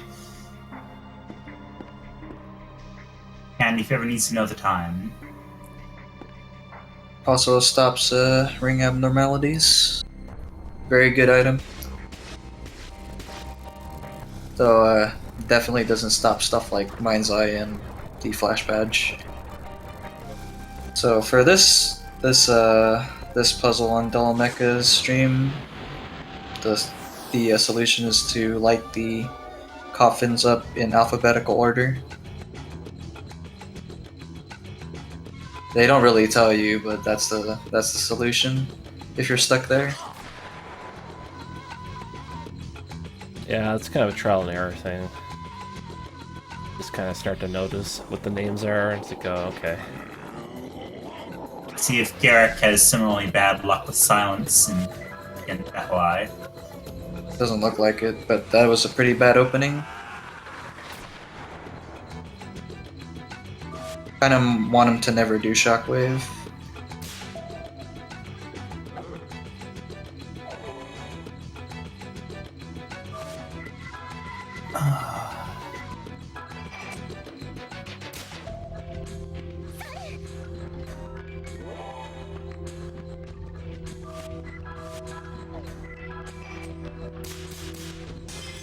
I'm playing Fire Emblem Fates lately, and that's a game that teaches you not to trust invisible people. They're all bad and you should kill them. Good advice.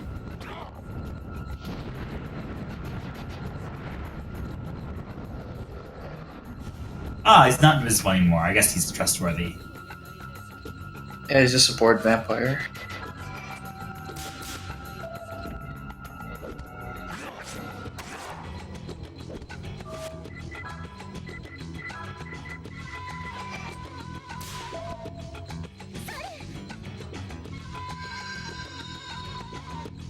What's the scoop? Zuzan says. Sometimes the translation is pretty funny.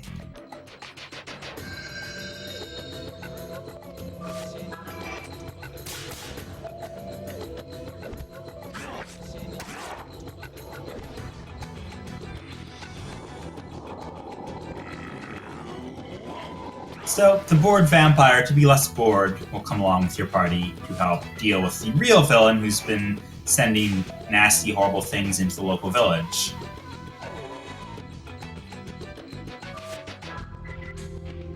He doesn't chat very much about his large family for whatever reason. Well, if you met his family, you really wouldn't want to talk about them either. They're kind of embarrassing. Keith is the most straight man of the set by far.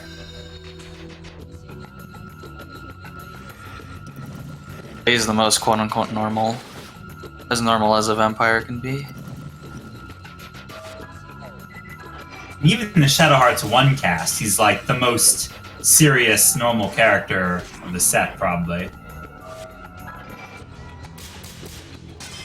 So, big difference between Garrick and Dylaneka's fights with Yamaraja Calamity is that since Garrick opted to get more white tiger hairs, he's decided to use 2 here instead of 1 like Dylaneka.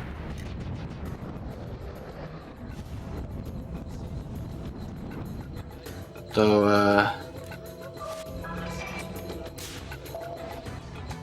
missing the rings isn't helping his cause.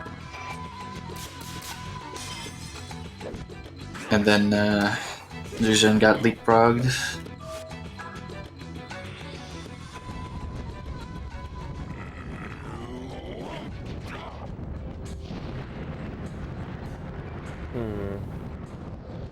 Wonder how much life he has left at this point. Okay. Still in there.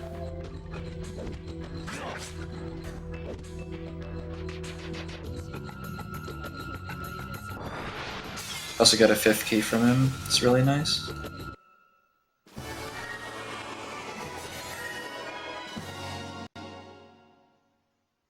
that intentional for Dylaneka to like fight a single round then run away? I wasn't paying attention. I don't know. No, you're supposed to run from everything. It's probably because the person probably didn't have the flash badge or whatever.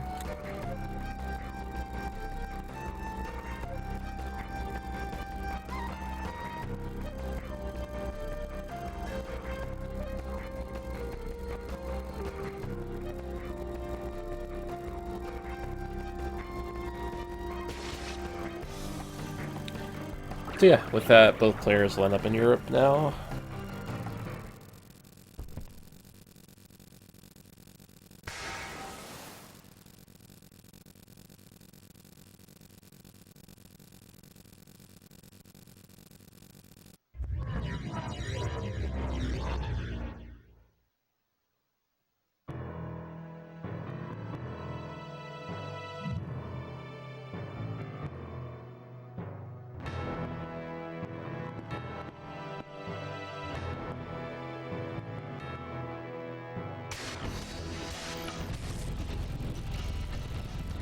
Very good.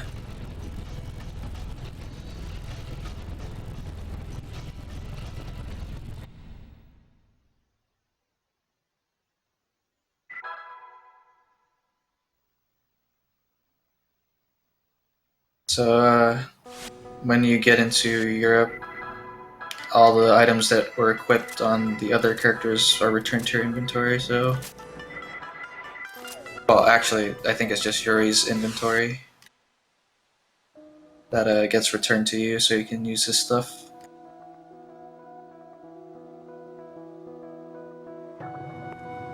Meanwhile, in Europe, it turns out the mayor was in fact horrible. And he kidnapped that girl's mom.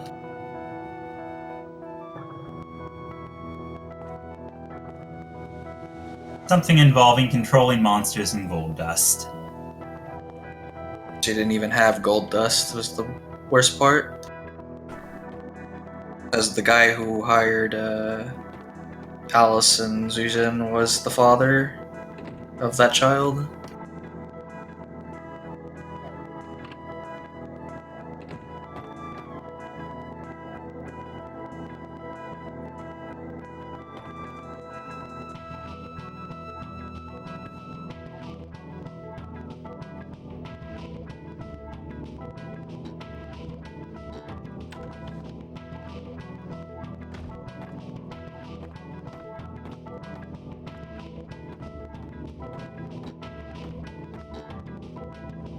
On a selling spree here. Yep. Need money for upgrades.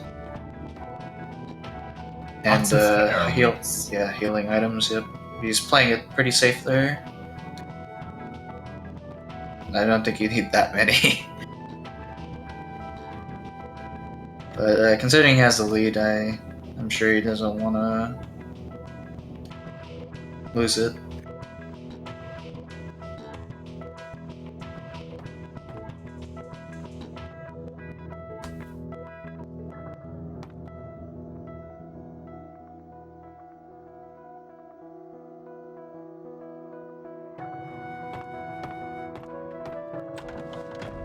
Anyway, they're now going after the mayor.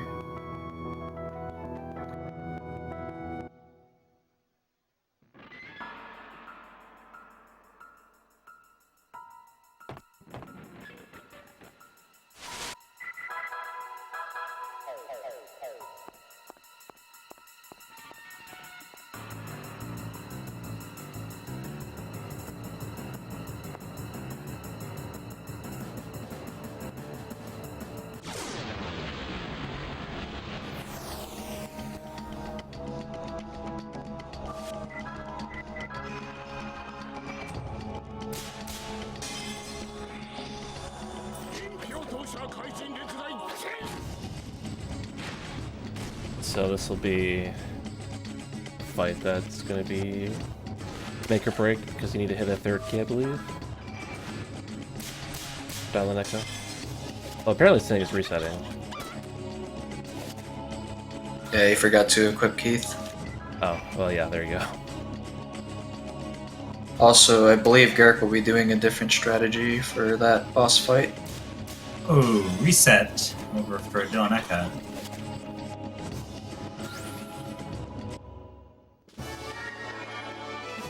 Oh, I see. Forgot to equip Keith, so it will be faster just to reset rather than. Yeah, for the next two fights, Keith will be your damage dealer, which is pretty awful and a big reason why I could never do like a Europe run, because even in my own casual playthrough of the game, I had really...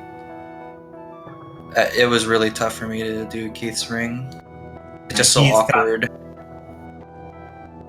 Got one of the toughest rings in the game, and then if you want to equip the Deathblade Jiru, it gets even tougher. Yeah.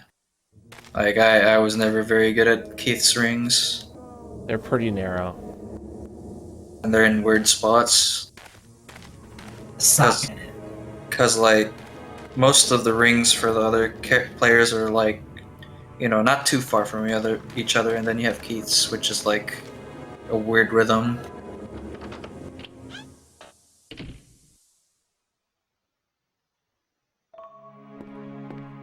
So here's another Doge. The mayor turns into that thing for whatever reason.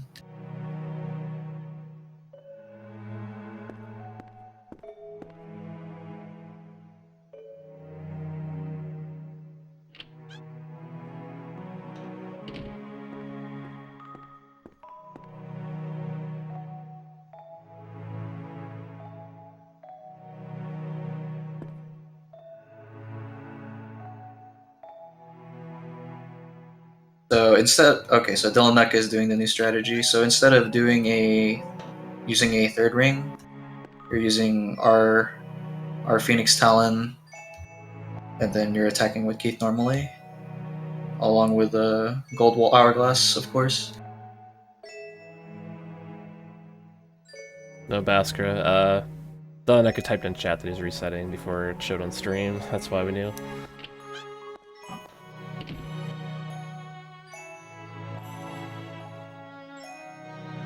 He is doing third key. That's pretty ballsy.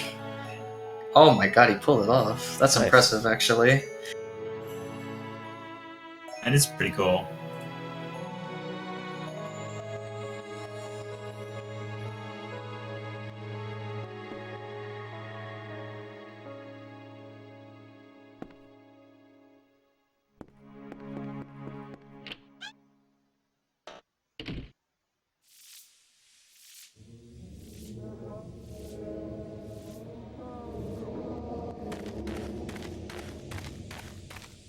Suppose can't get too upset because Yuri also transforms into monsters, but it's very, very popular for bad guys to transform into horrible beasts that seem like they'd be less efficient than just being a normal human with a gun.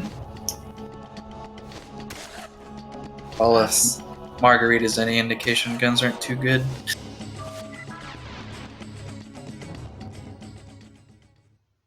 Particularly of that Templar fellow who seems to transform into a pregnant woman or the like. I'm sure it's some sort of psychological thing like Xenogears. You'd find it was like a monster that had claws, but she doesn't seem to really do anything. Except, like, waste time with Elder Sign, yeah.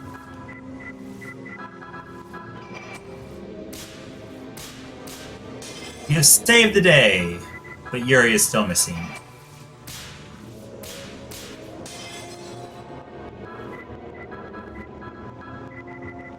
I can get the other Mind's Eye here.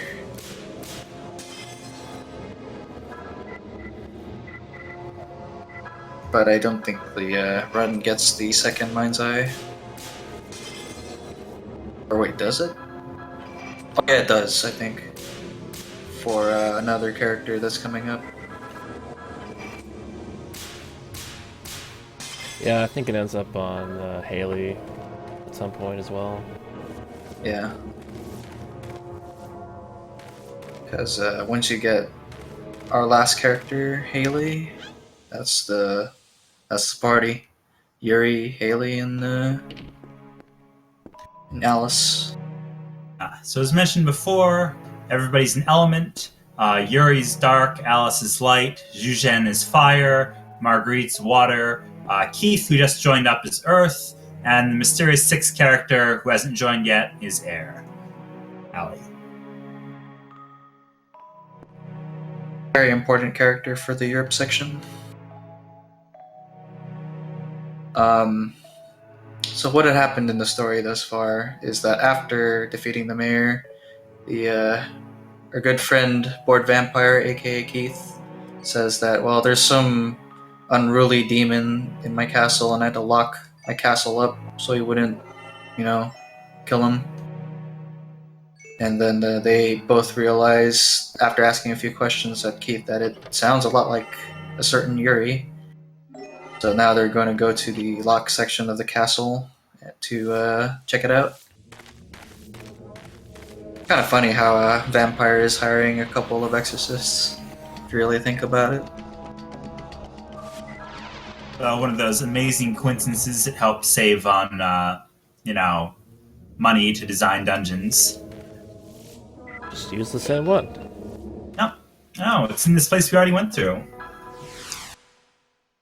But in a locked area.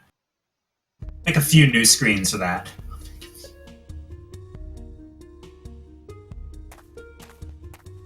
You get higher levels, Zhuzhen would also have corpse dance or something like that. Corpse arm by now as well too, but Ogre Flame Dance is still fine.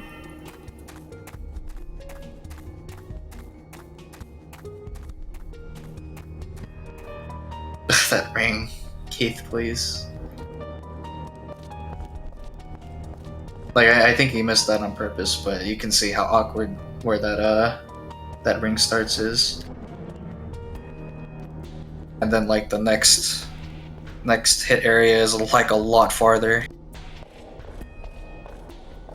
Yeah, it's... All the Valentine family just has really wacky rings. All three games. Because they'll have one that's super tiny, one that's huge, one that's just off in an awkward angle. Yeah. Unfortunately, you have to really use them in the second and third game. Especially the Joaquin third is game. needed in the second speedrun? That's kind of surprising. Yeah. When that happens, LCC can talk all about that. I'll talk all about it.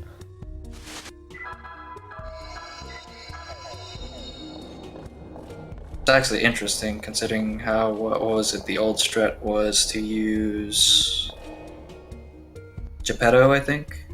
Yeah. They originally used Joachim, then they decided Joachim was bad and started using Geppetto. Then I decided Geppetto was bad and started using Joachim. Became full circle. Everybody is bad. Karen Solo. I mean, she's pretty good character, so that's not actually hard. I'd imagine the only one that's probably difficult is Geppetto and Lucia.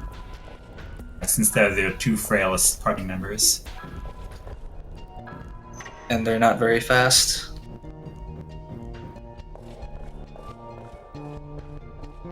I guess, yeah, Anastasia is also frail, but she also has some pretty broken tools, so. And decent stats.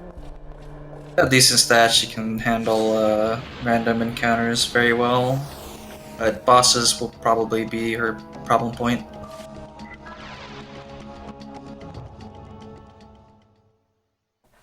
Or there needs to be solo speedruns, extra section. How come Bowie's not commentating? He would love to.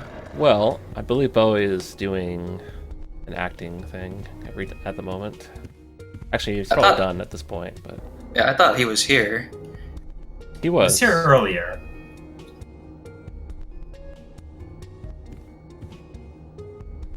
But yeah, Bowie and I are the other two people who have done at least partial runs of this game.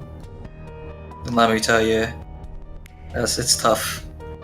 These guys make it look easy, even with all the horrible things that have happened.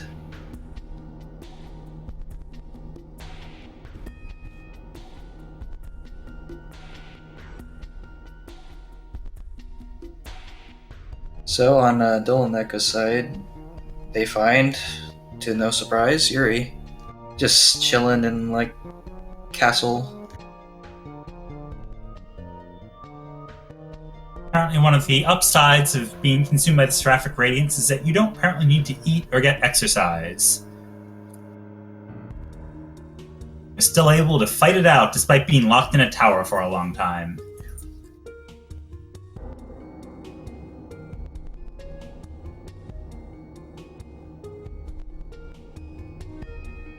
Yeah, Yuri looks like he's stuck in a flashback, judging by his lines. He kind of expands on it later into the game, like what exactly the thing that he saw was, or remembered there. But yeah, for this fight, you're not going to get experience, so generally you don't really care about the other two characters. You're just going to be trying to attack with Keith.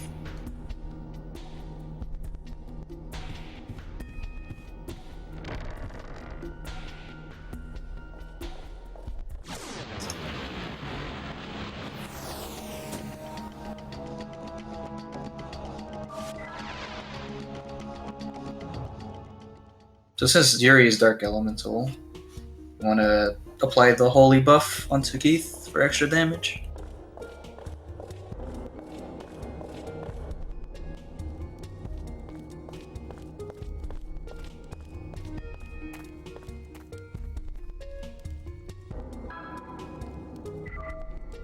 I've seen this too much, but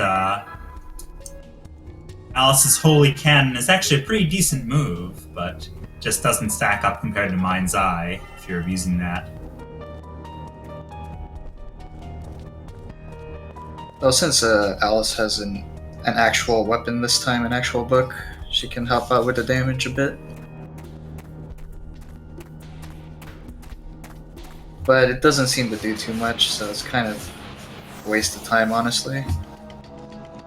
Like, it does less than one of Keith's normal attacks.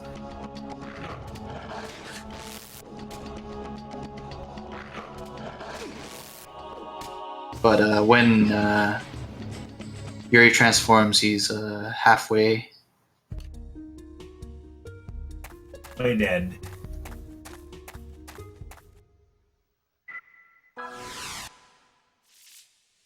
I think on a casual playthrough, the interesting decision by Dylaneka there to give more SP to Alice. Like, since he's hitting on the rings, he should be able to kill Yuri before Alice would be even close. Because you don't actually kill Yuri here, you just try to get him low enough. And when he does Drain Wave, he's pretty much almost dead.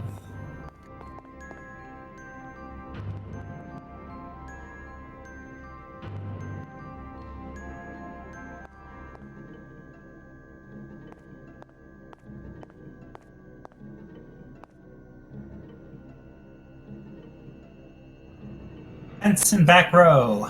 Hooray.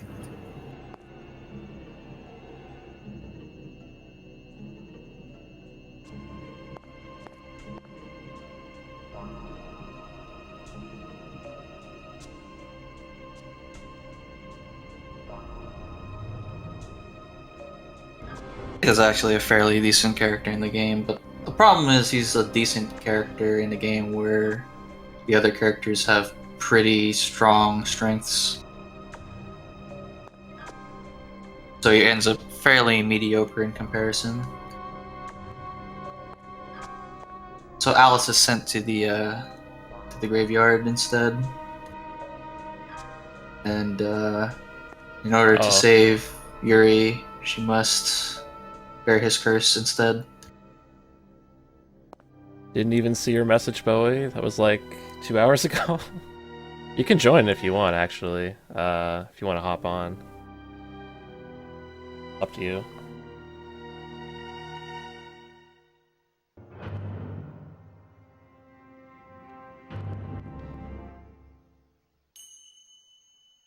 Also, the 4 Graveyard Guardians are kind of big jerks, and they're all like, "What is this love nonsense?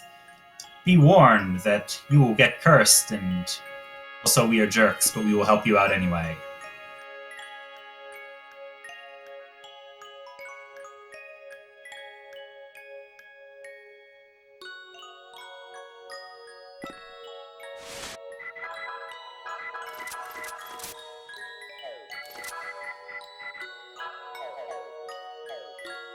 Grave. Nothing to see here.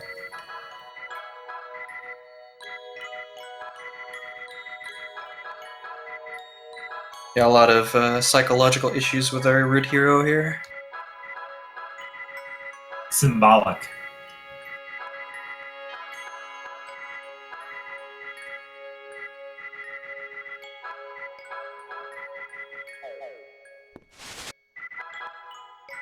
There are 2 endings to this game, Baskra. One of them requires you to kill all 4 masks in the by Optional missable dungeon. No, No, you it's can the main ruins, isn't it? yeah. No, you just have to kill the masks by gaining enough malice to draw them out, so max malice. And then Yeah, you but kill if the you don't- masks. If you don't get Amon, I don't think you can go there, right? It's part of the normal story progression. Yeah, because you get that chalice. But you have to kill all 4 of the masks. Yeah, And that's then kind of you- where the issue is, because you have to do a lot of walking back and forth grinding to get them. Yeah, and you have a chance to get the same masks that you've already beaten. I mean, they die in 1 hit if you get the masks that you already beat, but it's still annoying to get because it's not guaranteed that you'll get the mask encounter when you're getting a random encounter with max malice. Yeah, there's a certain order you want to get them into, right? Because there's ones that are You can weaker. you can kill them in any order, but it's recommended to kill them in a certain order because when you kill one, you get immune to what another mask does. In the plot lines, "You're not my dad." Yeah, Yuri Man, punches he kicks that guy, just kicks him. It's pretty great. But you need the Grail. He figures out that Foxface is not, in fact, his dad. Yeah, because So actually, yeah, if you look at Foxface's fighting style, it's exactly identical to Yuri's fighting style. He's just wearing Dad's coat.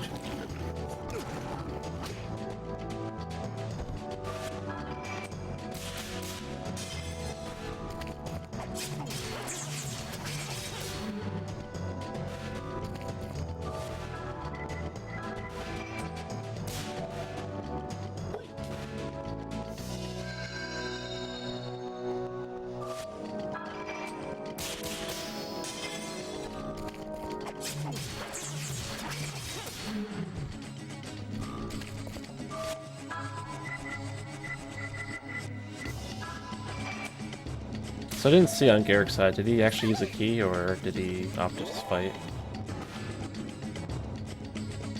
he used the Star Swallow, but yeah, he's not using a key. I don't think.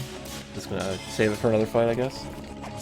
I know he uses a 3rd key on Arcane Olga now, the first one when you solo as Alice.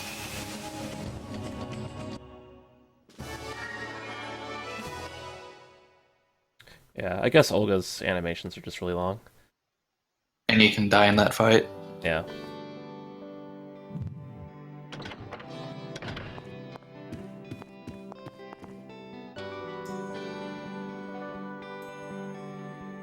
Fury beneath the mask. Shock. Star Wars all over again.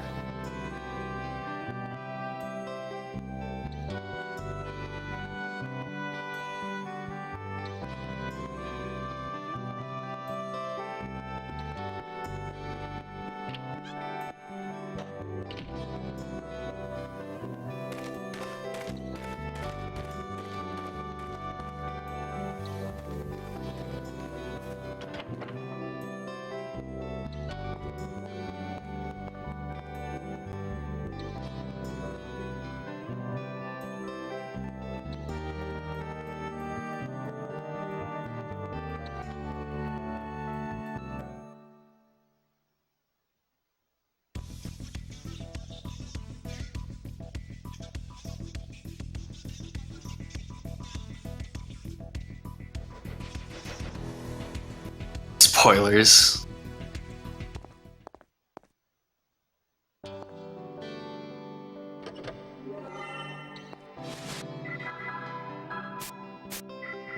So yeah, Garrick's about to go and get Yuri himself right now.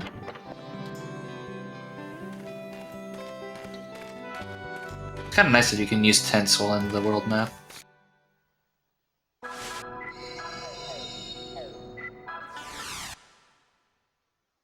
Fury is now sane again. On Dyleneka's.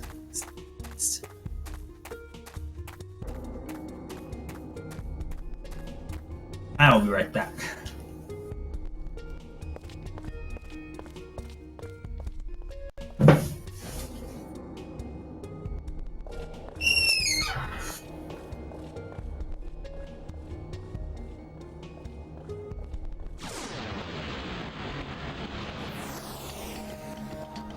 Yeah, Keith's pretty intrigued now. He's like, alright, I'll go with you guys to the outside world. He's bored vampire.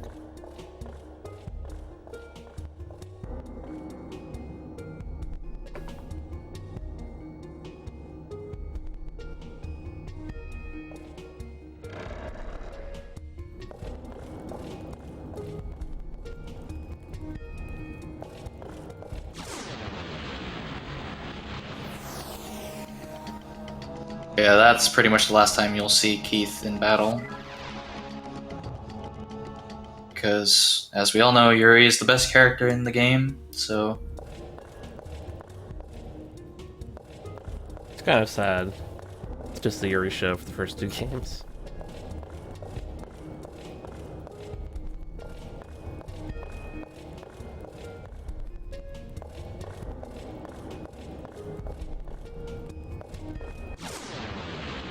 But you know, having Arc is pretty good. Alice is nice. Yeah, Arc is... I don't think there's a skill that's really comparable to Arc in the other 2 games. At least a skill that you can get relatively early. Because 35 is not a very high level. Like, I'm pretty sure you're like, what, 50 in the second game when you finish it? Or so? Yeah, just the way the experience goes. End up at a high level.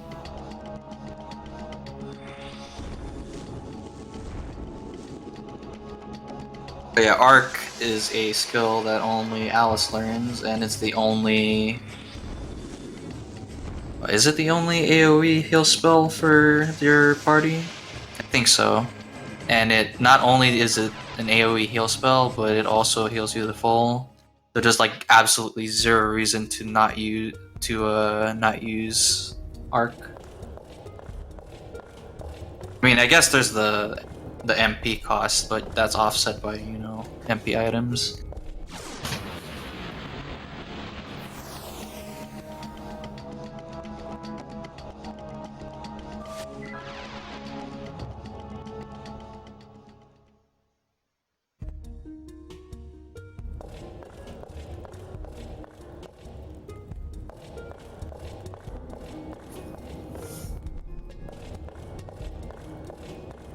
But yeah, so now on Dylaneka stream, they're gonna go and find Marguerite since they were supposed to meet up with her. Get the band back together. Yep. Then Alice is gonna go and do her thing. Use the toilet, supposedly. Oh wait, no, she's supposed to check up on someone. Because they were drunk. Better check the mirror. You actually have to do all of that first, where you have to check the stalls.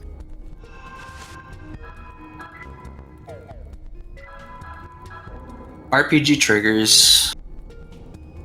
They always make sense, I think.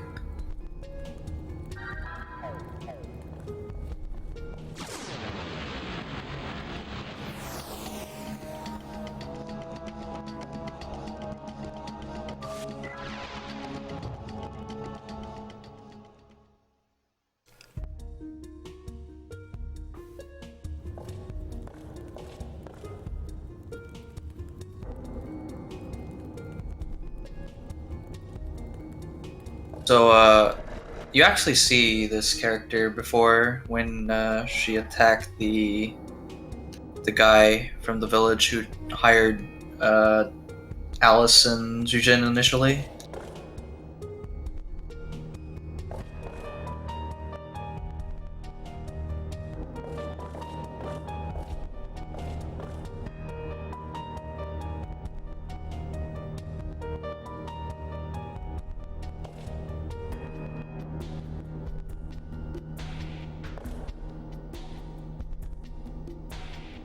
Okay, so this fight's the fight where the key will be used. I don't know if Dylaneka is gonna use a key here, but Well, uh-oh. Forgot to set her in front. That's pretty bad, actually. yeah, I guess he's not doing it. Yeah, he used it on the other thing. Used it I on the got them. dog. I got them mixed up. Derek's gonna do it on this fight. Ideally, you want her to do spells to you, because attacks, you know, you can get up to 3.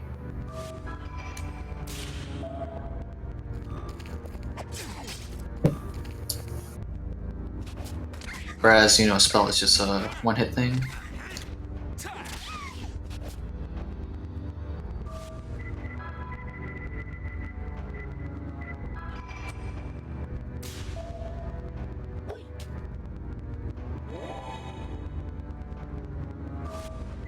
Dang, Garrett got a perfect on that.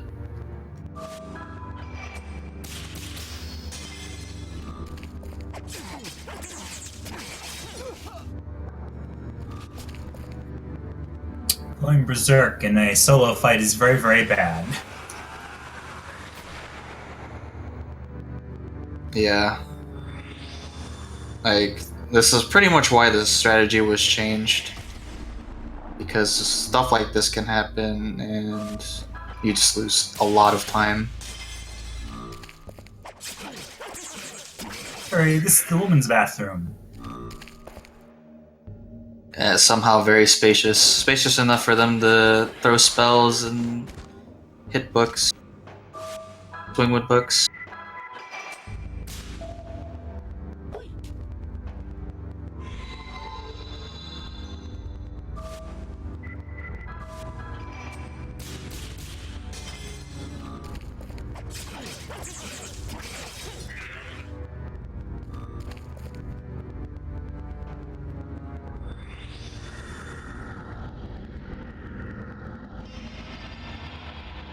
Everybody else is accessory-less.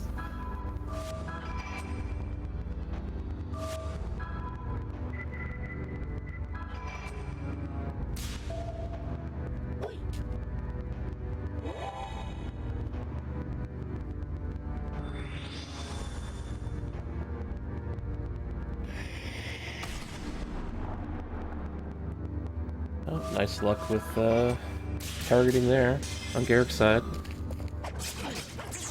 He missed one of Keith's rings, and then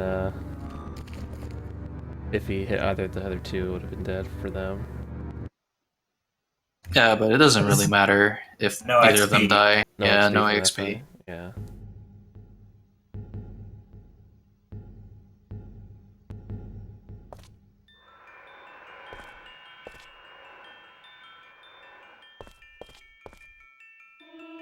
Actually, a fight like that in the third game where it doesn't show an actual screen, but you still get experience. Huh. That's strange. Yeah, there's just weird things between the games.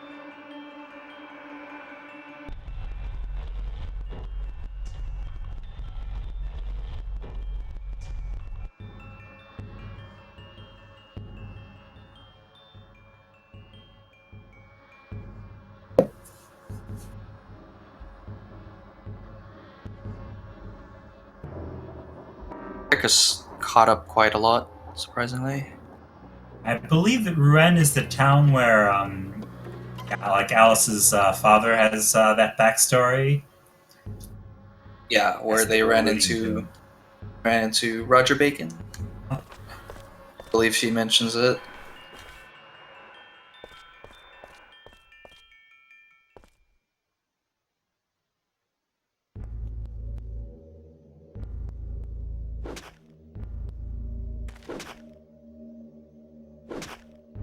Like how they were both talking to the masks. Yep. Just at different times. Yuri's finding out about what happened earlier, where on Garrick's dream, Alice took the curse of the god of death or something.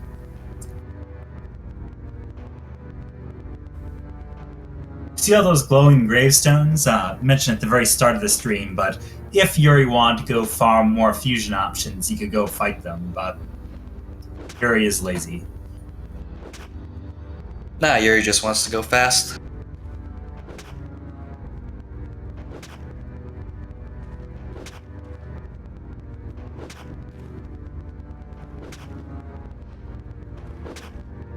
Like myself, he's addicted to speed.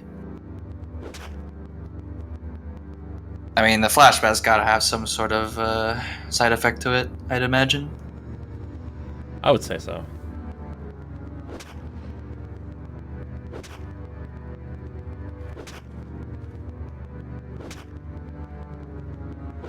You go that fast, there has to be some sort of crashing point.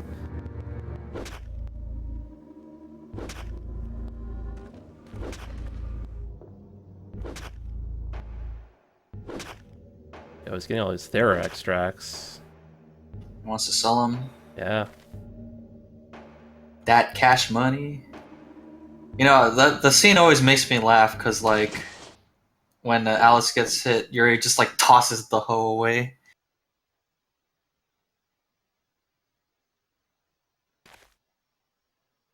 He just, like, flings it. It's pretty funny. It's kind of strange because, like, in this game, it's, like, shown over and over how freakishly strong Yuri is. And then in the second game, they toned it down quite a bit. Like, he can't just burst through a wall or whatever like he did in the first game. Yeah, like the very opening cutscene in the first game pretty much shows what he can do.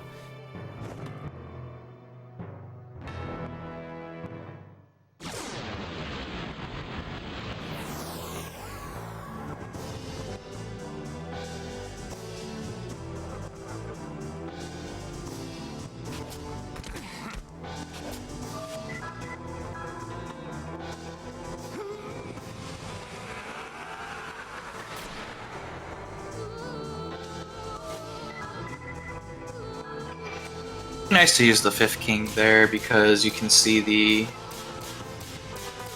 hit areas, so it's not very difficult to pull it off. And he just dies instantly.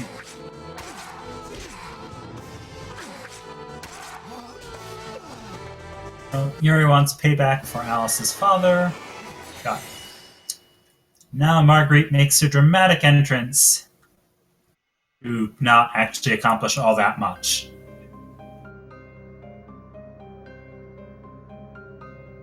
Yeah, Bacon's all like, you know, I just want to chat.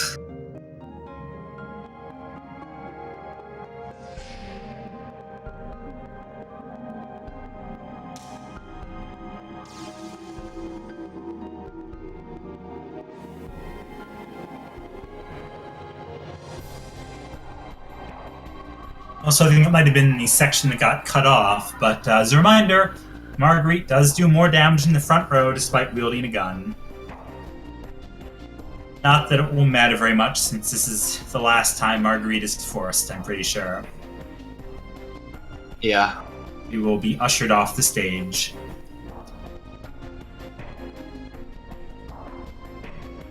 Could have at least forced her for a boss fight or something. No. This Yeah. is the last time she's forced into the party. I think you still use her until you get the last character. Oh, really? Huh. Interesting. But she doesn't really do anything.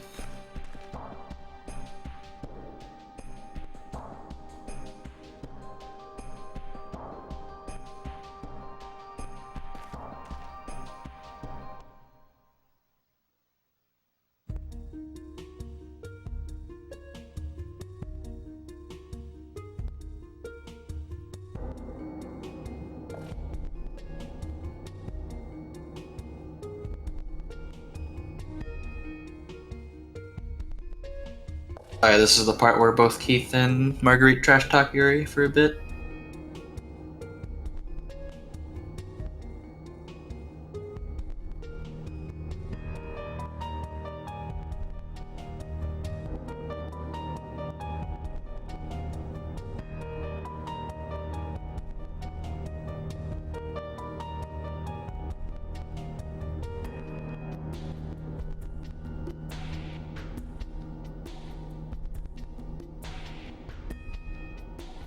So Marguerite's telling some of Roger Bacon's backstory, that he's a alchemist from the 1300s who did weird stuff. So somebody's claiming to be Roger Bacon, and that's kind of strange because he should have been killed in witch hunts in 1400 or so. Maybe Roger Bacon is back for revenge or something. The powers of sorcery. And then I believe that she also mentions that it's also uncharacteristic for Bacon to act this way. Because What does that mean? it was apparently a very compassionate individual. There's a lot of story in this one town. Exposition City. Oh yeah. It's just they should have named this town Backstory. Because you get a whole lot of it.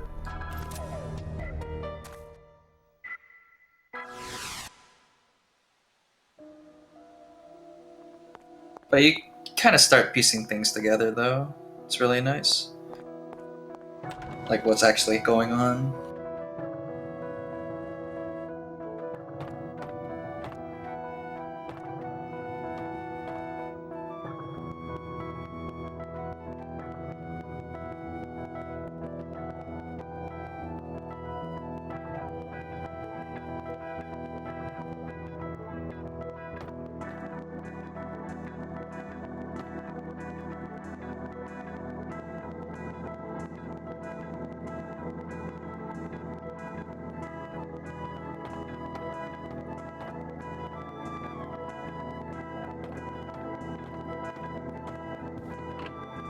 I wouldn't really say it's Final Fantasy-esque. It does share some mechanics. I mean, it's an It's your- RPG Yeah. in the sense that, you spam healing spells and win. You Oh, more attack like- the enemy for big damage, then you heal yourself when you get hurt. And you arrange yourself in rows. And equip weapons and armor and accessories. Big thing about this series is the Judgment Ring, really. The way it works, all the effects and stuff.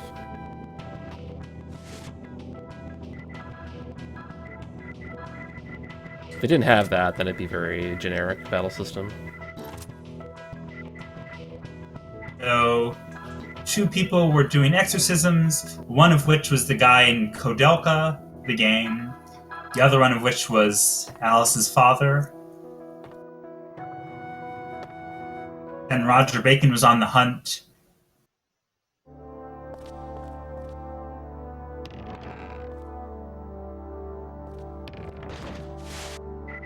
Courts, they had to summon Cardinal Albert Simon to deal with Bacon. Just looked at the tone of the sun. Gotta remember those rings. Well, He's gonna be using the third key here. attic entrances.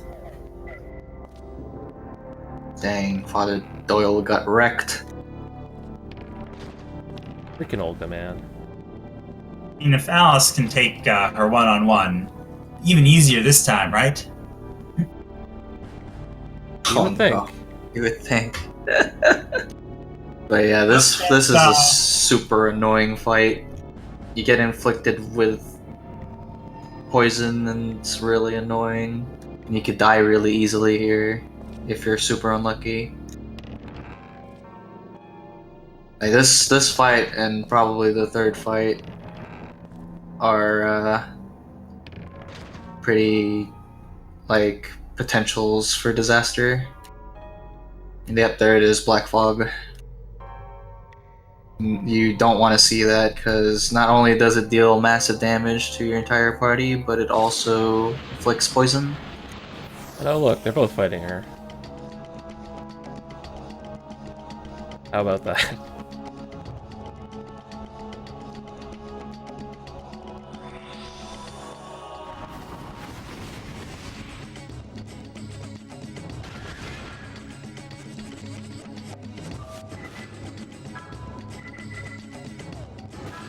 Just to be clear here, in a normal playthrough, Europe unlocks Yuri's level 2 fusions, and they have some pretty broken abilities. So, this boss would normally not be too bad. But, it's a speedrun, so it's more exciting. Black fogs keep rolling in. Oh, gotta nice that last one. I hope that's enough damage.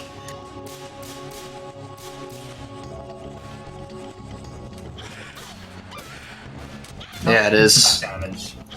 Just barely. Yeah, spoilers. I think I'm like 3 or 4 seconds behind you. Really? Yeah, Reload the page. maybe I should. Let's do it. Do it live.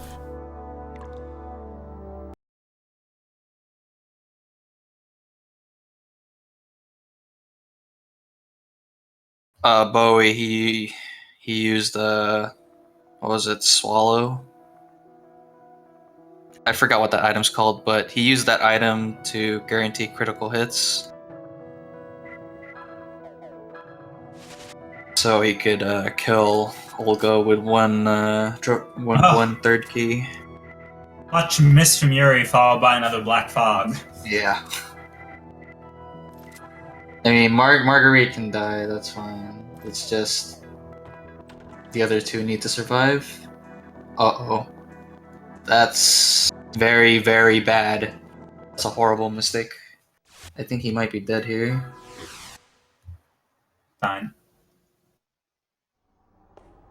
Oh, it missed! Dude! Wow, What nice. a lucky guy.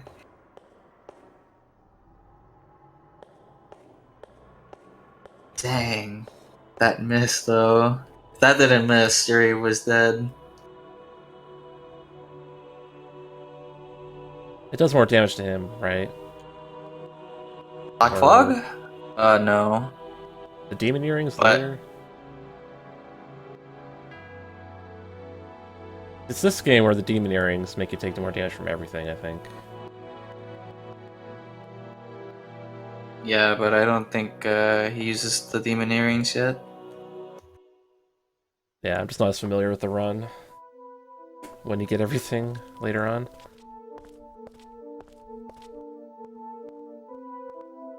Marguerite's time of usefulness has passed since she just got unequipped. Yeah, I mean, you're really not using her in the time that you have her in Europe. She's basically just filler. I believe she's faster than Keith and Jujin. So That's correct. So keeping her in terms of, she'll be able to use items and probably not get leapfrogged by the boss is her only use before you get Hallie? So I believe the speed curve is Yuri, Hallie, Marguerite, Keith, Alice, Jujen. That sounds about right. That's pretty cool. Speed curve.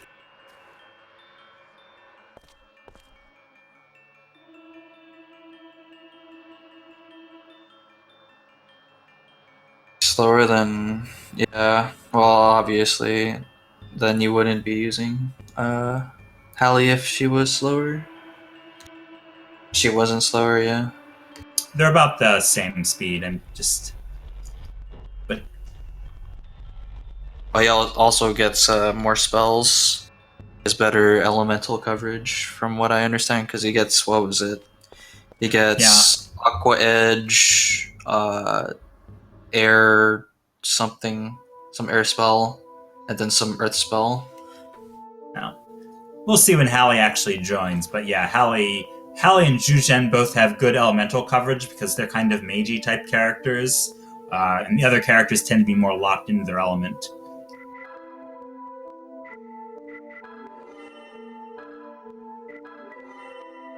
Air shot. Thanks, Bowie. He also does respectable physical damage as well. So, for reference, I'm a big fan of Shadow Hearts 1, but the Europe plotline comes a bit unhinged in parts. So it's one of those things where first we're finding out Alice's father's backstory in France, and then suddenly we're hanging out with plucky Dickensian orphans in London. Because. And also Totally stole our wallet. They just steal our wallet, and as it happens, they're also involved in the creepy orphanage-type place, which you will see shortly enough. There just might be malice monsters to go kill there. Kind of speaks leagues about Marguerite's ineptitude as a spy, because what kind of spy gets pickpocketed?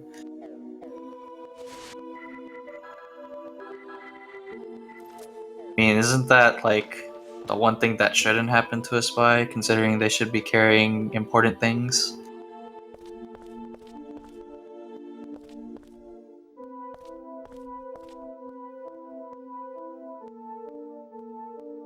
Though, to be honest, if you do her side quest in Europe, you actually learn a lot about her.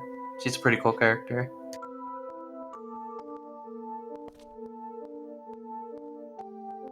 He's just comic relief.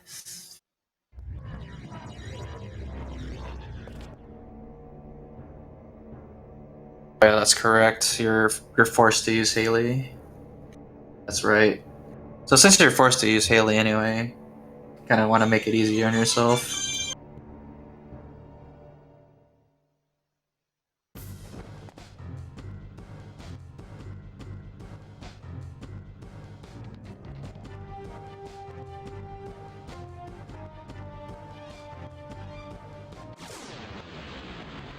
Also, for some reason, the London Rats will eventually own their own dueling league that summons horrible monsters you can fight for prizes, because that's what orphans do. Indeed, shoutouts to London. Shouts to London. I'll be back. I believe it. And it also has that cheerful music playing in the background, of course. All the time. Anyway, I'll be right back, gentlemen. Alright.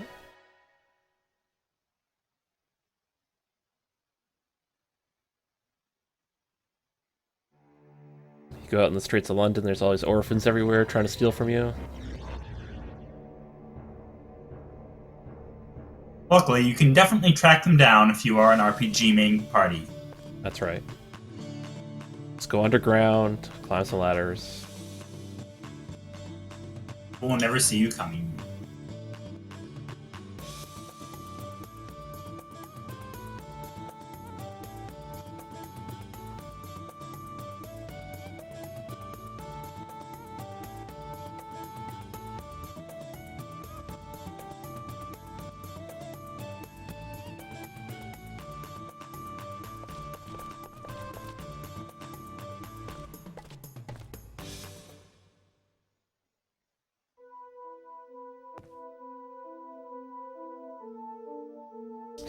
This section of the game is kind of where it ties into Kudelka a lot more, because she actually shows up and talks a lot about that stuff, since obviously in Europe that's kind of where Kudelka took place.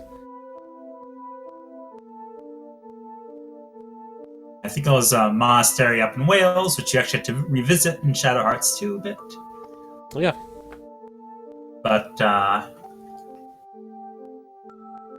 yeah, we will see when we come to the next plot. But for those who did not play Kudelka, there was this girl named Kudelka that had magic powers, and she went along with this American adventurer and this Catholic priest, and they used magic, and they wandered around a creepy monastery, Nemeton Monastery, where people were trying to, like, revive the dead via horrible, evil magic. Or at the very least, I think the magic might not have been evil, but it involved, like, sacrificing lots of bodies, so that part was evil.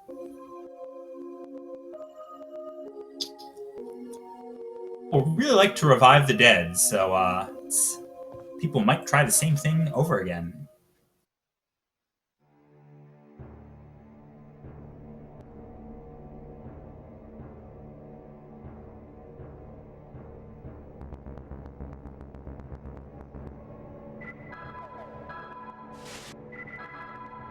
Mysterious voice. You mean our good buddy Snowfire? Yeah, we did. Oh, we didn't say who the voice was yet. Spoilers. I think you're all just talking about Snowfire, the mysterious voice on stream right now. Yeah, the voice in Yuri's head throughout the whole game. Yeah, it's Kudelka.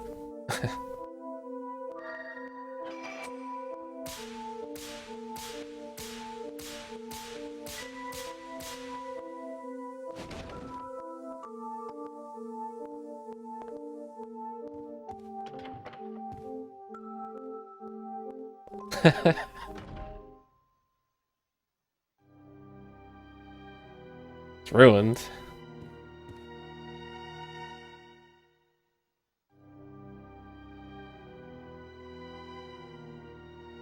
Also, I like this guy a lot on Dylaneka stream that got the eye patch. You know that guy's good.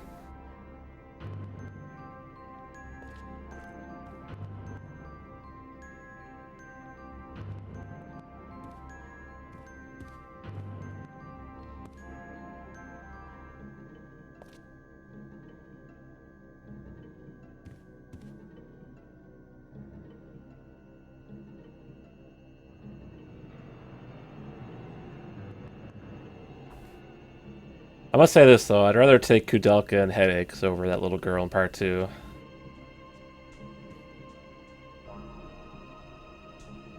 Fan of Jean, eh? I don't know why they had a totally random Joan of Arc reference in there, but hey, run with it.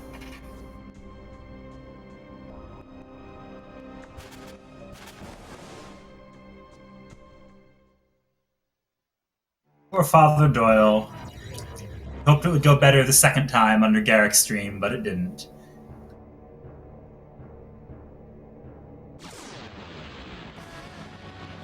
Okay, here we go. Olga again.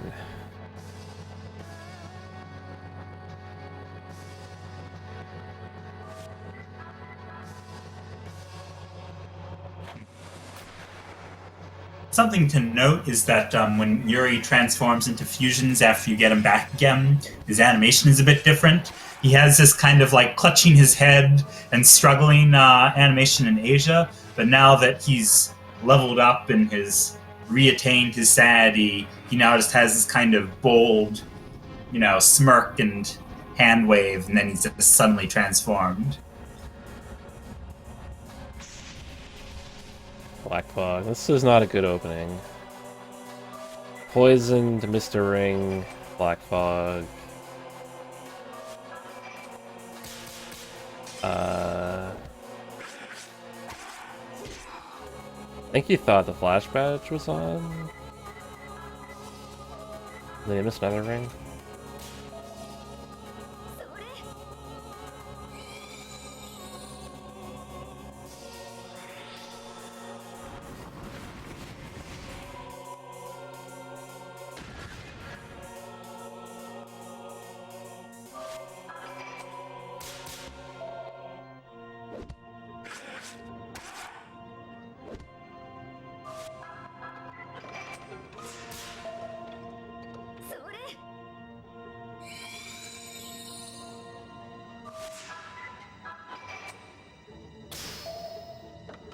Marguerite's hanging on.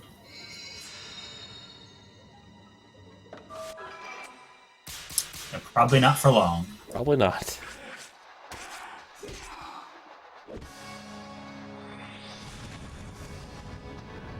Anyway, now that Hallie has officially joined, is the annoying psychic kid trope that you see in various Japanese media. Why does he an orphanage who has psychic powers? Well, it's got a bloodline, which will come up.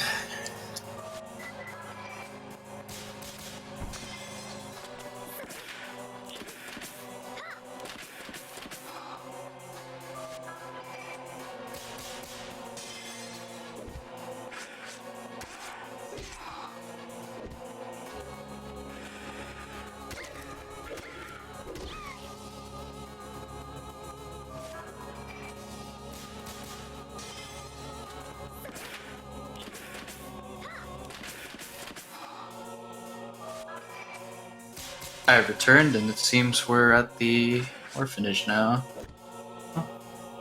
It's fine security force of weird-looking gnome that hangs underground, upside down. Might recognize this enemy from Kudelka as well. I believe it's called Night Stalker. I don't know. Probably. But he walks on the ceiling of air with a gun. Watch out. His attack animation is pretty amusing, if I recall correctly.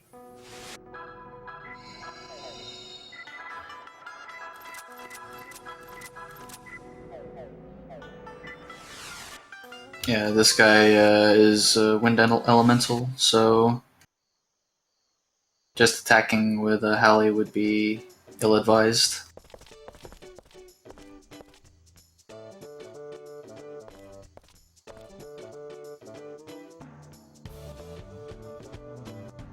But since he's air, you can use Strong Earth instead, and that deals a lot more damage.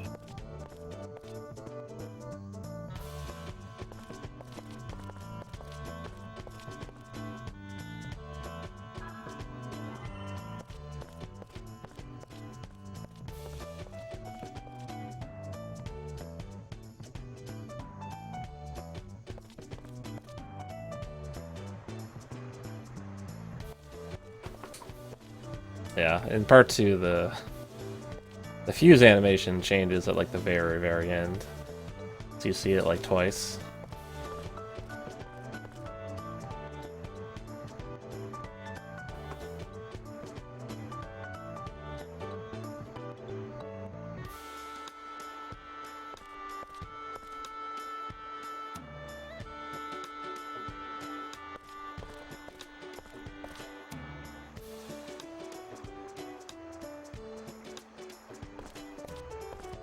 Now it's time to run around that screen of the orphanage quite a lot. Yeah, you're trying to figure out more puzzles, because who doesn't love a good puzzle? In fact, this reminds me of a puzzle.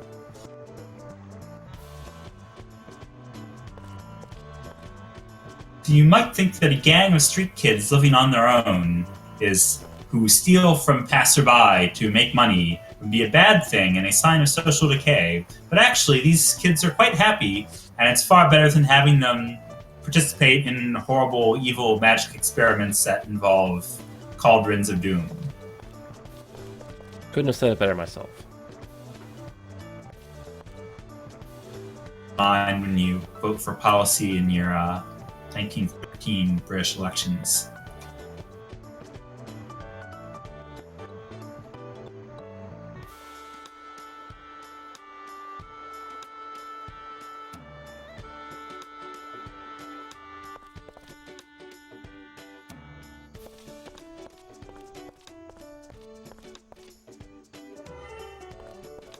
Also note that Hallie's weapon is a slingshot, which is apparently about as deadly as a gun. So, don't mess with the slingshot. Probably loads it with, like, diamonds.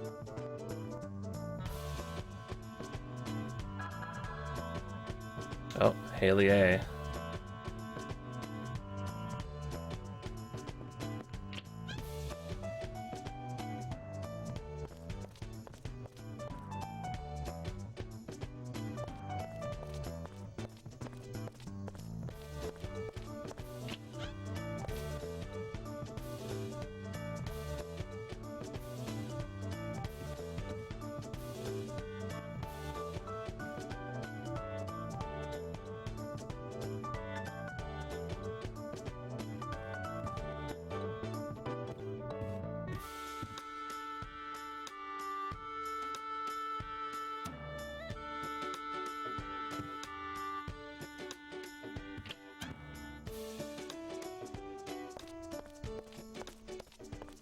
You know, Garrick, that's probably like not the most ridiculous thing about the Shadow Hearts games, though.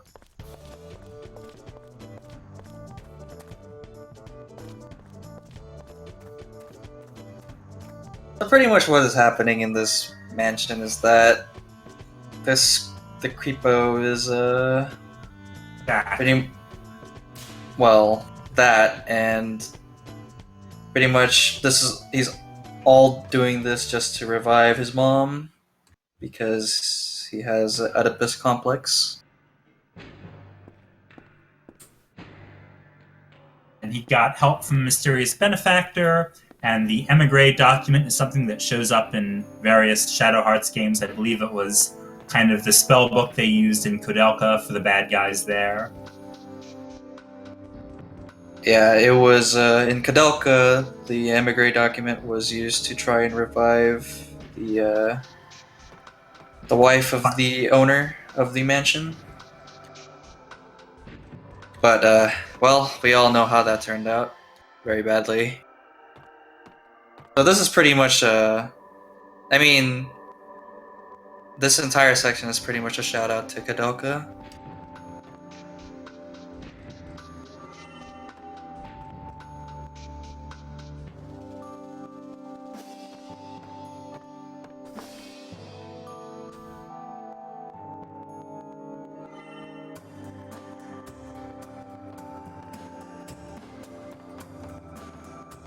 Do something, you fools! Don't let him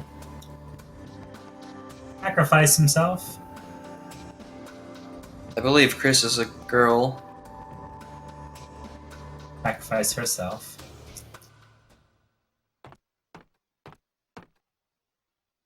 Oh yeah, eye patch, totally not evil. I'm sure they made the joke during my absence. Oh, you better believe it. Oh.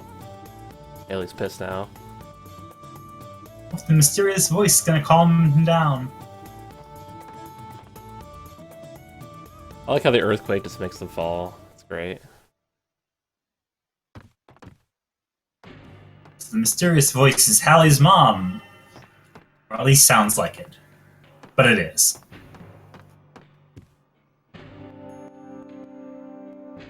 He's using it to try and save his friend. That's not his own use. Get rich quick scheme will make earthquakes for cash.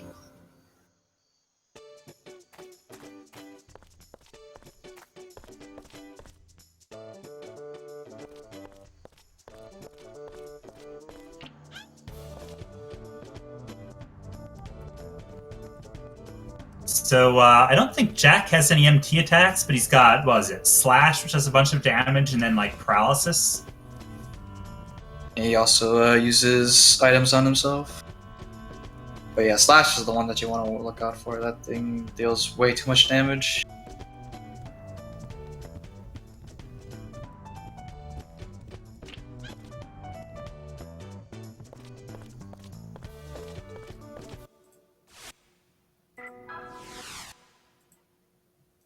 Like, it literally almost killed Haley.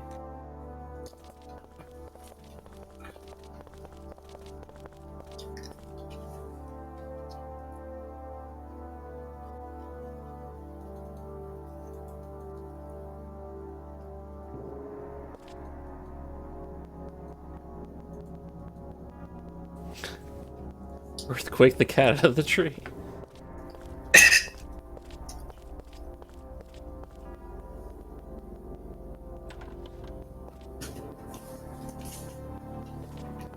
But yeah, please go follow these people.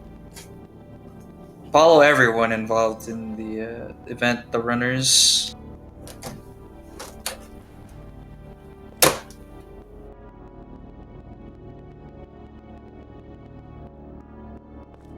Follow all those people, please. They run Shadow Hearts and various other games. Usually very underappreciated ones.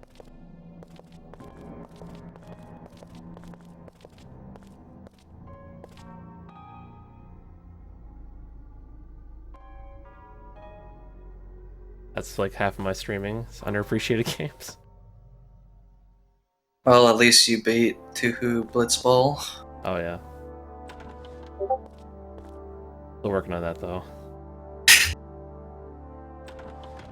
There's this really obscure game out there called League of Legends. I hear you can get some streams of them out there as well. I don't think anyone wants Totally to switch over to that and like do a relay of that. Just Yeah, okay, sure.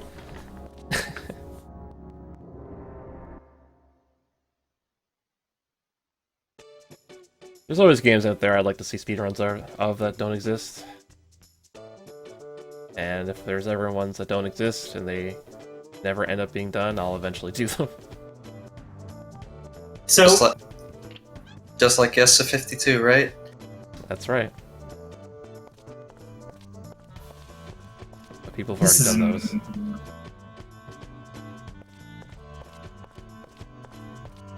name of this boss is Mammon, I believe, right? Yes, it is Mammon. So something also from the plot side for those who haven't played the games. In general, attempting to do this resurrection never ever works out right, and you end up with a horrible monster that looks like the person. There is one case where it actually works, and I think that actually kind of goes against the way the rest of the series builds it up, but in Shadow Hearts 3, somebody actually sort of gets it right. But so this would have been Jack's mom, but it really wouldn't have been. Yo, Beardy Duck, don't worry, it's a TerraCore. We'll make it happen someday. That seems like a uniquely bad game to speedrun, and I say this as somebody who suffered all the way to like the second to the last dungeon in Septerra Core. You get to a point where you just need to grind and or get lots of healing items, and the battles get really slow.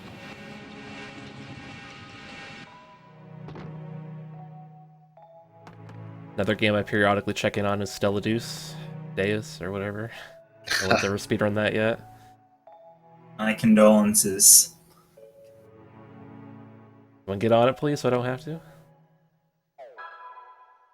But yeah, in Kadelka, the final boss looks very similar to Mammon as well.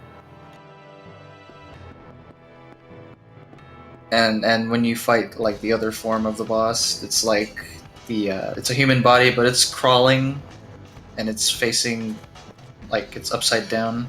It's very creepy. But yeah, there's Maimon. When she starts healing herself, she's usually close to death.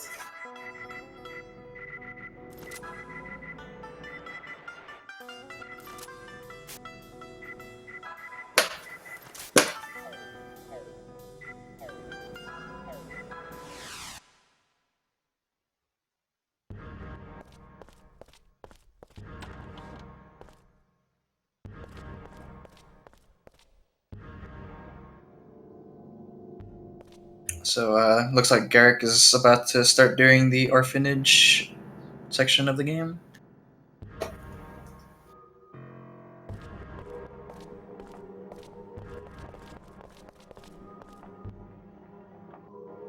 But yeah, it looks like on Dylaneka stream, it looks like they're deciding to go and save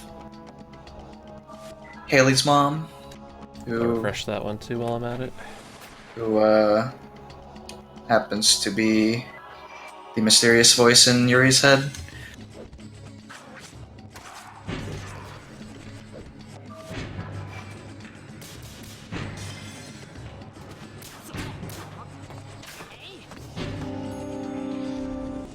I think Hallie and Marguerite are the biggest offenders of the dual dub. Because they're Yes. both bilingual. Oh yeah.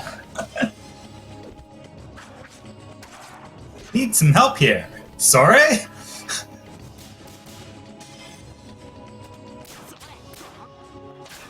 Yeah, like when Haley normally attacks, he speaks in Japanese, and then when he casts a skill, his voice gets deeper, and he's like, "I hate you, I hate you." Oh, you gotta speedrun Evergrace too. Why is this RPG Limit Break channel filled with bad ideas right now? I mean, I guess it is Bad Idea Saturday.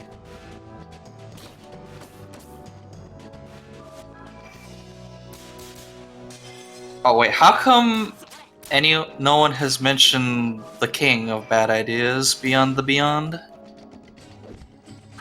I think speedruns already exist for that. Do I'm they? sure. I haven't have to looked check. into it. Yeah.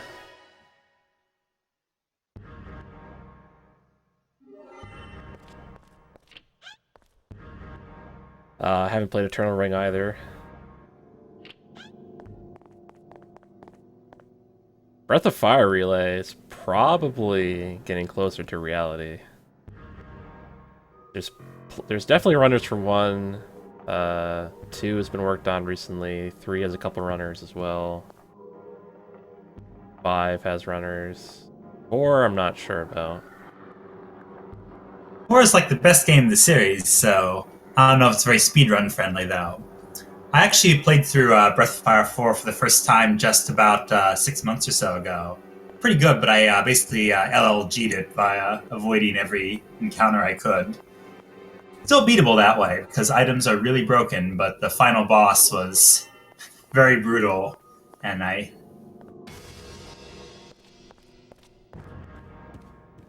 But did you beat him? no, but I could have beaten him. Because it took like 2 hours to lose to him before I ran out of items. But he was low. Not making that figure up, but if I had had good luck and had used my items more smartly, I could have won. Well, I say 5 has runners. There's like one guy, one person who was learning it, and I don't know what happened to them. So Dylaneka is currently in the front of the, I believe that's a sanatorium or something. That doesn't look very friendly for mental health.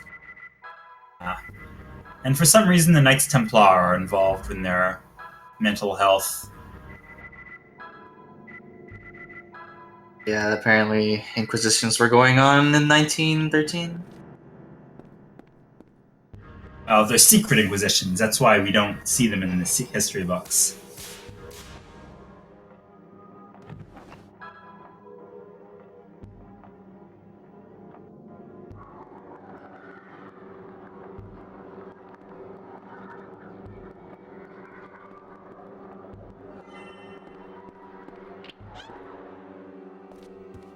Yeah, I believe most of the Breath of Fire runs are quite long. Yeah, most of those late game bosses, they're really, really durable, and they have lots of damage, and you can't easily cheat and null it or the likes. As you can see, Alice is now. There's an item that Dylaneka has called the Crucifix. It's a very important item and it's very useful. It blocks all status abnormalities, so it's very useful to have. When we get to the final boss, you'll see just how useful it is, because the final boss throws all sorts of random statuses throughout the game at you. And there's a big difference between fighting him with 1 crucifix versus 2 crucifix versus 3 crucifixes. I believe they only have, at the end, I think 2. I could be wrong. It could be 1, but I'm pretty sure it's 2.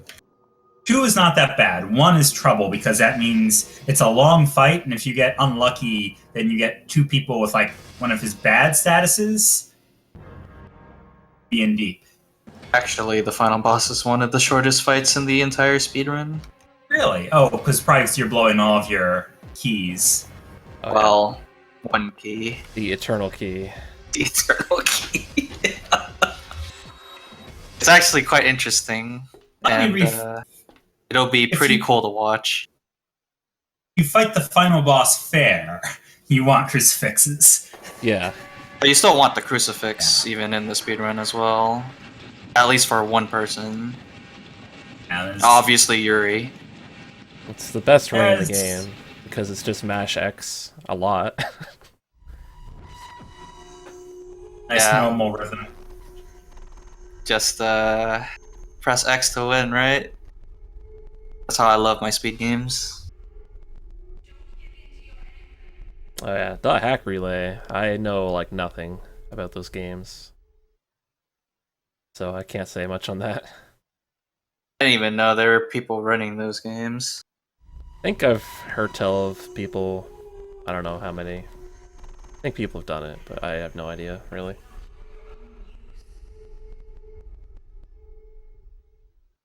Pretty much in Europe, all the crazy speed tech shows up, even though it's about as long as the Asia section. Because you get access to more things, more items. But you can see that chair does not look very inviting.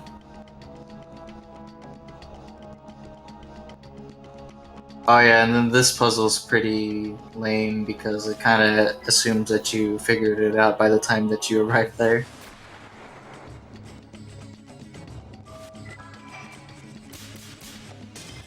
The Knights Templar fight via like leaning over and floating in the air. It's like they're in a pool or something. You know, And they float laying back. upwards. Yeah, laying backward like they're in a pool. Then when they have to actually do stuff, they just stand up.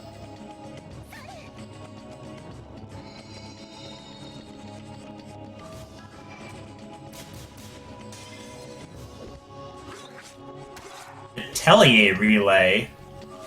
Richard, that's not healthy to suggest. Bad idea, Saturday. That's definitely a bad idea Saturday. That would last into the following Saturday. Well, and the runners would all be dead. I'm sure they'll get breaks. 10-minute break every 12 hours? Sound pretty good.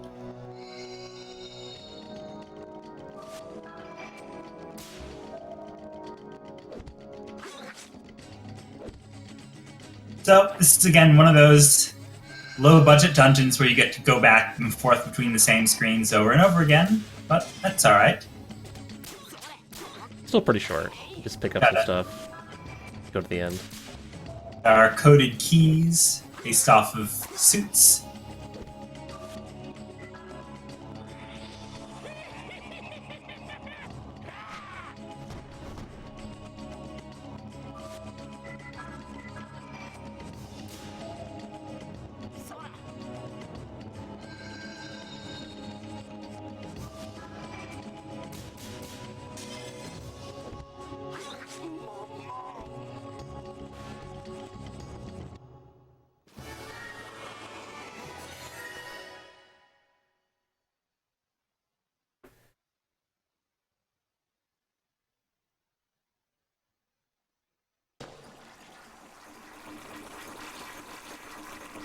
Oh, that's unlucky. Dylaneka got a encounter right before he entered the room. And I'll be right back. Alrighty. Yeah, Garrick's now gonna fight the spider boss. Hope you guys aren't arachnophobic.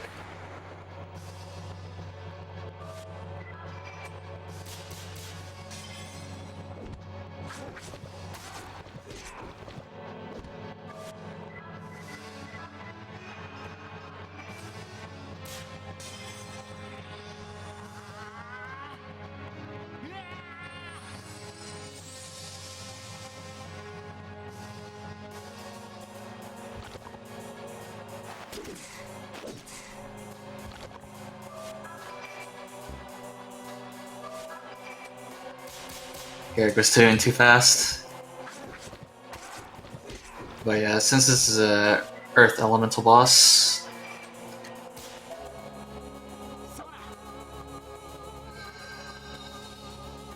you wanna buff. You wanna give Yuri a buff because since he's Earth, he'll do less damage if he just attacks normally.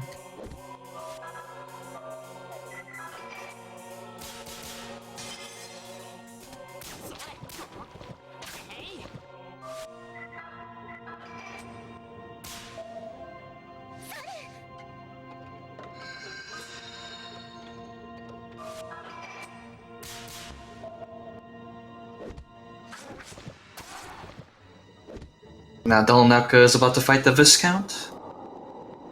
Viscount. And it's a very interesting form that he took. I believe Snowfire mentioned it earlier. The somewhat pregnant lady.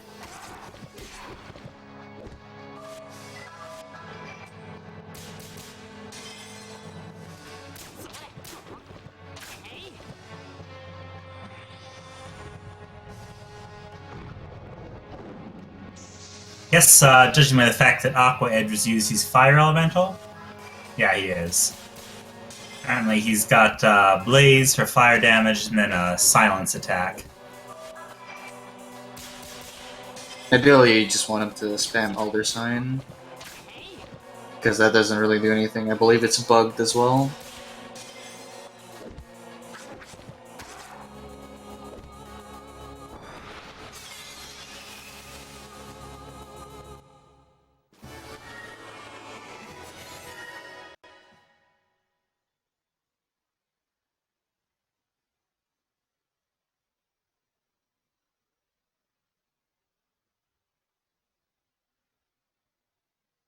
Mind's Eye OP.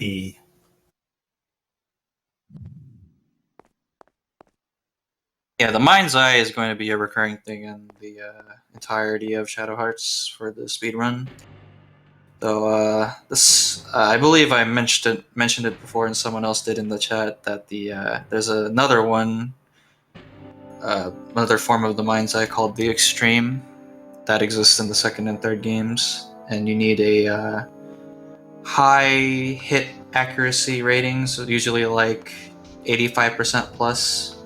It's different between the two games, and high perfect hit chance as well. But what the Extreme does is not only does it make the hit areas invisible, but it also makes the spinner invisible. So you actually have to know by heart the timing of your ring. Okay, Bowie. Just for you. The Extreme!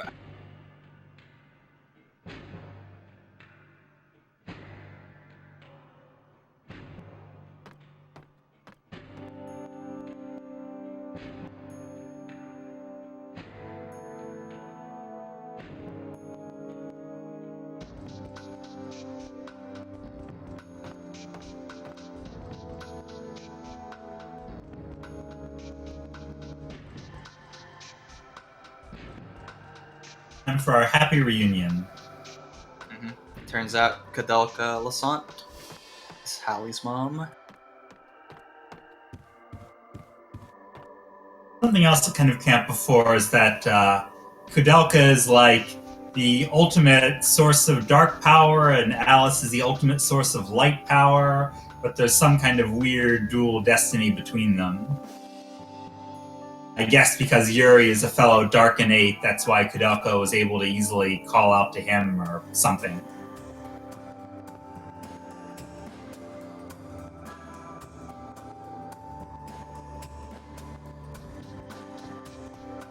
What happened to... I assume it's a bathroom break for...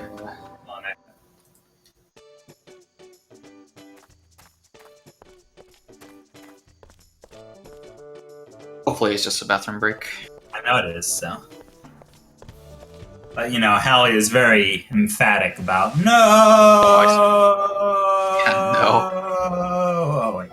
He stopped saying no. did go no. No!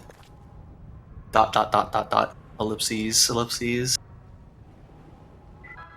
Just crawl through the gate like Hallie did, Yuri. Get on your tiny orphan skills.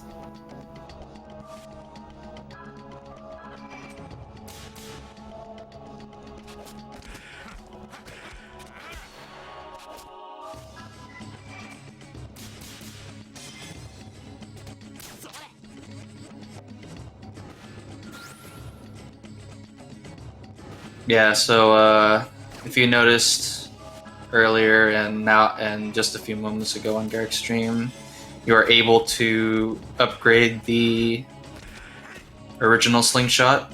You give it to Joshua, and then when you come back later, it becomes one of Hallie's best weapons that you can get for the end game.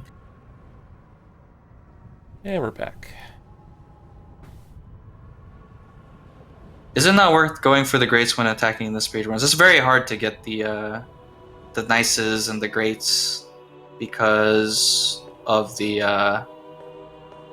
flash badge. Like, in order to do it on the flash badge, you pretty much have to know the timing by heart.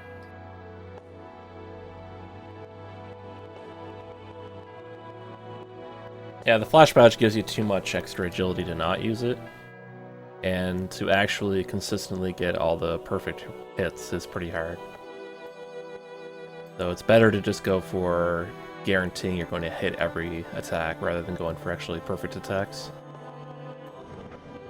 Guess that'd be the task strategy. Yeah. Flash badge, all strikes. If you're tasking the game, it would be a bit different. Probably be able to do something to do with the malice counter, I'd imagine. Since you'd be controlling for encounters.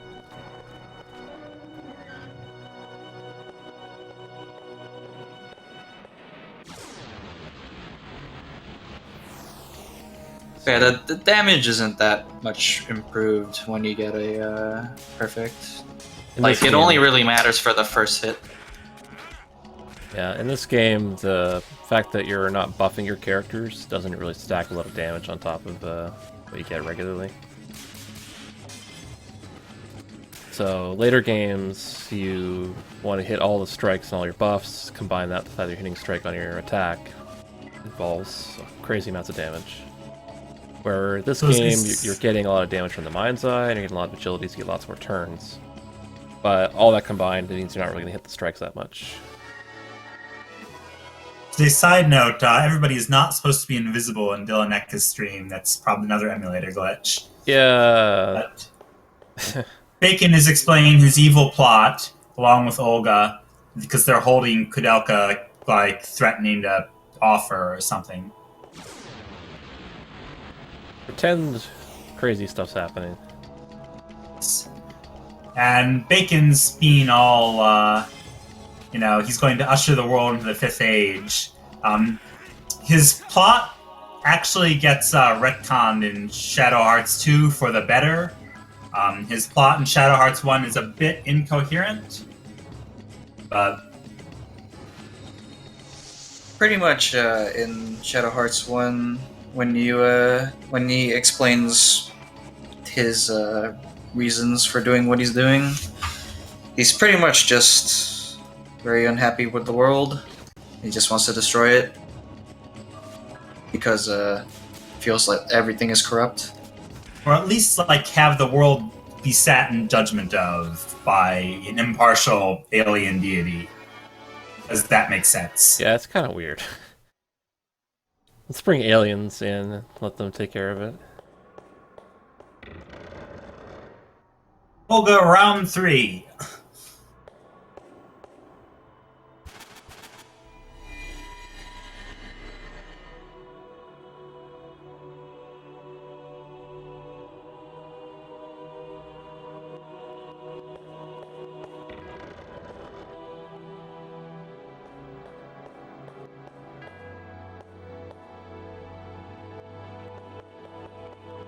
I believe they're going to be using their last white tiger hair here on Olga 3. Because you pretty much don't want to make this fight any longer than it has to be. Because it's basically a souped up version of the second encounter.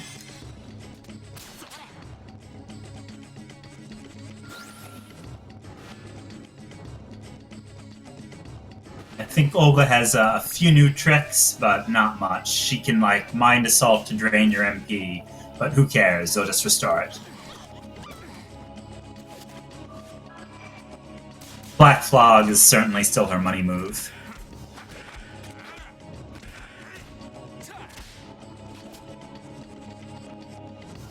Oh wait, no, they don't use the last White Tiger's hair on Olga 3. They use it on Soul Block, which comes at the very end.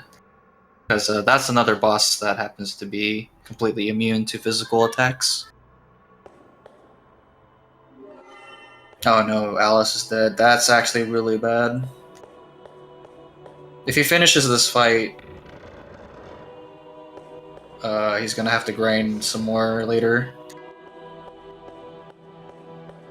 Because you want Alice to be level 35 before going into the final area of the game. Yeah, that's when you get Arc. So you get the multi-target heal your party with that. It's very good. Multi-target and it completely heals you. Oh no. Is Yuri dead? I don't know if you healed Yuri, He did. but I think the other two are dead. Then, well, it's kind of all or nothing, or I guess he could play it safe. Well, he has But- 3 healing items. Or revival items, I should say.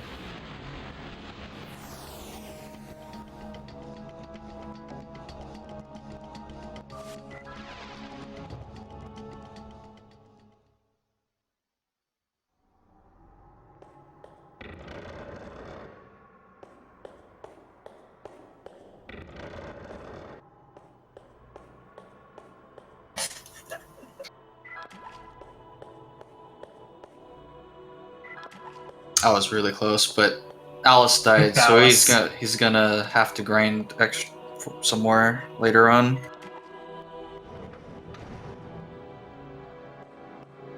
So as I said, the game has a knack for equalizing, especially in a race like this.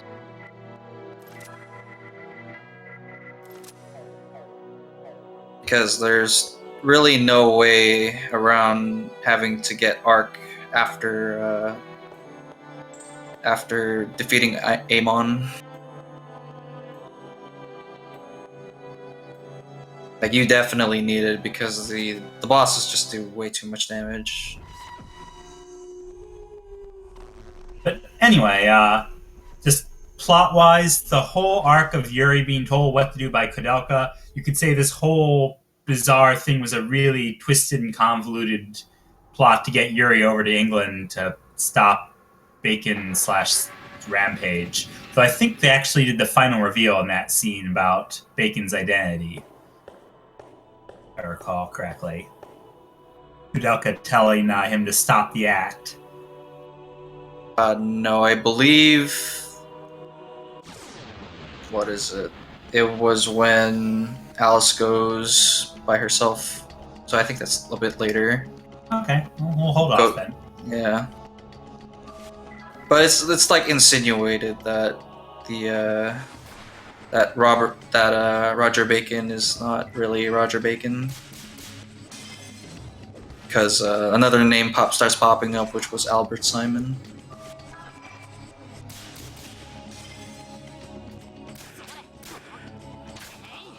So I believe this is the part where Alice learns the truth, because this is the flashback with Father. with her father.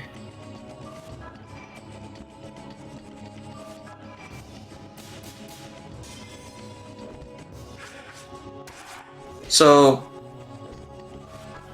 aside from Simon explaining his plans, he explains that he doesn't need Alice anymore because he found Kudelka, and the whole thing, like why Kudelka was like not there mentally, was because he's trying to protect herself from having to use her power to fulfill Bacon's goals. So in that scene, he used Haley to hurt him to draw out Kudelka. And so now that Kudelka's come back, he doesn't need Alice anymore, and will be using Kudelka's power to Summon the float and bring a god yeah. to Earth, because that makes perfect sense. But yeah, Alice would have had the power of light, Kudelka the power of darkness. Yes, this is just like how things worked in the real world. Back to Rouen.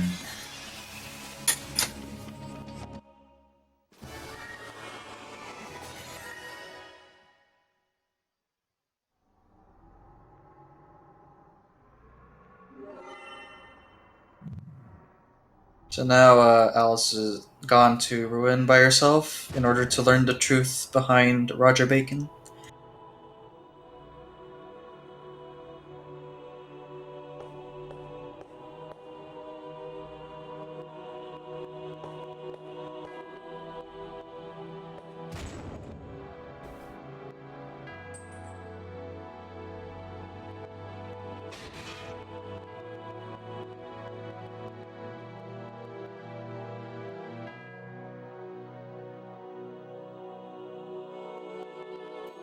Bacon.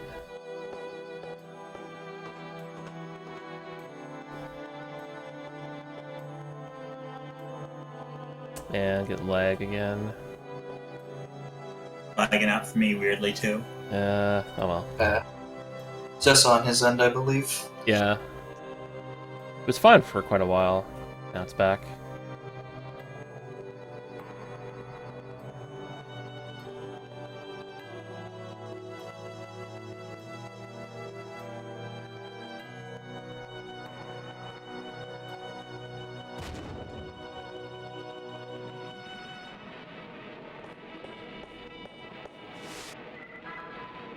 But yeah, Bacon,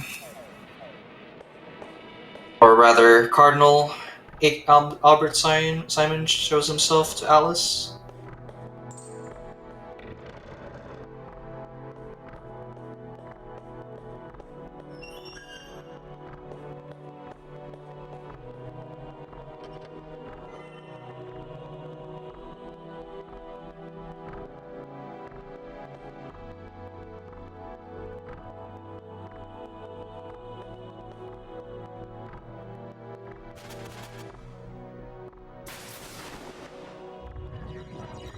So now you can see the scene that was on Dylaneka's stream earlier that you couldn't see before.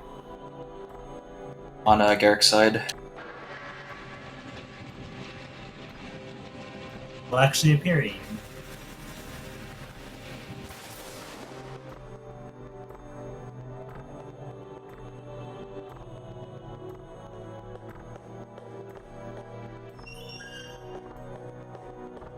I'll let Shadow Hearts 2 speak for itself, but they kind of changed around Simon's motive to be more along the lines of there are these three ultra-powerful spirits, and he was the master of Amon, which is one of them, and basically to deal with the big threat in Shadow Hearts 2, which you'll find out about, he wanted to basically summon the ancient god to go fight it. Something along those lines. So he was actually a crazed good guy who was using totally bonkers methods, but it was a slightly more understandable goal.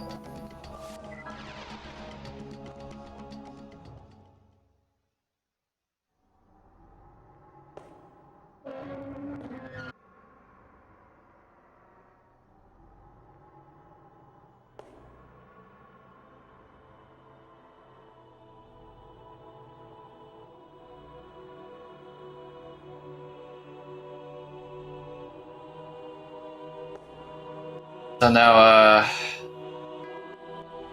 Dylaneka has found the weird house, and then we're about to meet an equally Somebody. weird character.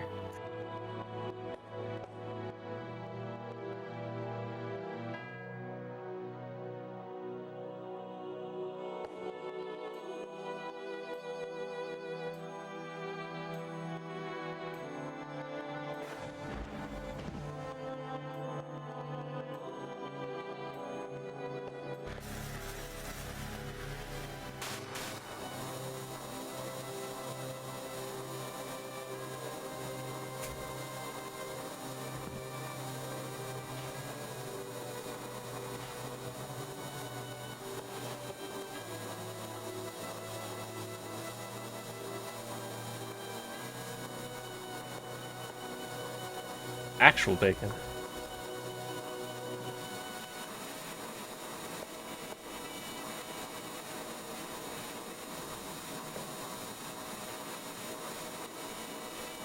Well, at least he's not naked this time.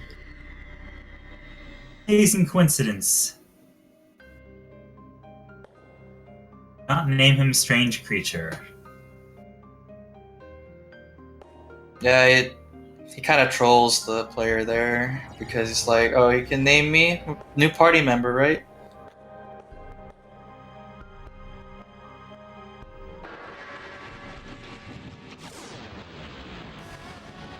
Ladies and gentlemen, this is the actual Roger Bacon.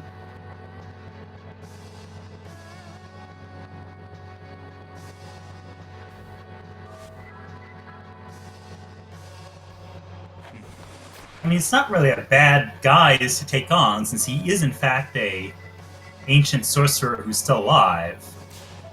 Kind of odd that Roger Bacon, the real one, didn't, step forward and say, "Hey, wait a second, that's my name," because the Earth is very small and everybody knows who's claiming to be what everywhere.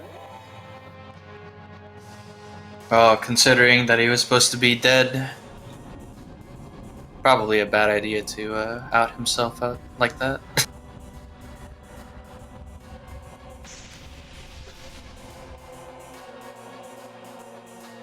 You wouldn't want the church to go out to hunt him after all.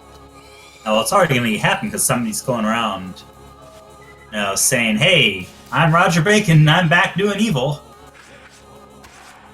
Oh well, can't nitpick it too much. But yeah, Roger Bacon fills you in on Kodelka's backstories, and Kodelka the game, not Kodelka the person. So, I mean, I certainly never played Kodelka, but you get a pretty good idea of what happened, and it's perfectly fine as setup for these characters.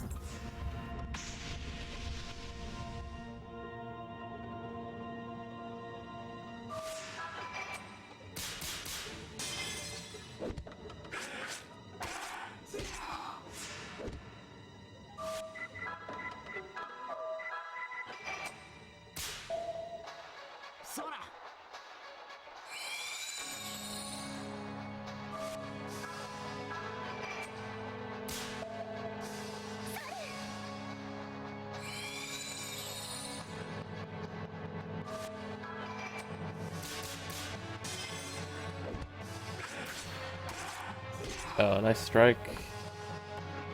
900 damage. Getting those lucky crits when you get a perfect is such a good feeling.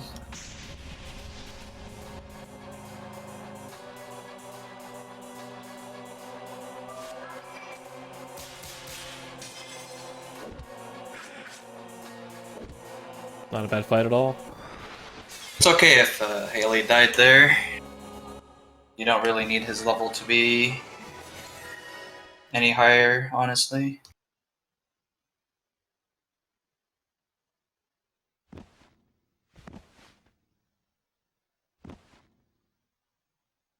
Rip Bolga.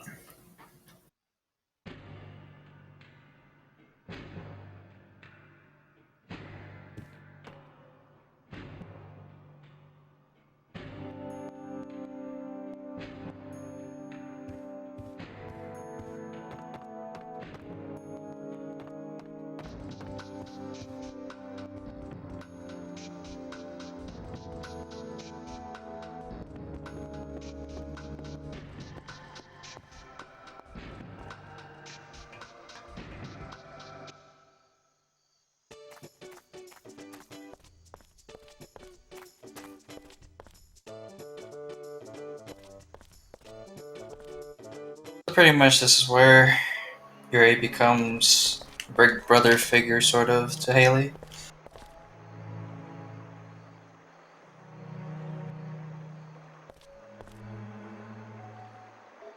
By bopping the kid. Oh yeah.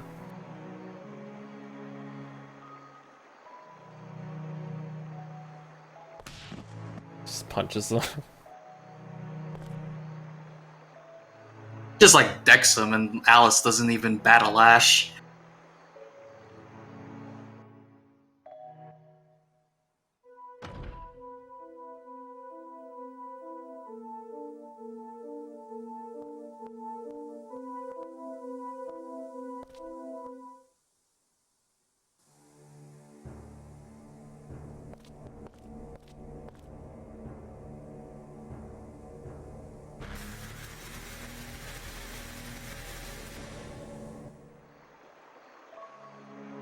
We are looking to get Arc for sure.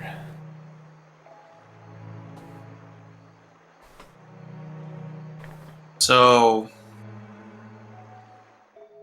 the way that the route is set up currently is that after you kill Amon, which is the next boss coming up in the dungeon coming up, you Alice should get level 35. I believe you get 2 levels from that fight.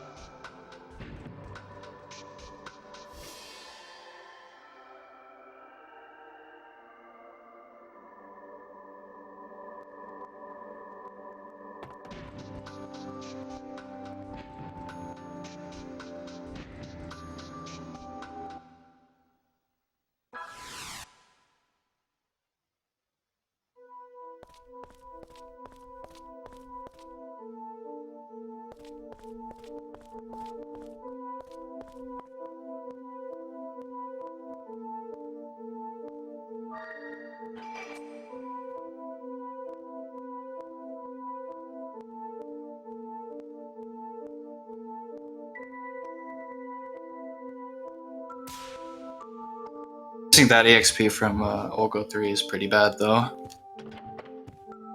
Because I think that means you have to grind like an extra level or 2.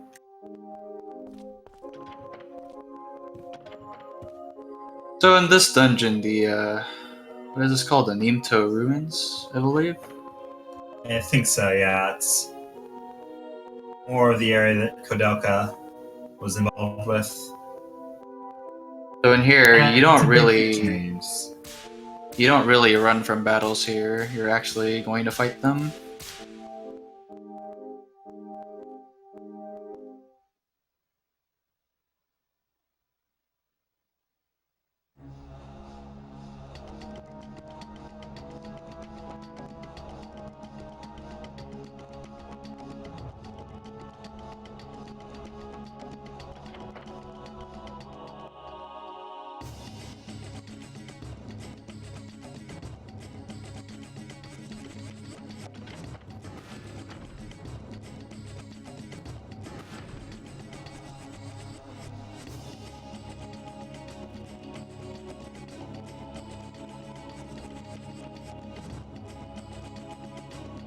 The other thing to note about this ruins is that there's a little mini game slash puzzle. It's optional. You can just kind of blunder into the end of it. But if you don't complete, like, you can easily go to the boss of this dungeon without having finished the puzzle, and then that will permanently lock getting Amon for Yuri. So I do not know if the speedrun is going to bother to do the puzzle or not. Probably not. Actually, they do the puzzle and get Amon, because you can't kill Soul Block efficiently without him, unfortunately.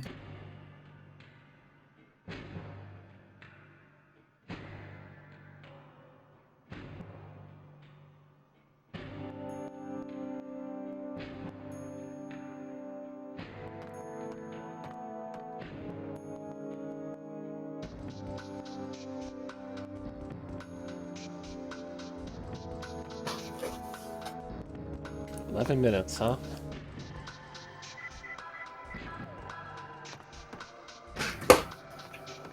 It may potentially be even closer than that.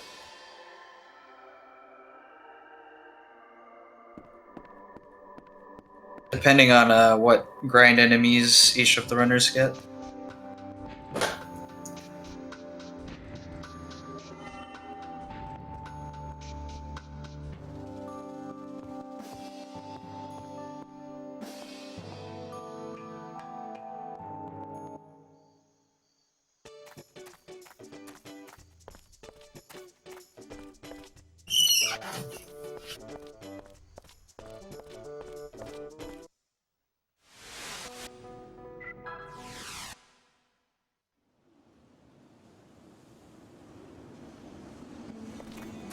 Now you're gonna hear the music of Roger Bacon.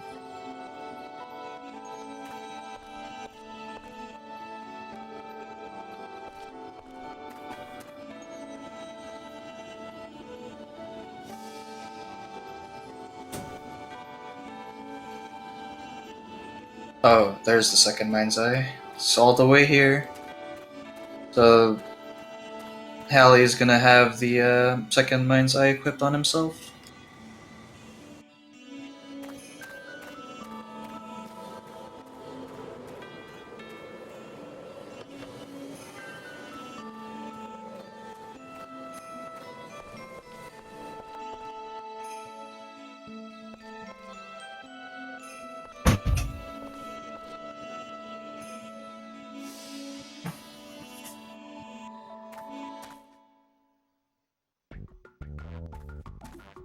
There's Bacon's name, everybody.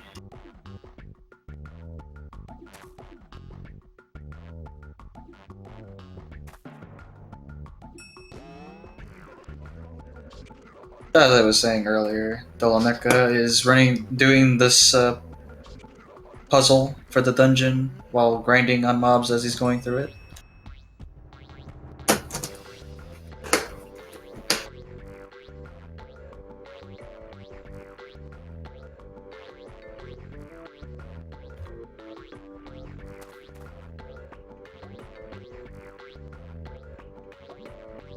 Having two people with Flash Badge and Mind's Eye is pretty nice to do that as well.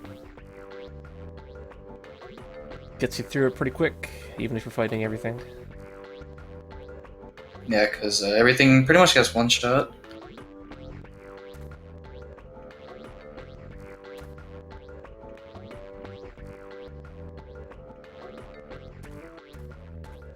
Dylaneka is getting some great grind fights in, though. These are the enemies that you want. The ones that you don't want are the Night Stalker-like enemies, the ones that hang from the ceiling, because they're very tanky.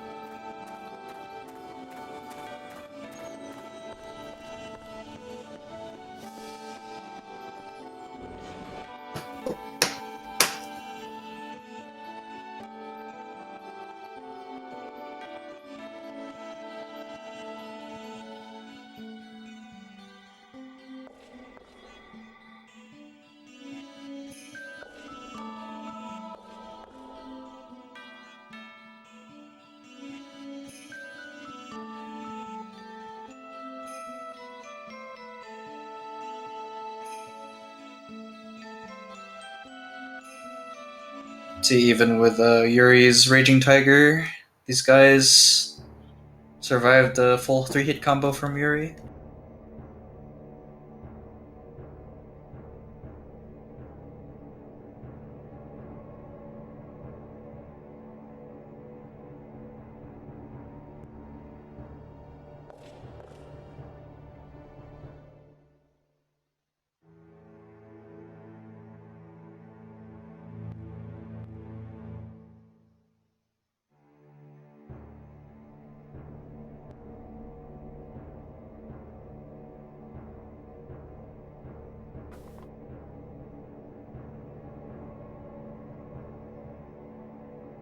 So, as a note, the reason why it's important to grind Alice up, and this is pure theory crafting, but since I mentioned Arc before, both Hallie and Zhuzhen have healing spells, but they're single target. If you want multi-target healing spells, you either need to have Alice's Arc, or you need to have like the light fusion for Yuri, which I don't believe we're going to be getting. So, imagine that having multi-target healing is pretty handy. It's even better than Yuri's light fusion because Arc heals for a full amount for everyone, which is really overpowered. And its MP cost isn't even that bad. I believe it's like 35 for Arc or so. I don't remember.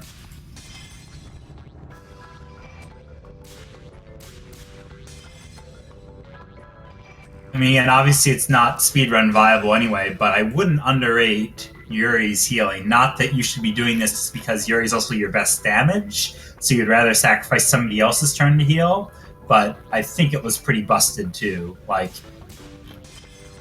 I need to look it up now. I think Sanctuary from Sandalphon is full healing for the entire party. I think he also gets Revive as well too. So, for some reason if for some reason you want healing bot Yuri, you can do it because he can do everything. But obviously, you would just rather have him kill everybody instead.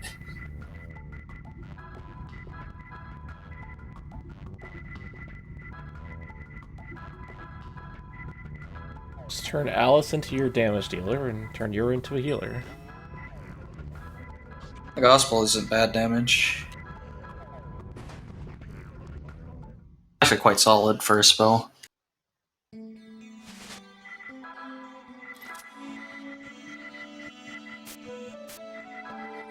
I just want to see her hit things with books.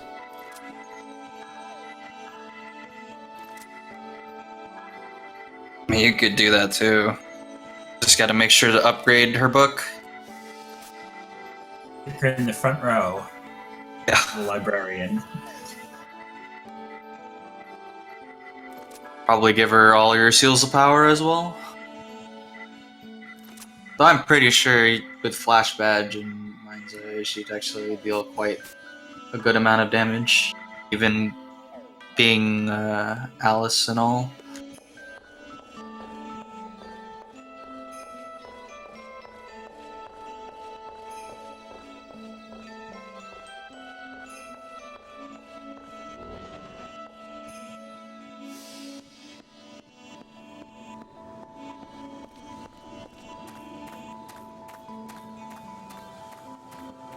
Thankfully, Dylaneka has been pretty good luck with the random encounters. He's getting enemies that go down in one go and give good amounts of EXP. So soon enough, he'll be able to face them on. I don't know to what level he'll grind to.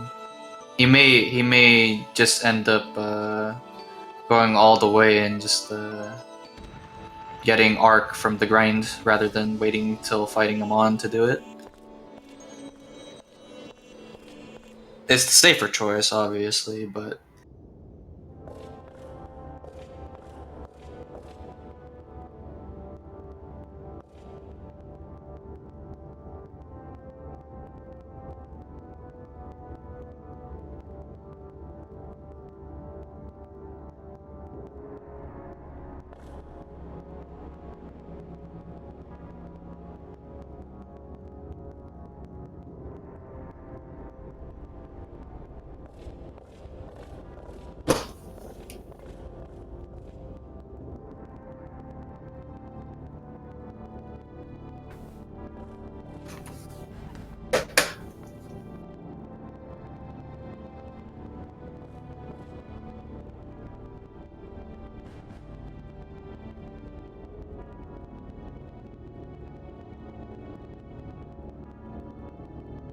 pretty much they have to go through this entire dungeon in order to get to Roger Bacon, who's trying to summon a floating castle.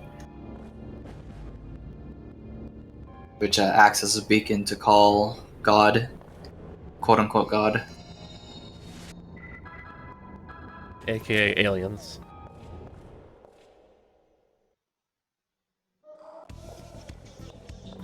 Basically a Cthulhu-esque old one. So it can be both a god and an alien from deep space at the same time.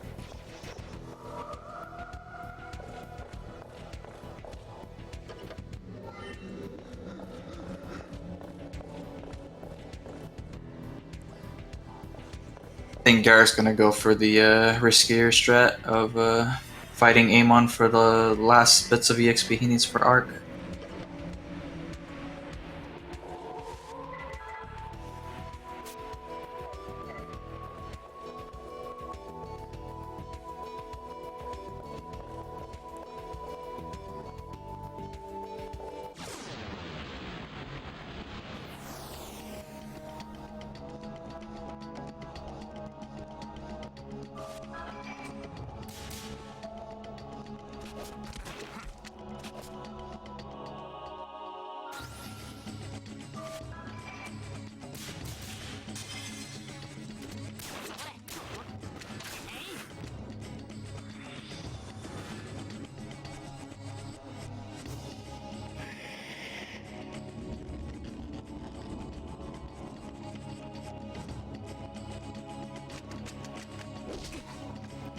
Hmm.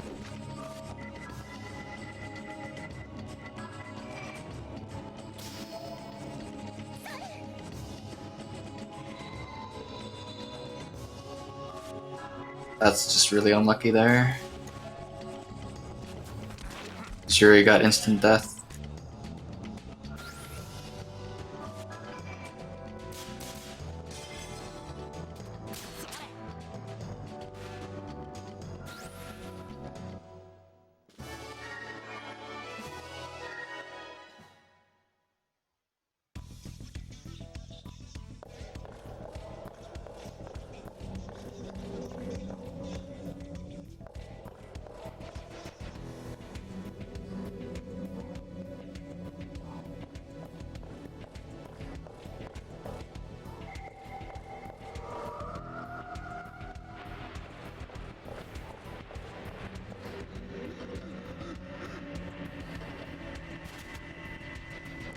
Well, let's see how we're doing. So Dylaneka, I don't know how much he has left to get what he needs.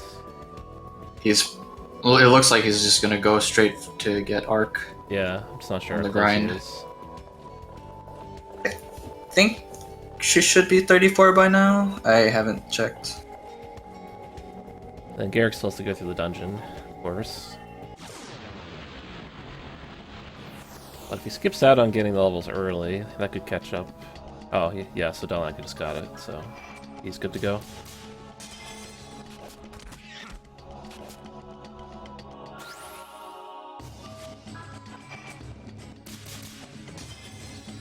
Yep, there's Arc.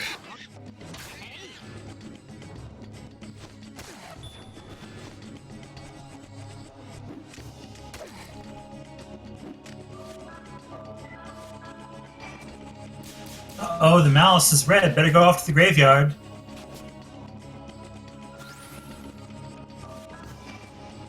I'm surprised he got Red Malice.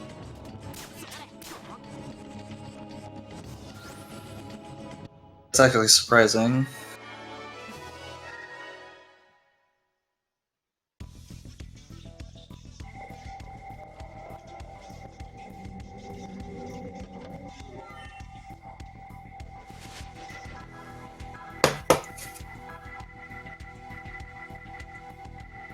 Okay, so now we get the extra Mind's Eye on Garrick's side, so we can kill things even faster.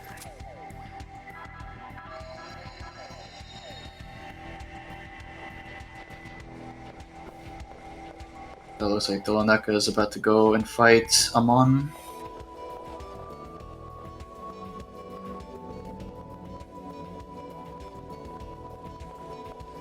After he climbs the long staircase. The invisible? Might have been. No, I don't think you go. Oh. He went invisible. I guess he learned Keith's trick. Sam will never see it coming. Looks like it ran out. There's a weird thing about this cutscene where it can crash the game. So if it keeps crashing for Dylaneka, and Carrot can catch up even more.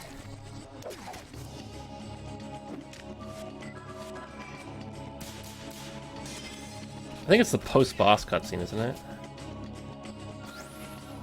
I think that's how it went.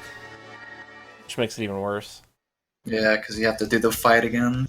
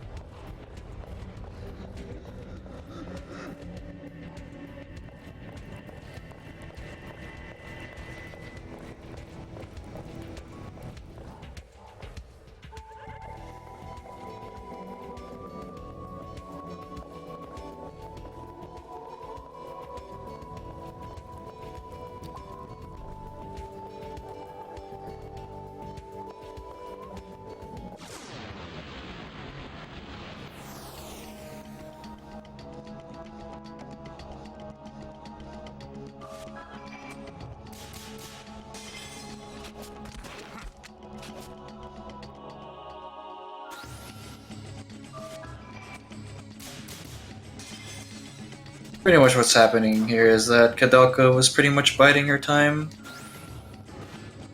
but Albert had a last trump card, last card up his sleeve, where he summons Amon instead.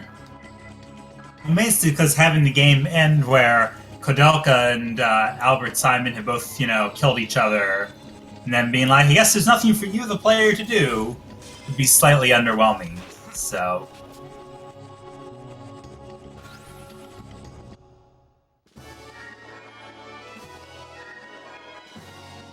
Well, if they give you Kudelka in your party, maybe it'd be cool. Let you do the deed.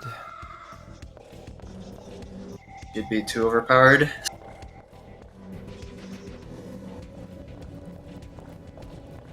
Pretty strong in her her game too, so.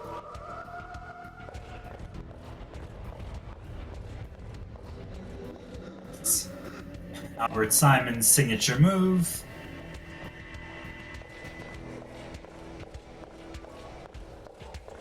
He likes to make everybody go crazy and do magic damage in the process. Well, actually, that didn't seem to do any SP damage, so maybe it's only his final form that does the SP damage?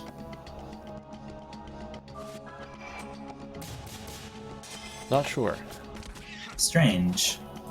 I believe Alice and Haley have accessories on that prevent the SP loss. It only affected Yuri.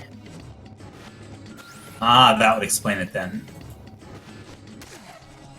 Now, Holy Chest could drive you insane if you didn't wear accessories that...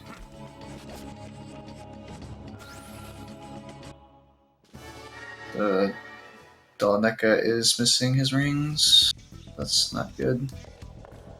But then he turned into Amon anyway. But then he did Atomic Dust, which is not good either.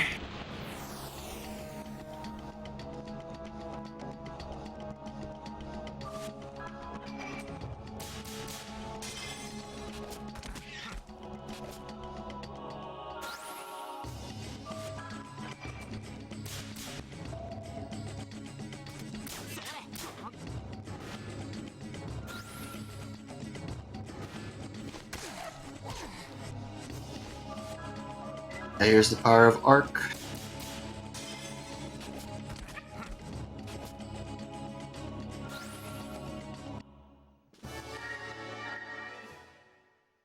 Now we're getting closer to the final stretch.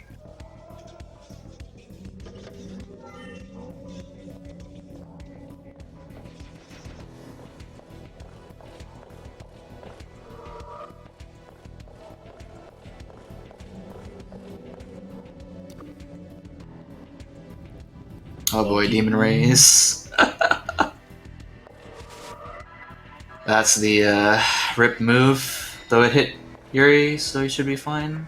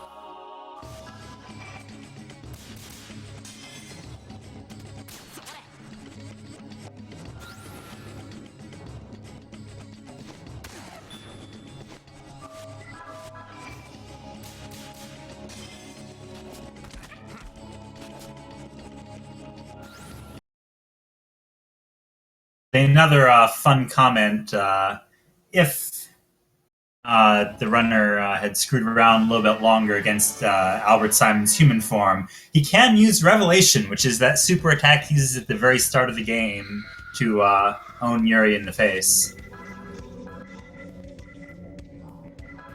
I believe Chernobog, as Yuri, can use it too.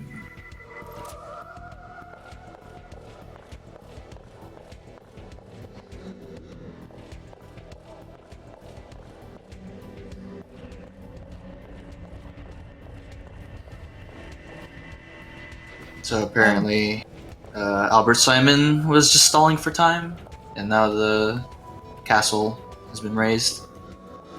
Or all the power from the fight somehow channeled into helping the tower raise faster or something stupid. Game's not over, you can't win yet. That's really what he said. So now they gotta figure out how to get into space.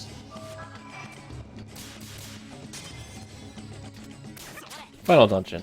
Yeah, get in there. So Roger Bacon here has an amazing idea using his house. They're going to use his house to fly into space to get to the final dungeon. The only way to power it is to run on a treadmill.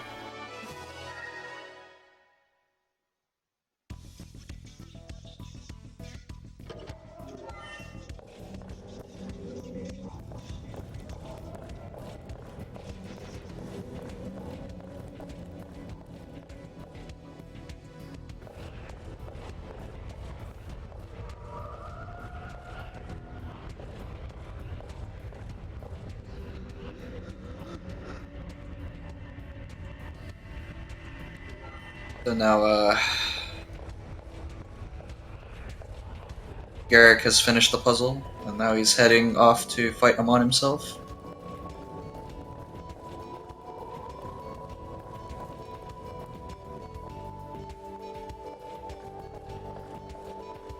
Speaking of these ring mini games, I remember trying for like 30 minutes to get a Yuri's ultimate weapon, because you have to do what was it, a mini game on the treadmill to get it. Yeah, I think it's like a 10 rotation ring or something. Yeah, it's 10. That's like really hard. No joke. Then I got it, and I was very pleased with myself.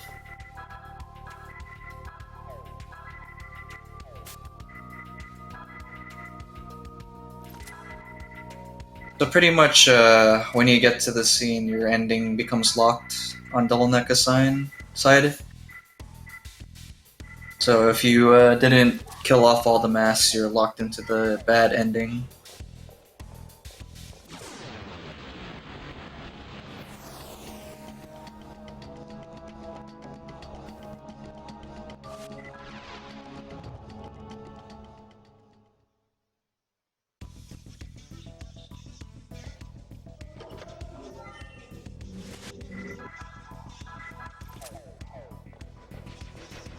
Well, after you pick up Haley anyways. Because when you come back, it's pretty much the point of no return, basically. You can leave the dungeon, of course, but the ending will be locked.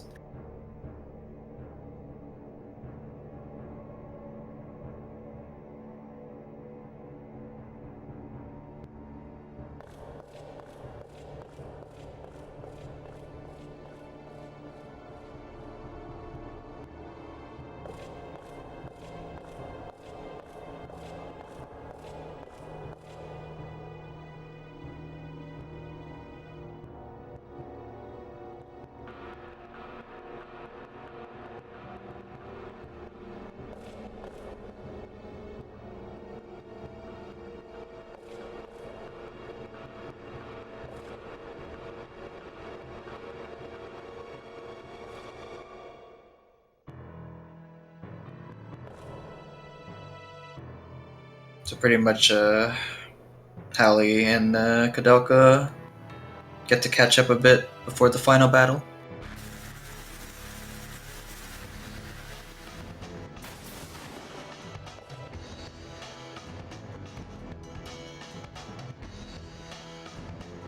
Suave American adventurer from Kudelka is apparently Hallie's dad.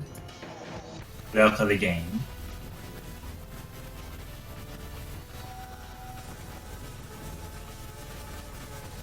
But yeah, we're coming up to the 6-hour mark and also to the final stretch of the game. There are a few more bosses, including Soul Block, which is just annoying. We're looking at a good 20 or so minutes to go. Unless somebody decided that side questing time. There's I always the don't think so. dollhouse. The dollhouse. Don't want to have our viewers here scarred for life. Dollhouse percent runs. This dollhouse is freaking freaky. It even got to me.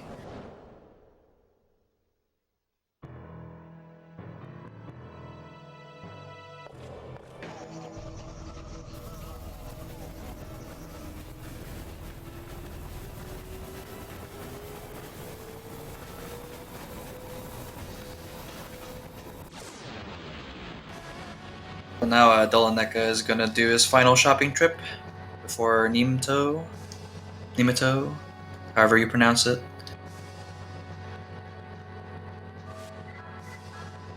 So what he's going to achieve here is have enough money to upgrade Yuri's last weapon that he picked up in the Neem ruins.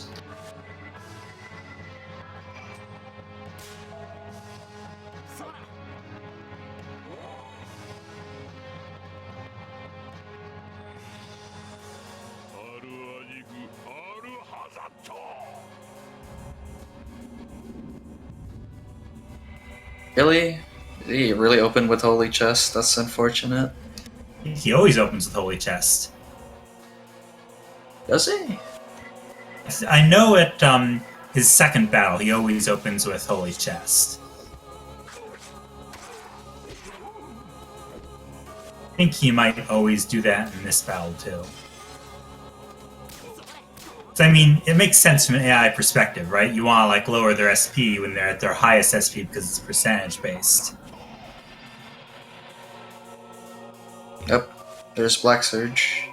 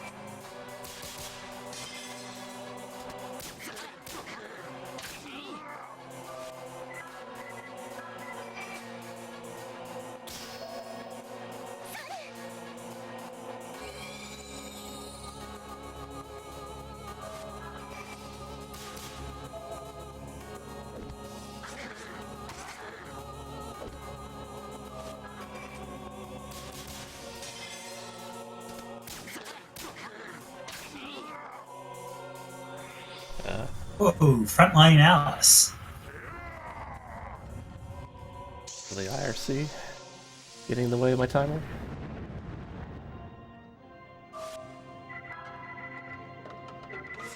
Oh yeah. It's because when you go back, you have to do the. You have to go back to the graveyard as Alice, and kind of want her to die as fast as possible. Because it's another unwinnable fight because you're locked into the bad ending. Ah, right.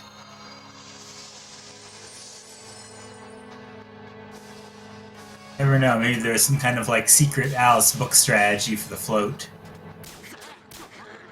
Well, that would be pretty cool. It's unlikely.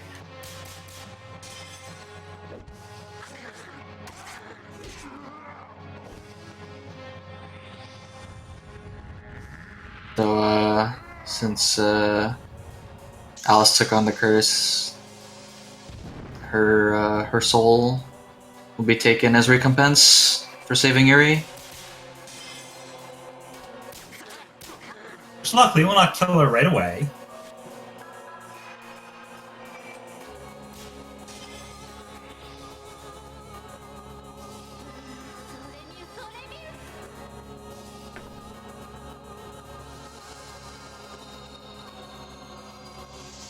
Freaking creepy boss. It's looking at you, man. Somehow the judgment ring that you've been spinning the whole time is tied into this. I don't know. Yeah, in the good ending, Yuri would come along to help out.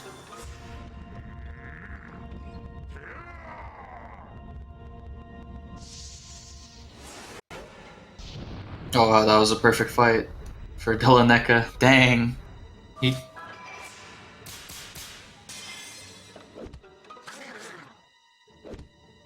Incidentally, if you're on track for the good ending, Yuri comes along to help out, then you lose anyway. Is that a game over, or will it force you to the bad ending? I think it's a game over. I haven't lost that fight, but it seems what it is like because because the way that the battle is set up, it's kind of like he can only attack one of you during a turn anyway. As long as that person spams healing on themselves. Yeah, and probably has some status blocking as well. Derek confirming it's a game over.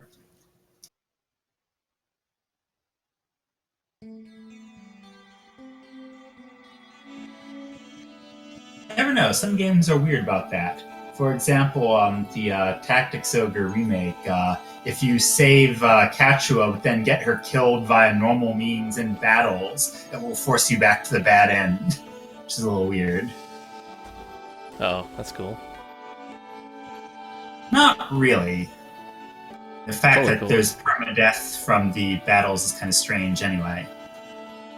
No way, man. You gotta make your guys survive. Don't let them die.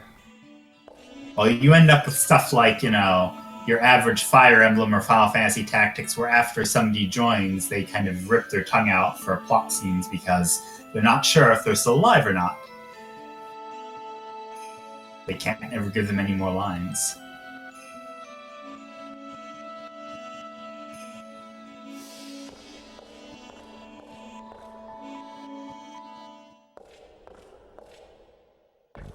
Right now, Dylaneka is doing his final, well, not final menu, but he's preparing for, what boss is this? Hate, was it? I can't remember the order, but you fight like 3 bosses before the final boss.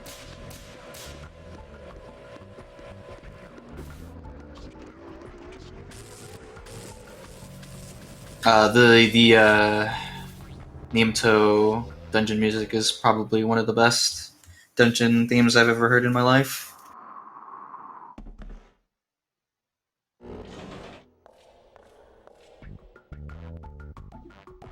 Oh, it's Soul Block first?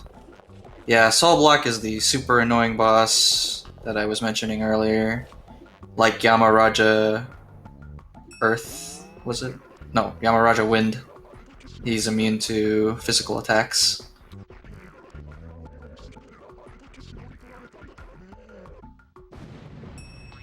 This is a good point, Fel Visage. It's one of those more hypothetical concerns than actual ones. Yeah. So I guess if you refuse to swap people out and you refuse to get heart restorers and you have terrible luck in the Hanging Gardens where enemies can knock back you off the ledge and get an instant permakill on you, then you could hypothetically lose 3 hearts that way. Hypothetically. That's... Yeah. Just gonna get knocked off the ledge. It's a pretty big if there, buddy. The original, though, you die and you're dead. You don't even have a chance. I think the original did have a revival spell, but it was stupidly, crazily locked behind a bunch of conditions. It was like way later into the game, yeah. You got late, it was like law path only, and it was, you had to have like less than 5 kills on the unit, because we all know that tracking the exact number of kills per unit is something people love to do. Definitely. And then if you happen to have like a lich ring, I think it is, necro ring, you'll turn into a necromancer. Or an Tactics angel. Ogre is a strange game. Yeah, it's cool though.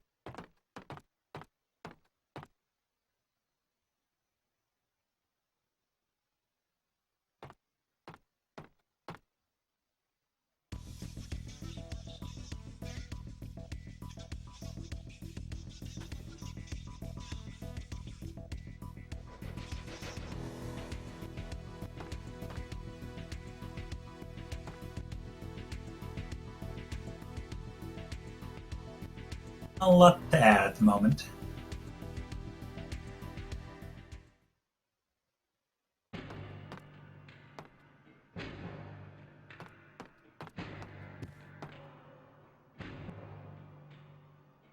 So now that the barrier's been broken,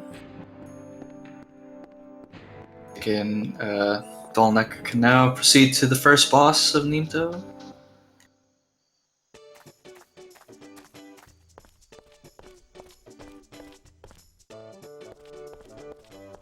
That was a pretty funny instant encounter.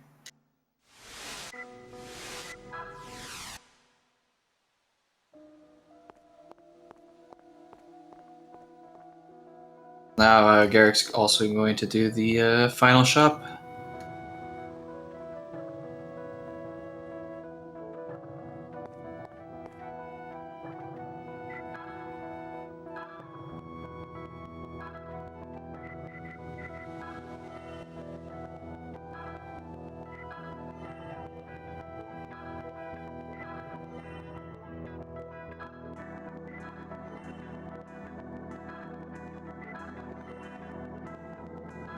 Dylaneka is about to face Soul Block, which has a striking similarity to Yamaraja Earth. I mean, Yamaraja Wind. Man, I hate those names. It's Earth Elemental, but not that Yamaraja something, whatever the word is afterwards. It's not necessarily full. So the strategy here is to fuse to Amon and then do magic.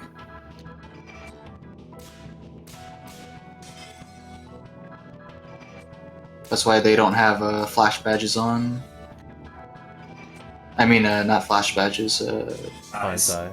Mind's Eye, yeah. Because Mind's Eye only affects physical.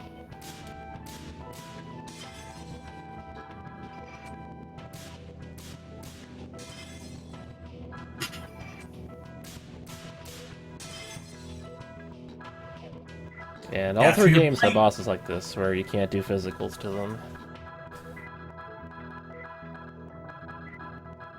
Usually 1 or 2, though. If you don't care about animation time, and you don't equip Mind's Eyes, Shadow Hearts 1, basically every character's best damage is their magic. So you're spamming magic quite a bit if you're playing that way. Obviously, if you care about animation time, which isn't just for speedrunners, it's for your own sanity's sake too, that sometimes you don't want to be seeing the same animation over and over again, then physicals start getting more interesting.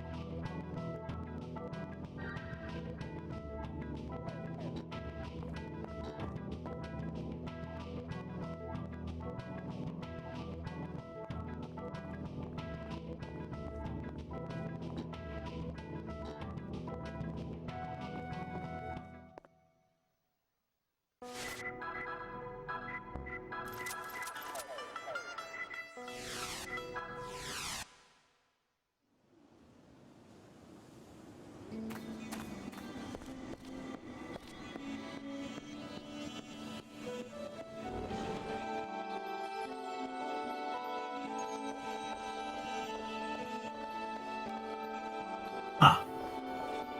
How come Hal is using Black Hole rather than Airshot? I don't think he's Earth Elemental. Soul Block is, so it's better to use the Black Hole because it's I believe it's non-elemental. Fair enough, he was using Airshot earlier. I didn't see how much Airshot was doing. I don't remember now either. It was on 400 damage for Black Hole, so... You can compare it and do science if he ever uses Airshot again.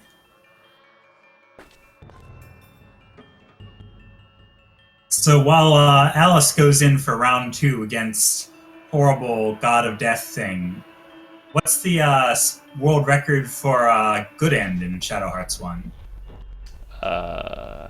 Good question. I think it's like 620 something, I believe, by Garrick. So not that much slower. Yeah, it's like an extra 10 minutes or so. It's because you're grinding and then forcing the mass fights. So that pretty much is like an extra 10 minutes. And then you have to win the fight, of course. Oh, is it 640? Could have sworn it was 620. So I guess it's 30 minutes slower. Okay, I guess that's more believable. That's unfortunate.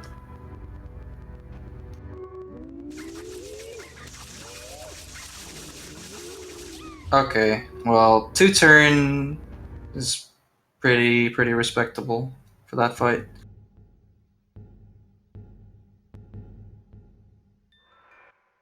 Maybe Alice will win this time. Oh, no, she didn't. He got poked to death. Eyeball pokes. What happens if you have like a cheater type program and win that battle in the bad end anyway? I think he does an instant kill attack, if I recall. At least I'm pretty sure he does, because it's kind of like how Your average rigged fight goes, where if you survive for too long, it's like, all right, press the I win button. yeah, pretty much.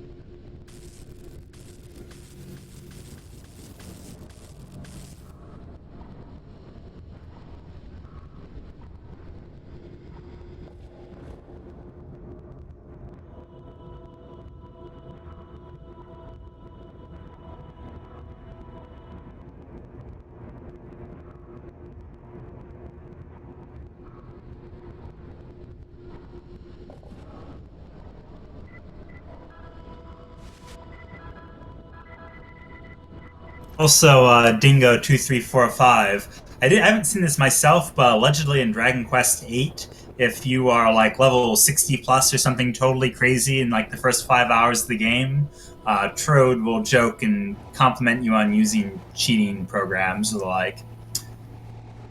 That's quite impossible.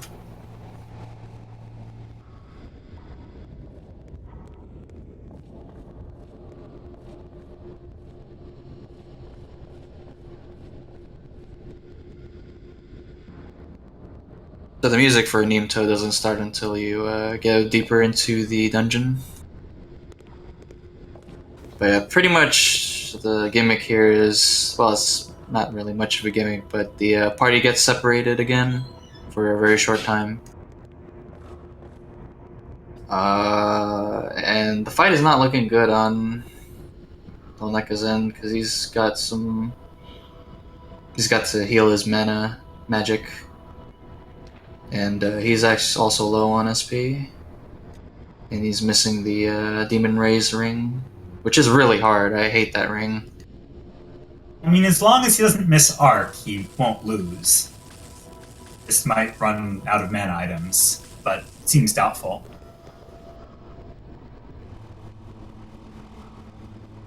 Fight takes forever, man. Yeah, it's a 10-minute fight. That's why you get them on.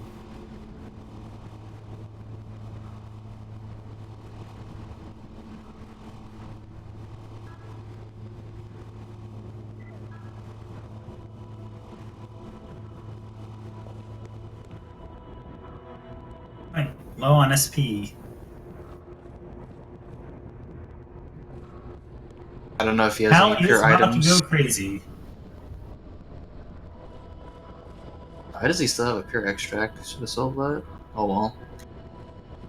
It's helpful if Yuri ever dies. Yeah, I guess it's a nice safety item to have.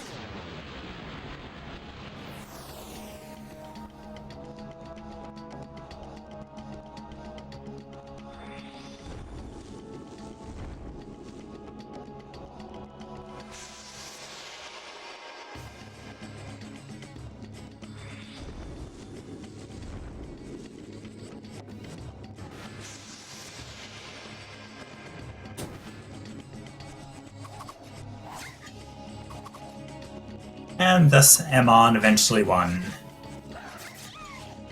As a side note, this is totally not necessary and is optional, but there is a side quest in Shadow Hearts 1 where you can get the Seraphic Radiance that Yuri fused with at the end of the Asia arc, and get to have some nice, interesting scenes. And the Seraphic Radiance is completely busted. Like, it's very, very powerful and easily does more than 999 damage and has, like, the best buffs in the game to make everybody super fast and super strong. So. But it does cost a ton of SP to transform into. Like, 64, more than Yuri's max right now. Yeah, it's pretty much they expect you to be quite a high level before attempting to get the Seraphic Radiance. And just to get the Seraphic Radiance, you have to do a whole bunch of other side quests to do it. Yeah, it makes sense why Yuri went crazy after fusing with it, because he would have been at negative 30 SP or something at the end of the Asia arc.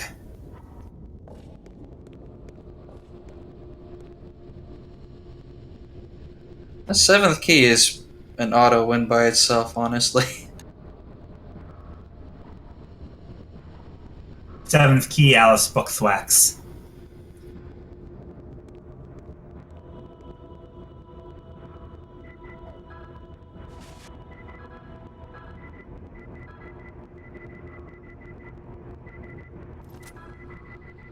Yeah, Tide's got like 35 max SP at the time.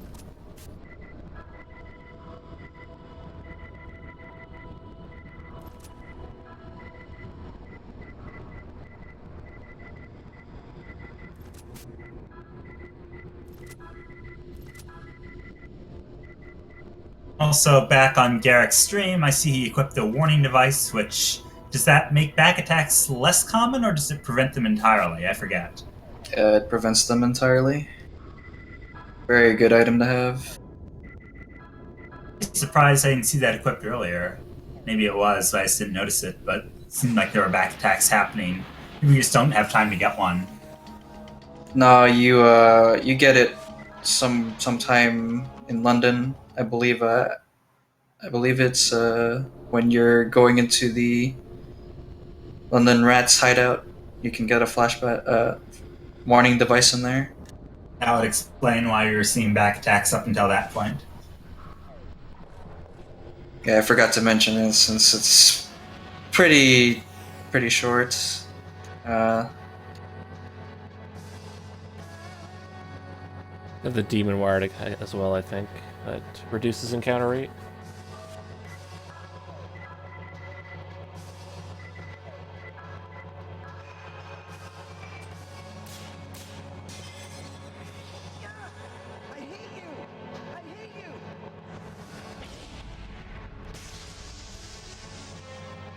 Our airshot deals 206. Interesting. Yeah, I guess Black Hole really is better then. Well, I wouldn't say it's unequivocally better because it does use a lot more MP. And the animation time is slightly longer as well. Yeah. Good old Hate Storm, borrowed from Lily. I believe that is hate. And you just spam third keys until it's dead.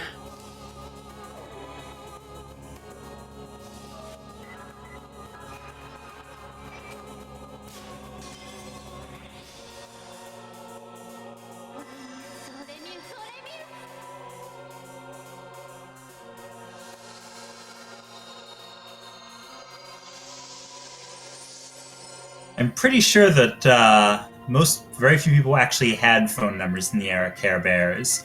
Could get Yuri's business's number.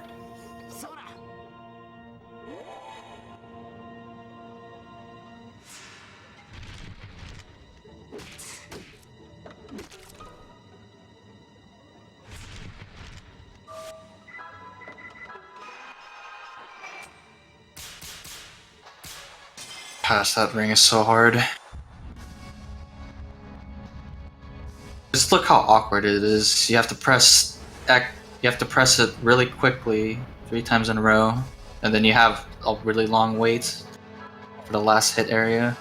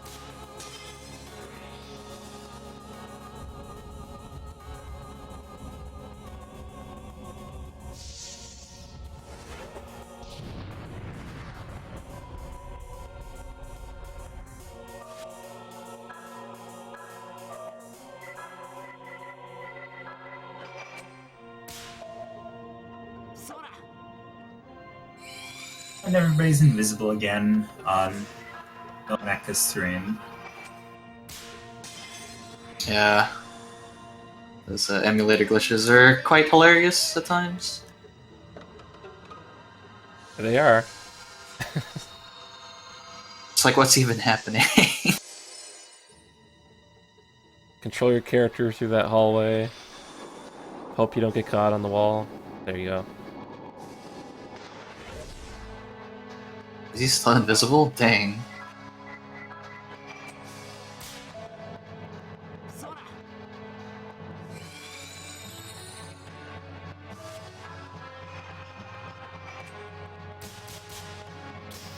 Did you get a perfect demon raise? Garrick, please.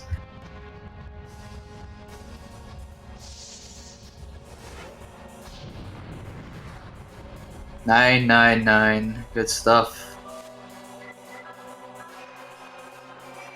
mentioned this earlier to somebody in chat, but when it says 999, the game is potentially lying to you. The damage you actually inflict is not capped, but the damage displayed is capped at 999. So this only really matters for like Amon using the end, or Perfects, or Seraphic Radiance using its most powerful things, or energy charge attacks, or the like. As noted, energy charge is weaker in Shadow Hearts 1 than it was in Shadow Hearts 2. Very good. Actually, I think it's actually the equivalent of Rage in Shadow Hearts 2, and it's called Fighting Spirit here. And it only raises your attack by 15%, so it's just completely not worth it.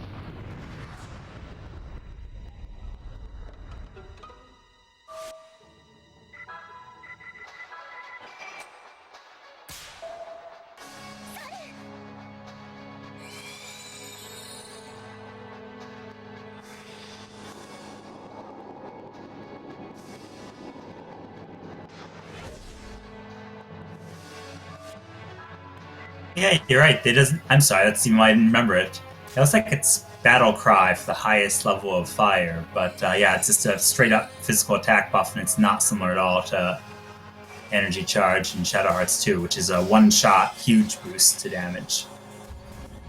Yeah, it's if something like that existed in Shadow Hearts 1, then Yuri would be even more broken. Dang, Pretty good fight. that was an amazing soul block fight. That definitely went faster. Probably was like, I want to say 6 or 7 minutes. So he made up a lot of time.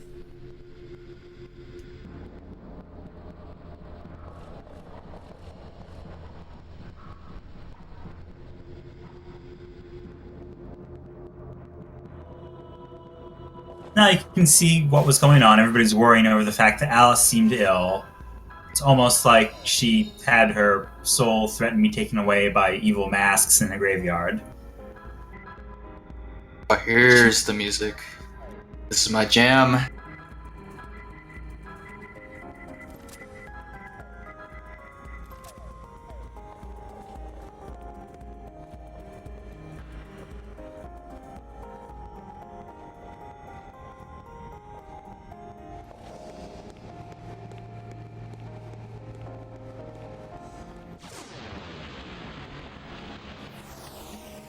Yeah, Garrick was saving his last White Tiger's hair for soul block, and that went so much faster than the old strat.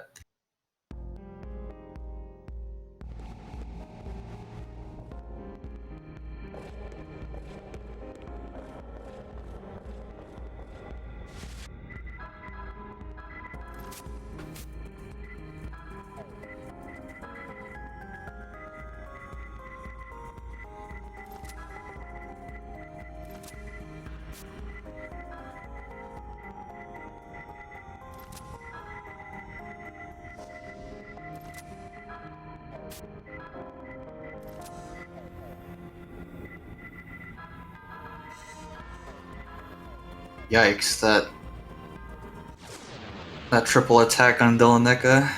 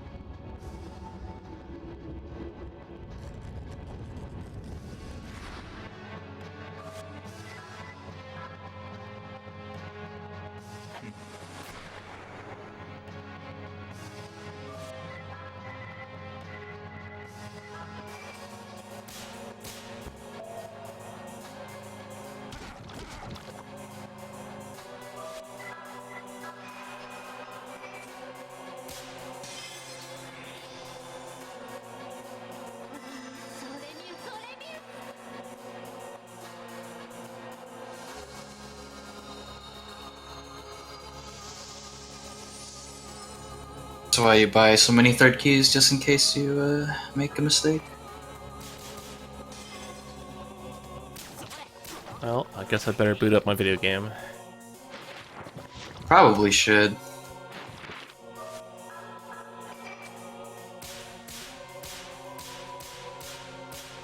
I believe you need 2 or 3 third keys to kill this boss. And Dylaneka just finished the last boss before the final boss, final gauntlets.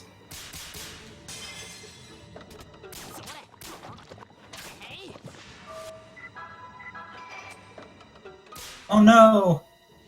Alice is feeling sick again.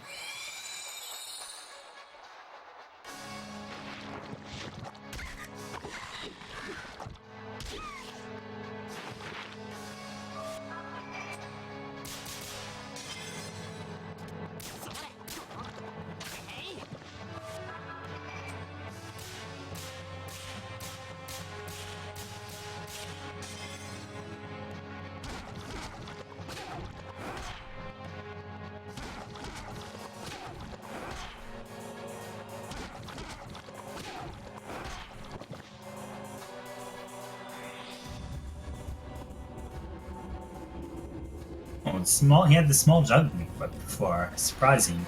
That makes your SP drain really fast, if I recall correctly. That's a large jug. Large Doug is, I believe, half. Yeah, like one of them makes your SP drain slower, but makes you do less damage. And the other makes you do more damage and makes your SP drain faster. I'm sorry, everybody. Oh, Rip Pally.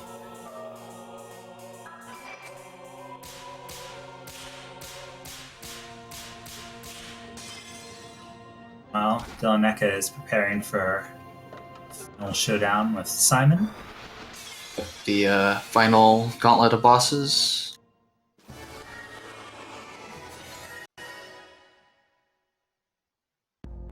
He's a gentleman about it.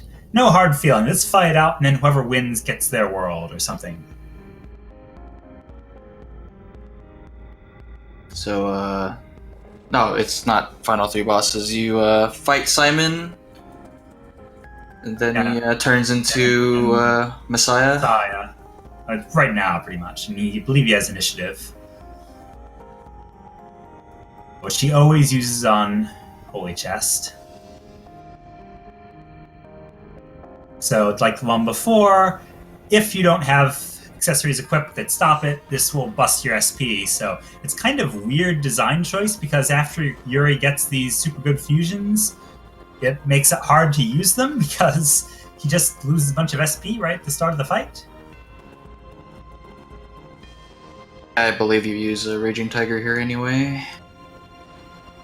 Because you lose so much SP that you can't even summon Amon. It's impossible. Yeah, well, you'd have to blow the pure extract to do it, which... expensive.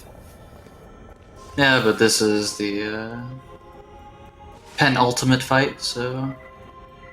no real reason to not use it, if you choose so.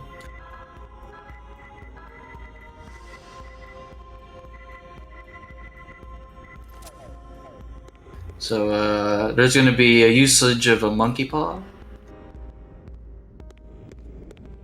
which makes your hit areas now irregular.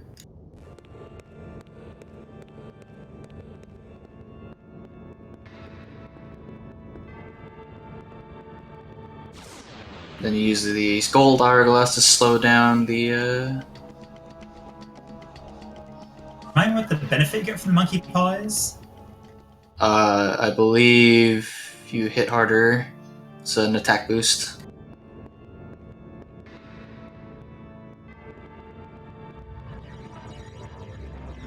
So Garrick has reached the annoying teleport maze, which by law must be part of all RPGs.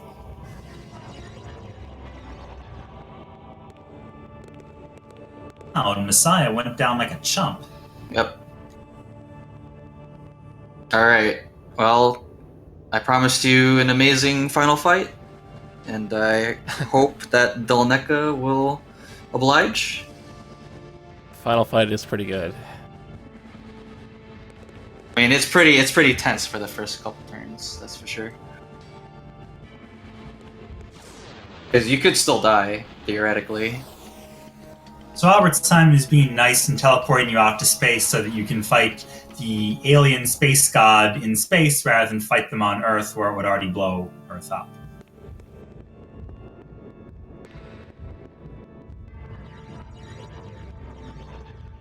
Oh, Garrick is stuck in the teleporter maze. This is one of the reasons why it's kind of annoying to leave the final dungeon after you've gotten there once, because you shouldn't have to suffer through a teleport maze once.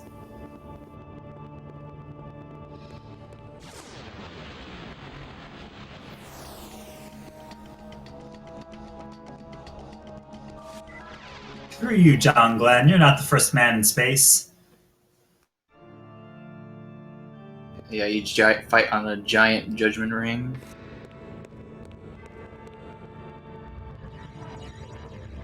In space. There's an atmosphere, so you can breathe and scream.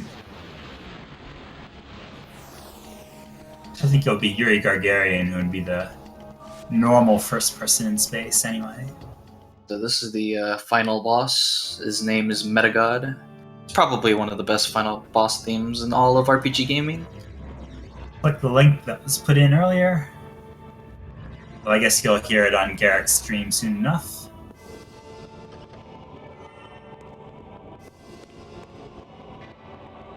What that treasure was that Garrick just picked up? I didn't see. I think it was probably a monkey's paw or something. Really fast.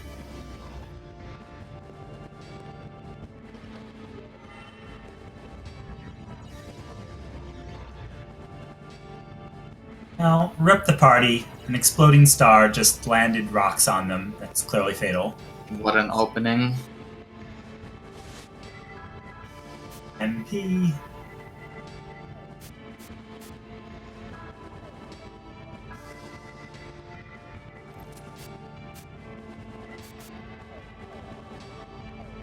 He didn't do arc. I think he's dead.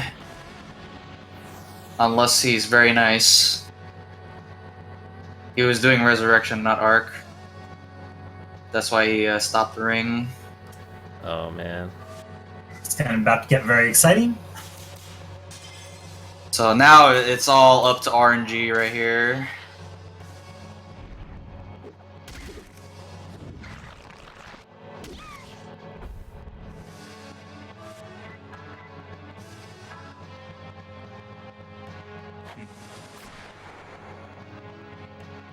Russian space program.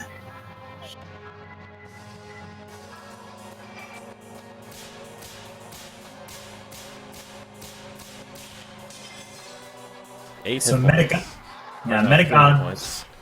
has all 6 elements and has multi-target attacks that do that element of damage and give you some status associated with that element. Yuri survives with 8 HP. Or 3 HP?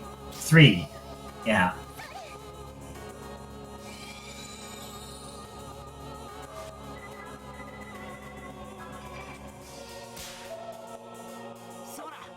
You get to hear more of this rockin' thing.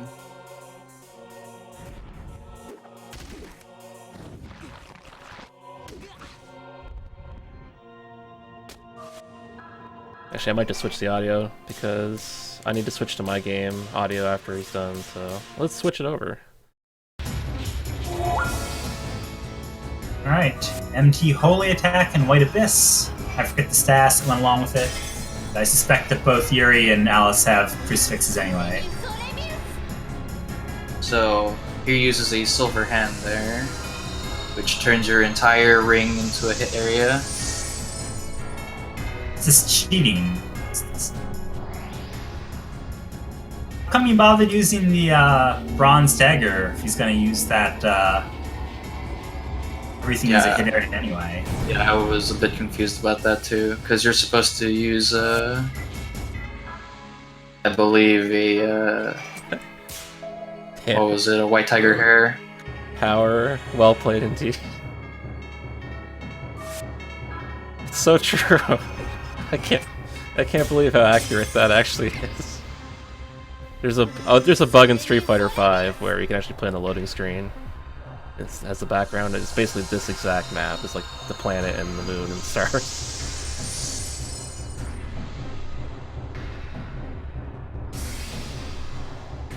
You won't stop the timer because it's a what you call it? We're gonna do relay? total time. I'm not gonna bother Yeah. microing billion timers. I'm too lazy. It might make sense to like have both the Shadow Hearts 2 streams at the same time, right? No, it's a race between two teams for the entire championship. I'll record the times though. Just get the difference.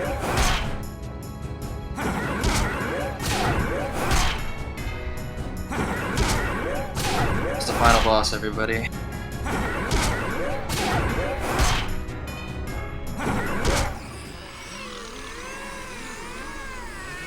$642.03. Looks like.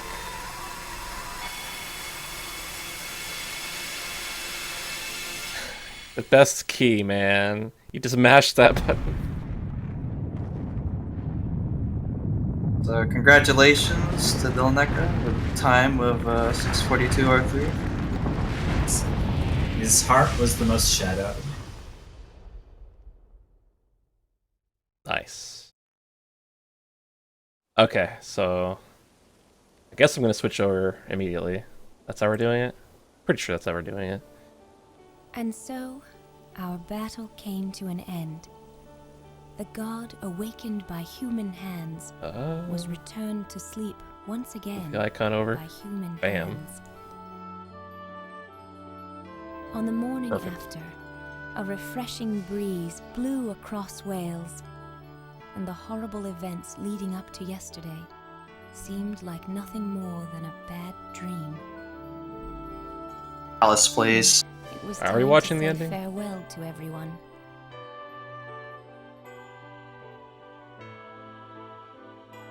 Keith, our handsome vampire, grew I have no weary idea of what the you guys hustle and agreed bustle to of the for outside switching. world, I don't even and so remember, man. he returned once again to his peaceful castle in Transylvania. Eric is morally obligated to listen to Alice's dulcet This tones. time. Good night, and sweet dreams, dear friend. Master Zhuzhen, our brave Taoist adept, has gone back to Shanghai to mend the disruptions in the energy fields of China. You taught us so much, Master Zhuzhen. Very few. He's going to run a lottery as a silver Thank you bat. from the bottom of our hearts. And please, try not to overexert yourself. Our beloved spy for hire said she planned to go home to Paris, but she joked about how her next assignment was probably already waiting for her. So, there's no telling where she might be right now. Hallie, that Well. cute little street boy we met in London, set sail from Southampton with I'll his wait mother, for all these people Fidelka. to... Oh no, it's over. Okay, it's over. Never mind. Never mind. We'll do it live.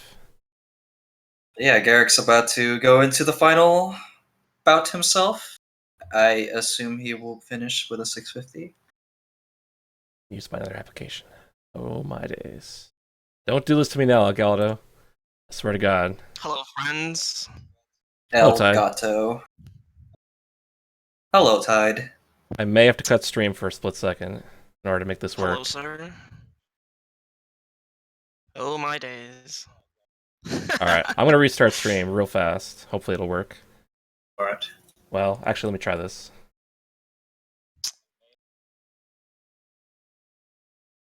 What I was afraid of, man. Elgato being bad. Dang. Technical Right. difficulty RNG. This is where Team Blanca Z will catch up. Difficulties. Alright, we'll be right back after these messages.